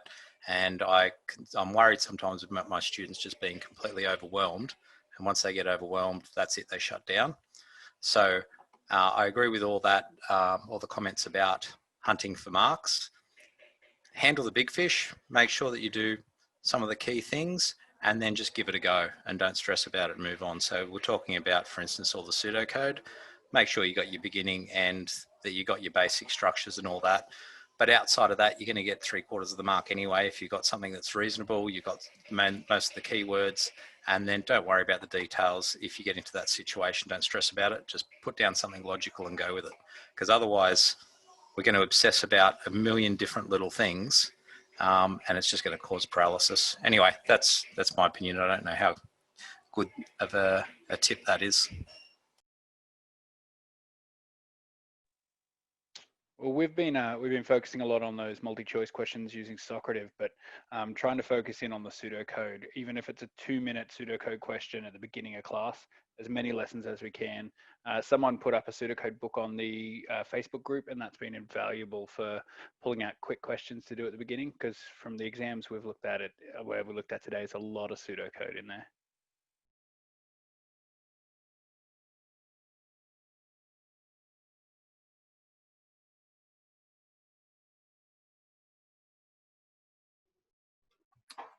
Paul here, if I'm right to speak.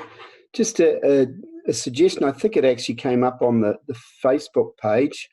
Can you hear me all right? Is my mic up? Yep, all good. Yeah.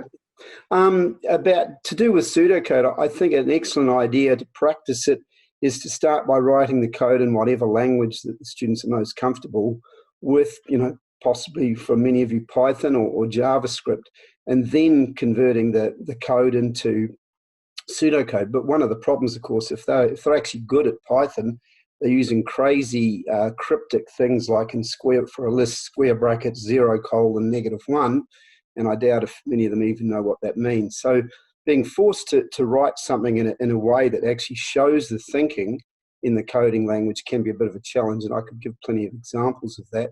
But also, if they work on some reasonably complex questions in their coding, and then looking at each other's solutions, because they'll inevitably come up with quite different solutions, and then looking at how they've all put that back into pseudocode and helping each other peer review if they've followed the conventions, I think that's quite a good approach. The other thing that surprises me is the whole desk checks. It seems students are very reluctant to do desk checks, and I've taught desk checks all my life in teaching programming as a crucial thing. How can you check, particularly when we used to teach all the different sort algorithms, which these days virtually no one teaches, but we taught insertion sort, selection sort, D-sort, bubble sort, quick sort, and so on. And you had to be able to do a desk check of that. And the students surprisingly struggle with desk checks, given that that's what the computer's actually doing, reading through that line one at a time.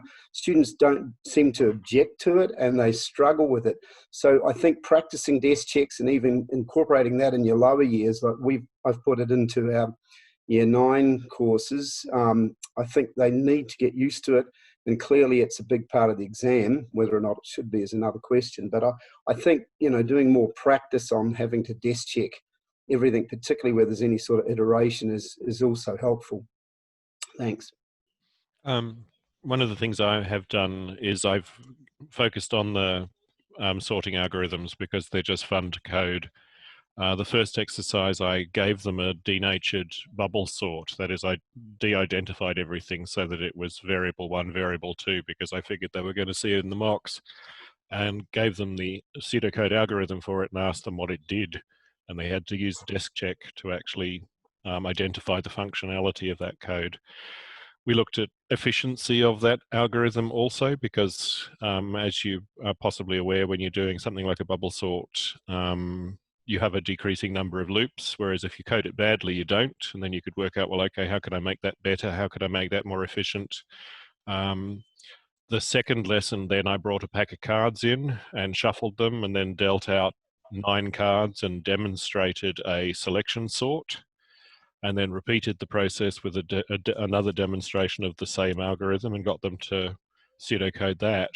And those exercises were actually really, really successful. I think my boys really enjoyed doing that because they could see the process physically, and they had something then they could anchor the abstract representation of that in pseudocode. That works really well. I just have a question about pseudocode. A lot of our kids are pretty keen on the old switch or switch case statement. We've been just getting them to capitalize the word switch and case for their pseudocode. Do you think that's going to cause any issues in the mock?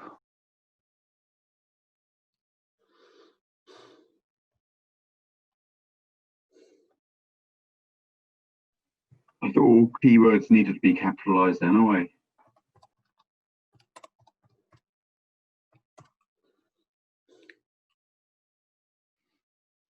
Does the guide have the what do you call it? The No, supplementary doesn't have anything about switch case statements at all? I don't believe it does, no. No, I'm pretty sure it just resolves it to if, else, if, else, if. I think it uses else, if chains. Yeah.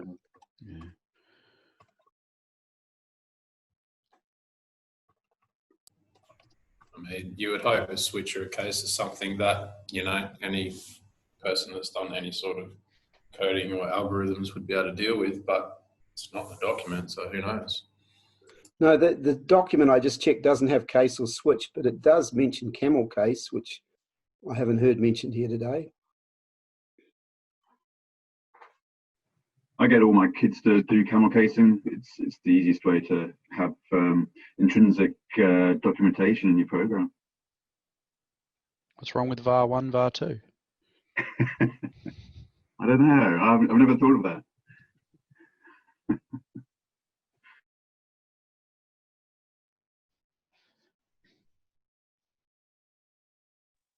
I think it's probably important also that kids get into algorithmic problems. I like the whole idea of the Admiral Akbar moment in a lesson where you present them with a problem or you present them with a partially baked solution, and that solution is actually misleadingly incorrect. And I'm not sure if your students are like mine, but they'll beaver away thinking, oh, yeah, okay, I've got this, I've got that, I can do that, and hurtle off into a solution process without necessarily thinking through the long-term consequences of that decision. And that moment of you then saying, oh, and by the way, Admiral Akbar says it's a trap. And then them realizing, oh, okay, I've got to change tack. Maybe what I'm doing isn't correct. That can, if it's managed correctly, can be a really valuable process.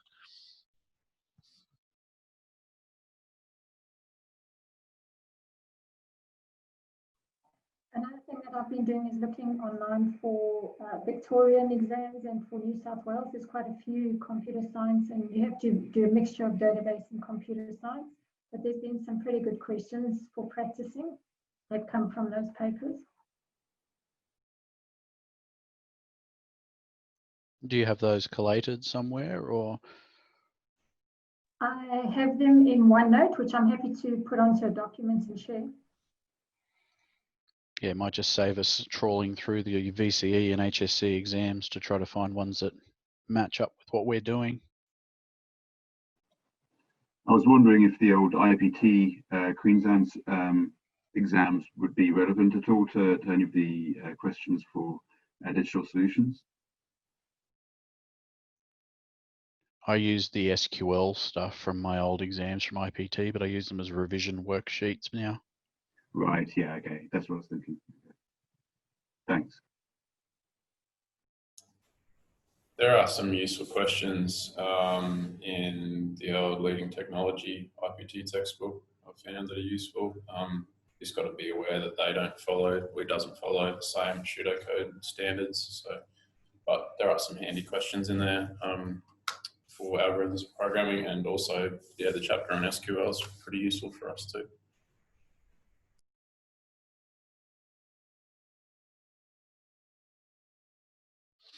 There's a heap of SQL questions out on wonko.info too that you're welcome to steal with working databases that they can actually try them. Feel free to use any of those resources. They're just sitting there now, currently neglected. Sorry, whereabouts were they? I'll post a link. Thanks.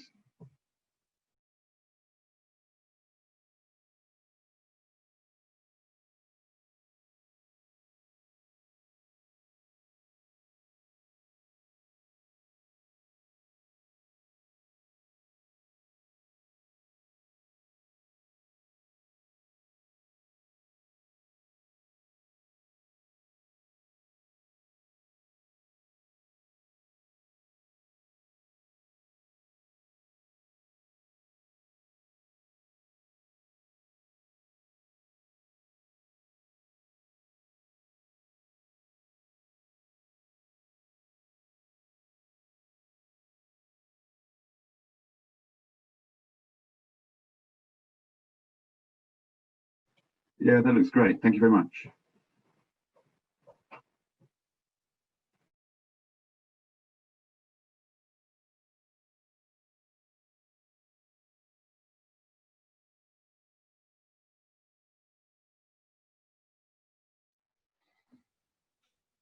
I noticed on the exams that we're missing, I know mind maps was mentioned, but that's not a thing, but we're missing normalization on the exam. Does anyone think that that's going to rear its ugly head? Wouldn't surprise me, to be honest. I had a normalization question on one of my year 11 exams. But yeah, who knows? I mean, anything out of that, yeah. I think the end product of normalization is fair game. How you get to the normalized view of the tables, though, has never really been formally said. So I'm prepping my kids and saying you could well be given a cluster of information and be asked to come up with normalized tables, because that has been something that they've had to do in a number of the EAs, the IAs, and I don't think it's an unreasonable skill given that database design still matters, even if the writers of the syllabus didn't give a fuck about it. Most of us did. Oh, sorry. Terrible.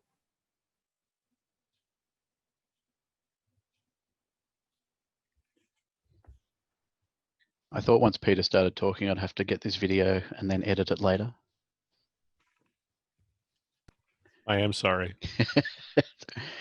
So the normalization is only mentioned a couple of times in the syllabus, and it's for unit what? Scrolling up, unit 2. So maybe that's why it hasn't made too much of an appearance in our mock and samples, because they have concentrated fairly hard on unit 4. And can I just reply to Peter and just say, sorry. You know, I was on the larg and not allowed to say anything, and I'm even sorry still to Jason because I got him fired from it, but there you go. Accidentally, not unintentionally.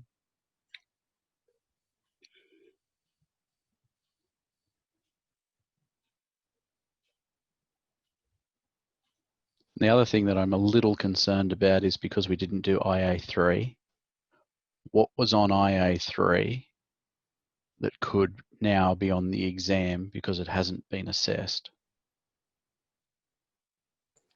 All the encryption stuff. As in the more advanced actual encryption rather than just the cipher stuff, the actual encryption. Well, it's just using, really, my kids did the assessments and they found code to manipulate and put it into practice to test how the encryption works using Google as a login or using Facebook as a login. And then they were able to pull down, go onto the site, and they pull down information in JSON format, and were able to compare what the formats look like and how to pass and deserialize and serialize. So they did all those skills in that assessment. Seems a bit tricky to put on the exam though. Yeah, I don't think so. I think the most that they can get out of that is possibly the encryption and all the theory behind the security.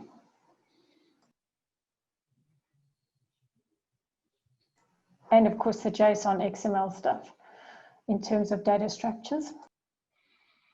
Yeah, which we were expecting on the exam anyway, weren't we?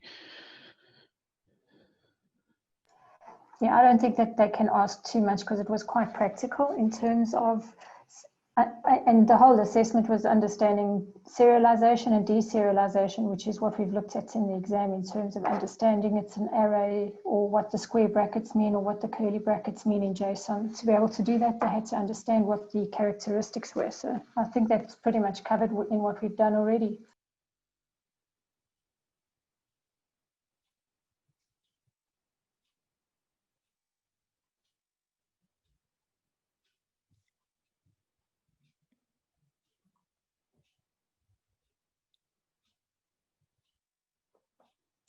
I also had some questions from my students about what do I have to do to pass?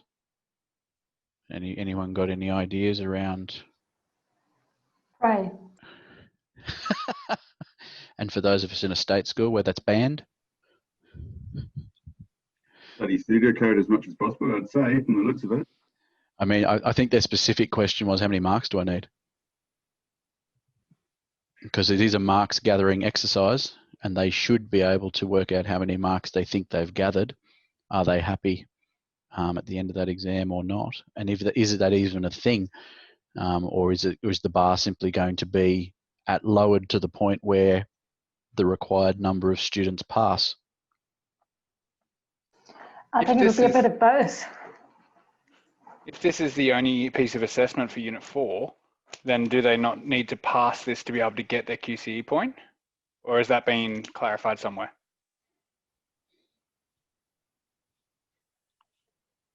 I don't know.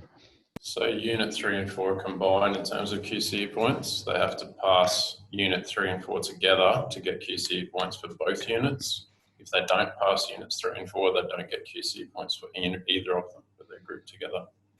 Gotcha. So they don't have to explicitly pass Unit 3 or Unit 4. They have to get a cumulative number of marks between those two units to reach an arbitrary cutoff that is a pass. Correct, and that applies to both units, yep. Mm-hmm. Could they walk into the exam knowing exactly what their current mark is and knowing how much they need from the exam to actually pass? Would that be a strategy? Well, it's not determined until afterwards, so there's no possible way they can know. The confirmed marks should be released to the students by week 1 of term 4. Is that what I heard? And that's a couple of weeks before the exam, but that just tells them what they've got out of 75, doesn't it? It doesn't mean that they know that that's a pass yet. If a student walks into the exam with 50 out of 75 already accumulated and gets 0 on the exam, they've got 50 out of 100. Is that a pass still?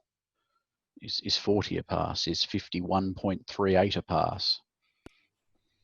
And my understanding is that we won't know. That number will not be determined until after the exam's finalised and marked. And then I'd hazard that we still wouldn't actually find out the number, hey? We just know that they passed or failed. Yeah, quite possibly. Yep, I'm not sure. That was a question I had in the chat before that was sort of relevant at the time, but does anyone know if or how it's going to work after the exam? Will we actually get to see the students' corrected exam papers at all, or do we just see a number, or how does that work?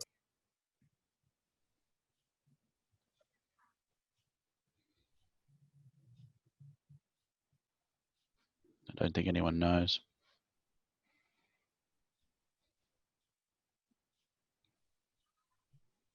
I don't even know if we'll get to see their raw mark on the exam or whether we just get to see the, yep, they're done, they passed.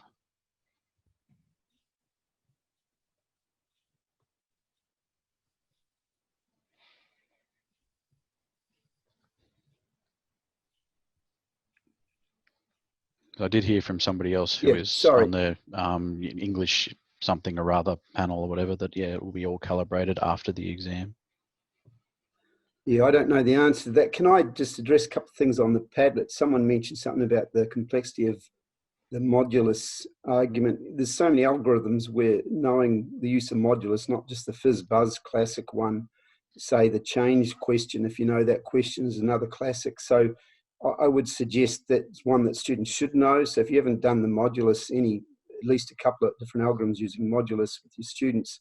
I think that would be wise. And the exam originally was supposed to be just on Unit 4 only. So there's a comment about it being heavily weighted that way. That was the original purpose for the exam. So, you know, given that IO3 is cancelled, yeah, we don't really know, but would understand that. But it is concerning when you looked at the weighting, the amount of data flow and pseudocode and so on is in the exam, whereas most of the time we spend on Unit 4 surely is learning the new content, all of the Cypher stuff and the JSON XML stuff. So yeah, it's a concern to me, at least, if the exam turned out to be more heavily weighted towards the pseudocode and desk check in that sense. But in another way, I'd prefer it because I think they're much easier things to get right and to know how to do and to have some confidence in.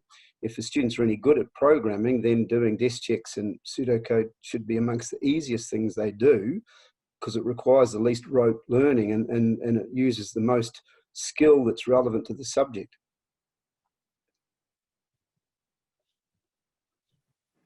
It uses computational skills as well, really.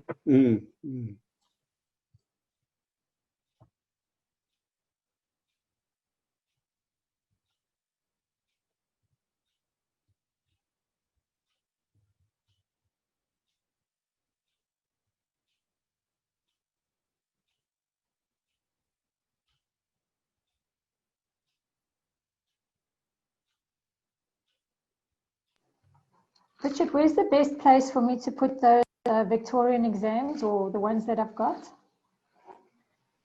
What format do you have it in? A document or like a? At the moment, it's on my OneNote, but I can copy it all into a document. That would be cool. You could either just chuck it onto that Padlet as a file, or you could email it to me if you like, and I can include that in the distribution. Will do. Thank you. Fully intended on exploring the HSC and the VCE exams a while ago, but the world got busy. They're actually pretty easy to find because they're all on one page. So you can look at year after year, they've got all the exams for about 4 or 5 years in a row. Just did some surfing through and picked out stuff that was easy.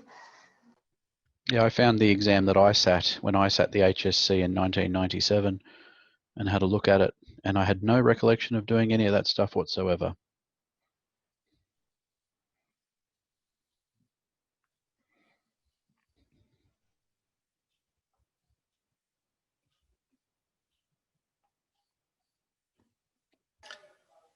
While there's some silence and I've got a captive audience, I thought I might just mention too, I've noticed there's a few names on here that use My Query Tutor, and it won't help this year, but if you want a set of SQL questions for revision for the exam practice, put some together with exemplar answers and I'll include it into the software so that it's there maybe under a new section for revision for exam or something like that.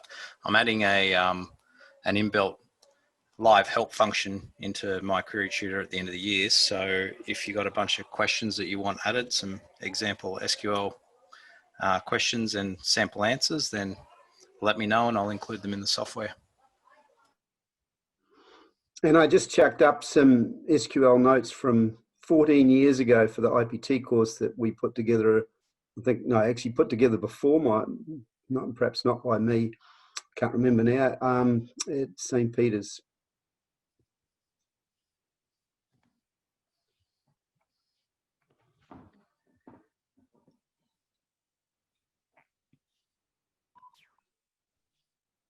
Thanks for that. I can see them on there, yep.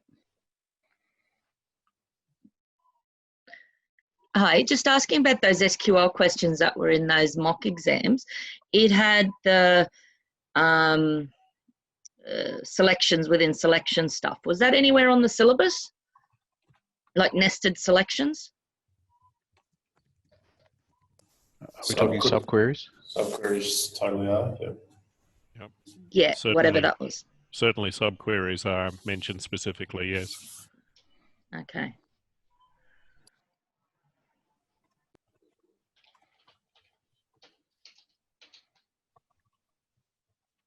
Hi there, so this is Talia. I'm not sure if you can hear me because I haven't spoken yet today, but Can do. revision tool or technique that I've been using in my classes, which the kids have been enjoying. So I found giving them DFD and pseudocode questions over and over again was quite repetitive and a little boring, and I was giving them for homework and stuff like that. So what we started doing at the end of each lesson for the last 20 minutes or so was I'd give them a few questions that they'd work either in 2s or 3s and try and sort of race the other team to complete the question. And what I found was then when they went back to doing them on their own, it got them faster at finding the key points in the question that they needed to pick out. So whether that was finding the entities and the processes for DFDs, or whether it was finding the key things that needed to be written into the pseudocode. So if it needed a loop or whatever, they were able to analyze the question quicker from having that experience of doing it in a group and seeing how everybody else figured out the question in their group, if that makes sense.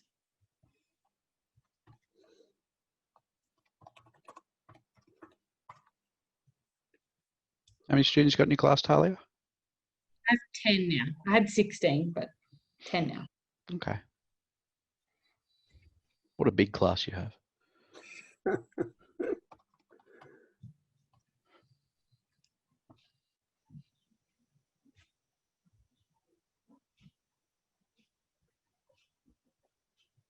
So just on that subquery thing, I just did search the syllabus for the word subquery or sub-hyphen query or subspace query. It ain't a thing. It's called sub-selection in the syllabus because, you know, I've never called it that in my life, so that's what they've called it.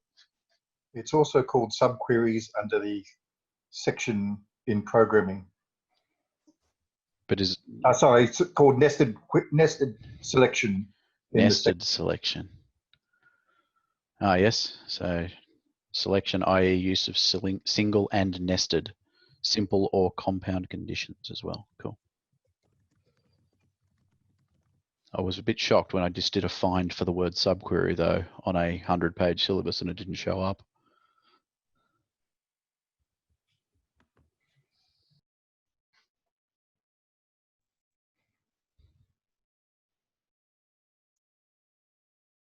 So they could be asked to do a ERD diagram or a schema on the exam.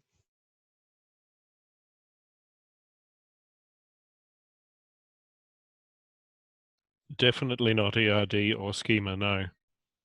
Right, thanks. Yeah, neither of those are in the syllabus at all.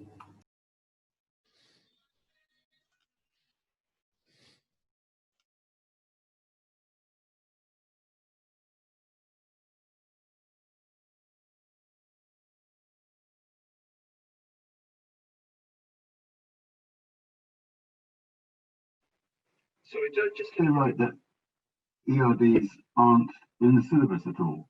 They're in the book that I'm using. So I'm just, yeah, a little bit surprised. They're not in the syllabus at all. No database modeling technique is in the syllabus at all.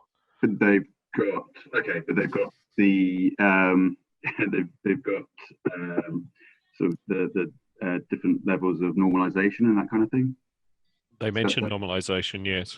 Yeah. Okay. They don't give an actual process for normalization. It's a bit of a magical process. But well, they don't care how you get to normalize tables, no. Yeah, yeah, that's right. Okay, so you just, I mean, yeah, I'm just teaching the different levels, 1, 2, 3, and the third, strong third. Well, I've just re-looked at the Unit 4 syllabus, and there is no mention of normalization there at all. Yeah, not for Unit 4. No, that's fair enough. Yeah, okay. Yeah, it's only in Unit 2. Yeah.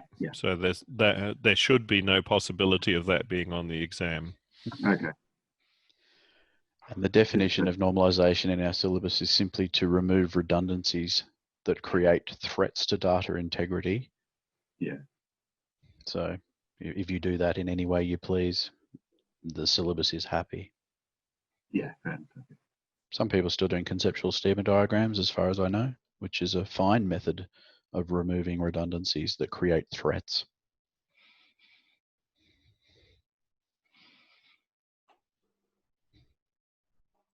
can I add what Cleo is saying, CSDs are easier.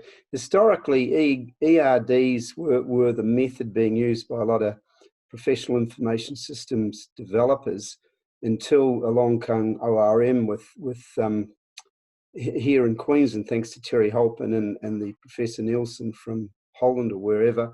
And most professionals would concede that CSDs are a more effective method, although they have their deficiencies as well.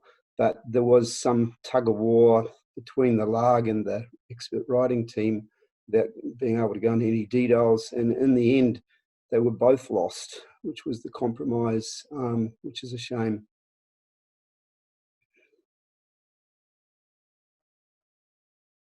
Agreed, Peter.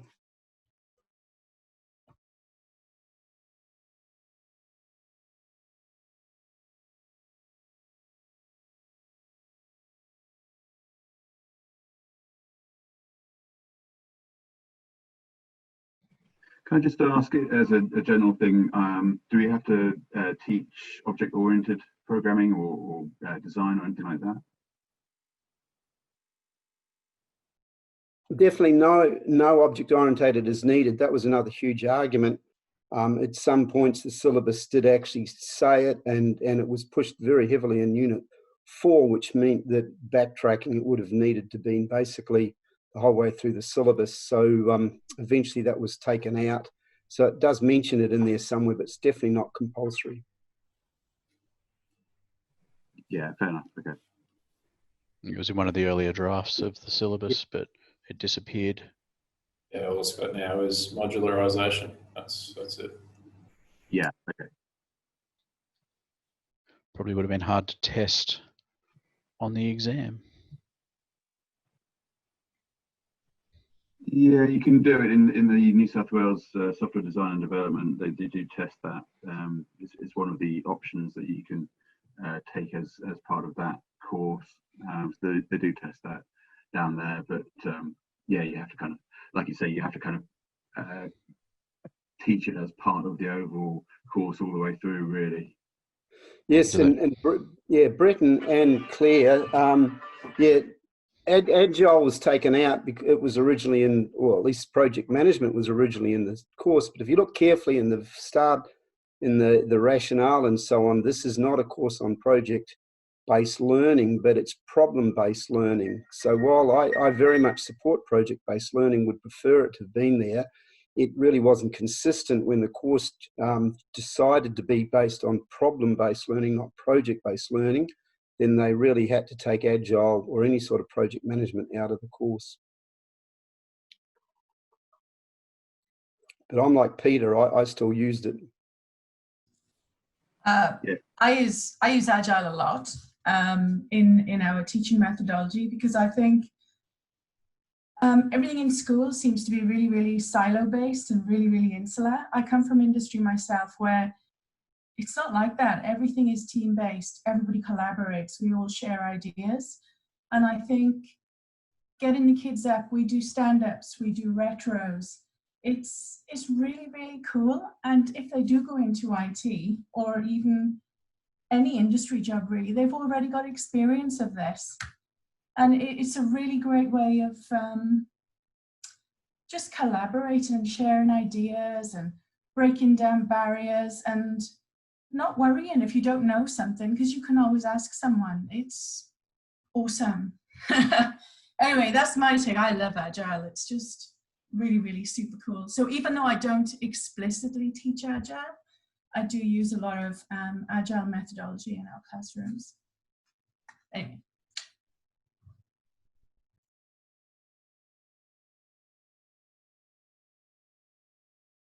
Another thing that I noticed was completely missing from the mock and the samples is Unit 4 requires you to do insert, update, create, drop, alter queries.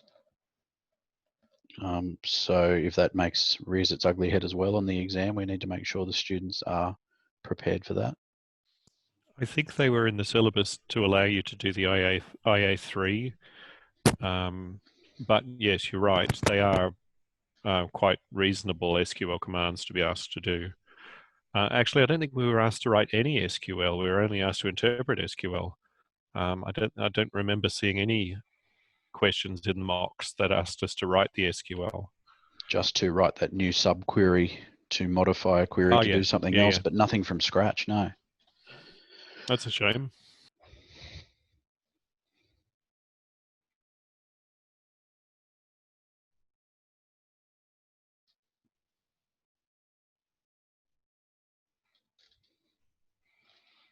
Yeah, so the comment there from Tim is that Unit 4 says that they have to generate using create, drop, alter, insert, and update, but we are not supposed to be generating on the exam.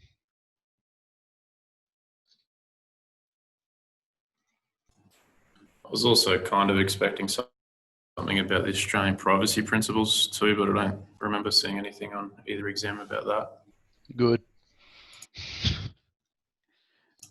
Oh yeah, totally agree, but I just feel like I wasted my time teaching it, you know. So. And was that probably still, that was in there for IA3, I guess, as well, and for IA2 to some extent. But maybe the exam's not the place for it, unless there's a stimulus about it and ask them to talk about it or something horrible.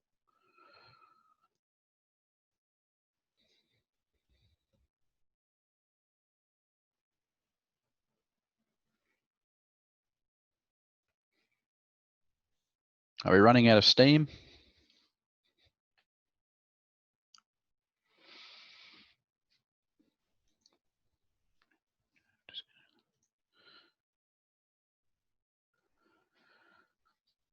Yeah, Tim, that was another one I was going to mention earlier, that there's no, you know, there's no sketch of an interface or something on there that they have to evaluate or talk about in any way.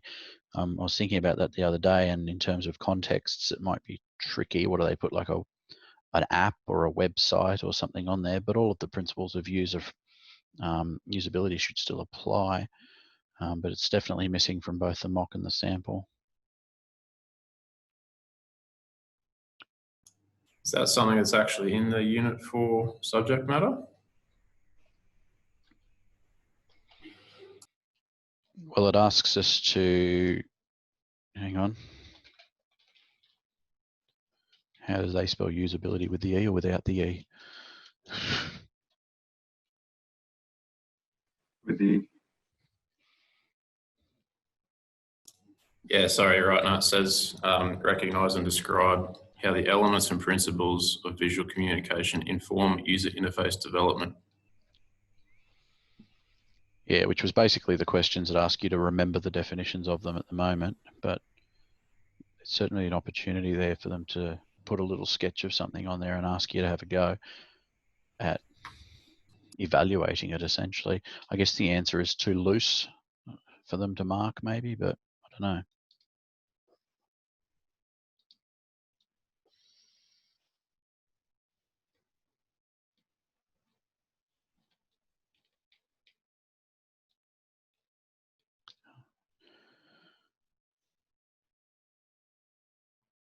Yeah, recognize, describe how usability principles. Cool. The last thing I wanted to do today was to have some time to develop some extra stuff, but we're sort of running very low on that time. What I've done is I have taken the sample exam directly from the QSITE website a week or two ago and edited it. I'm up to version 2, not 62, but just 2. And now that this workshop has identified a few more errors sitting in the sample exam, I can go through and just modify those and fix them up. And I've used that sample exam as a classroom teaching tool. The students were given it last week or earlier this week, and we've talked about the structure of the exam, the marks allocated, and so on, and tried to come up with some skills of analysing an exam that they haven't seen before as well. In terms of its structure, it may be different for the real exam. And I wasn't going to give them the sample exam that had the errors in it, because that would just add an extra level of stress to their lives. So I'll distribute that afterwards along with the PowerPoint that's been made in the background that was using this version 1 of my PowerPoint as the basis. And then ultimately we need to get the mock exam fixed up as well. I'll be giving my students the mock exam in week 9 as a unseen test during our mock exam block, and whilst the deputy threatened to give them the one straight off the QCIIE website, I quickly put a stop to that and said that it needed to be fixed first because it's not an authentic piece of assessment for them to sit if it's broken. The only thing I haven't done though with the sample exam editing is actually edit the answers. But I think from the information on this PowerPoint that we've been through today, it's obvious how the answers would need to now come out in order to answer the questions that I've put onto there. So hopefully that will come out to you next day or two, and over the weekend I'll have a muck around with the mock exam as well. I included the stimulus has been edited, the multiple choice questions have been edited, and the extended response and short response have been edited as well, which wasn't easy because of the format that they've given them to us, of course, but I've done my best and reproduced a PDF that works, I think. Does anyone have an alternative full year exam that they've produced yet? As in an exam you could give to students to sit that isn't the sample or the mock?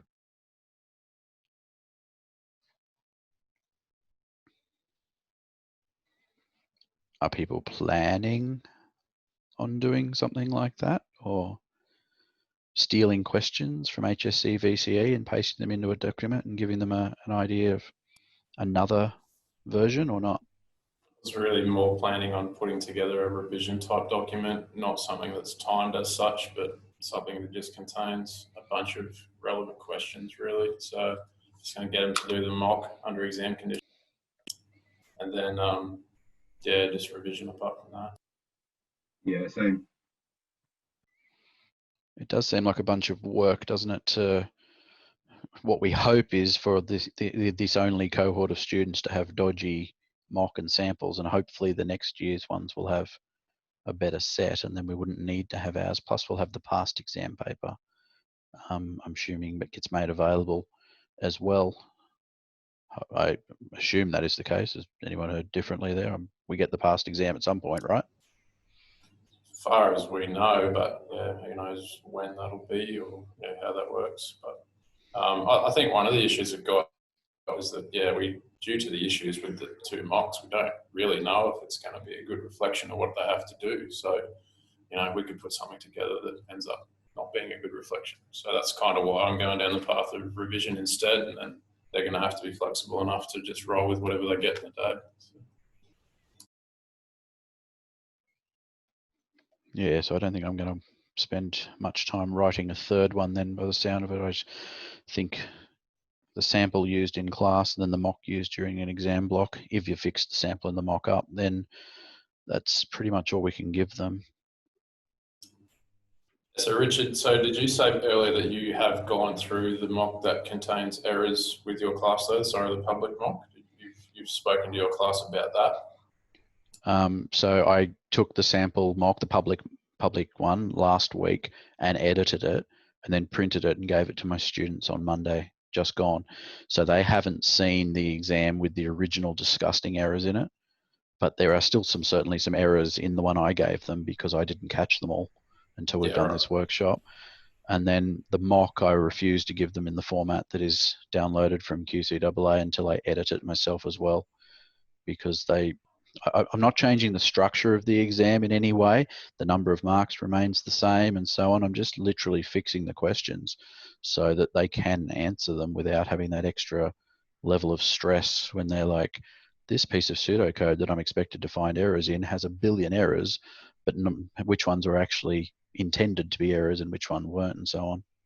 Yeah, that's right. And look, and we've had this discussion on Facebook before. Yeah, one of the things that concerns me is a number of my better students anyway have seen the public mock because it's publicly available, obviously, and they're aware of sort of how poor it is. And yeah, it just concerns me as to how potentially damaging to their attitude or mindset that's going to be. But I mean, what's done's done now. I guess all we can do is our best to try and fix it. So.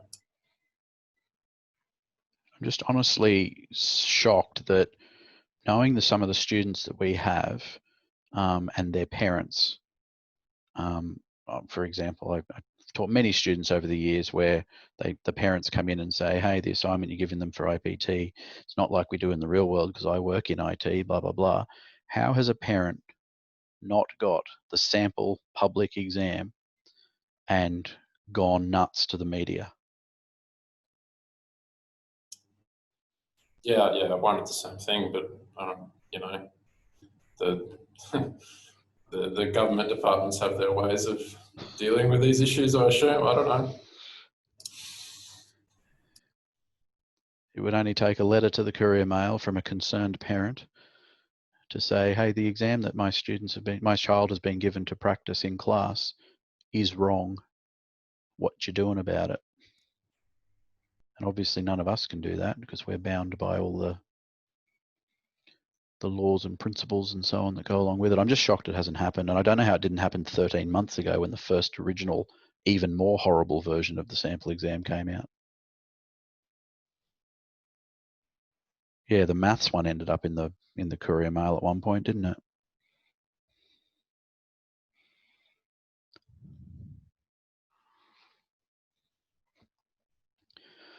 All right, so if I edit that sample exam a little bit more, it should be okay if people then want to use it with their students in class as a public sample to work through.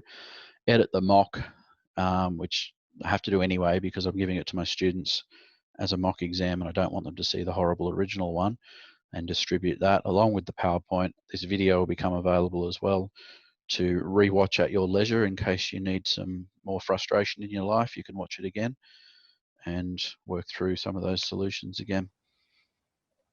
And I've sent the document with all those other questions that I put together to your email, so you've got that documented. Thank you so much. Okay, does anyone have any last pearls of wisdom? No pearls of wisdom, but plenty of thanks for all your help here. Thank you so much. Really appreciate it. It's good just to get the time to get together. It would be lovely if we could do it in person at some point, but getting together and chatting as a group of concerned professionals in an open and honest environment is good stuff.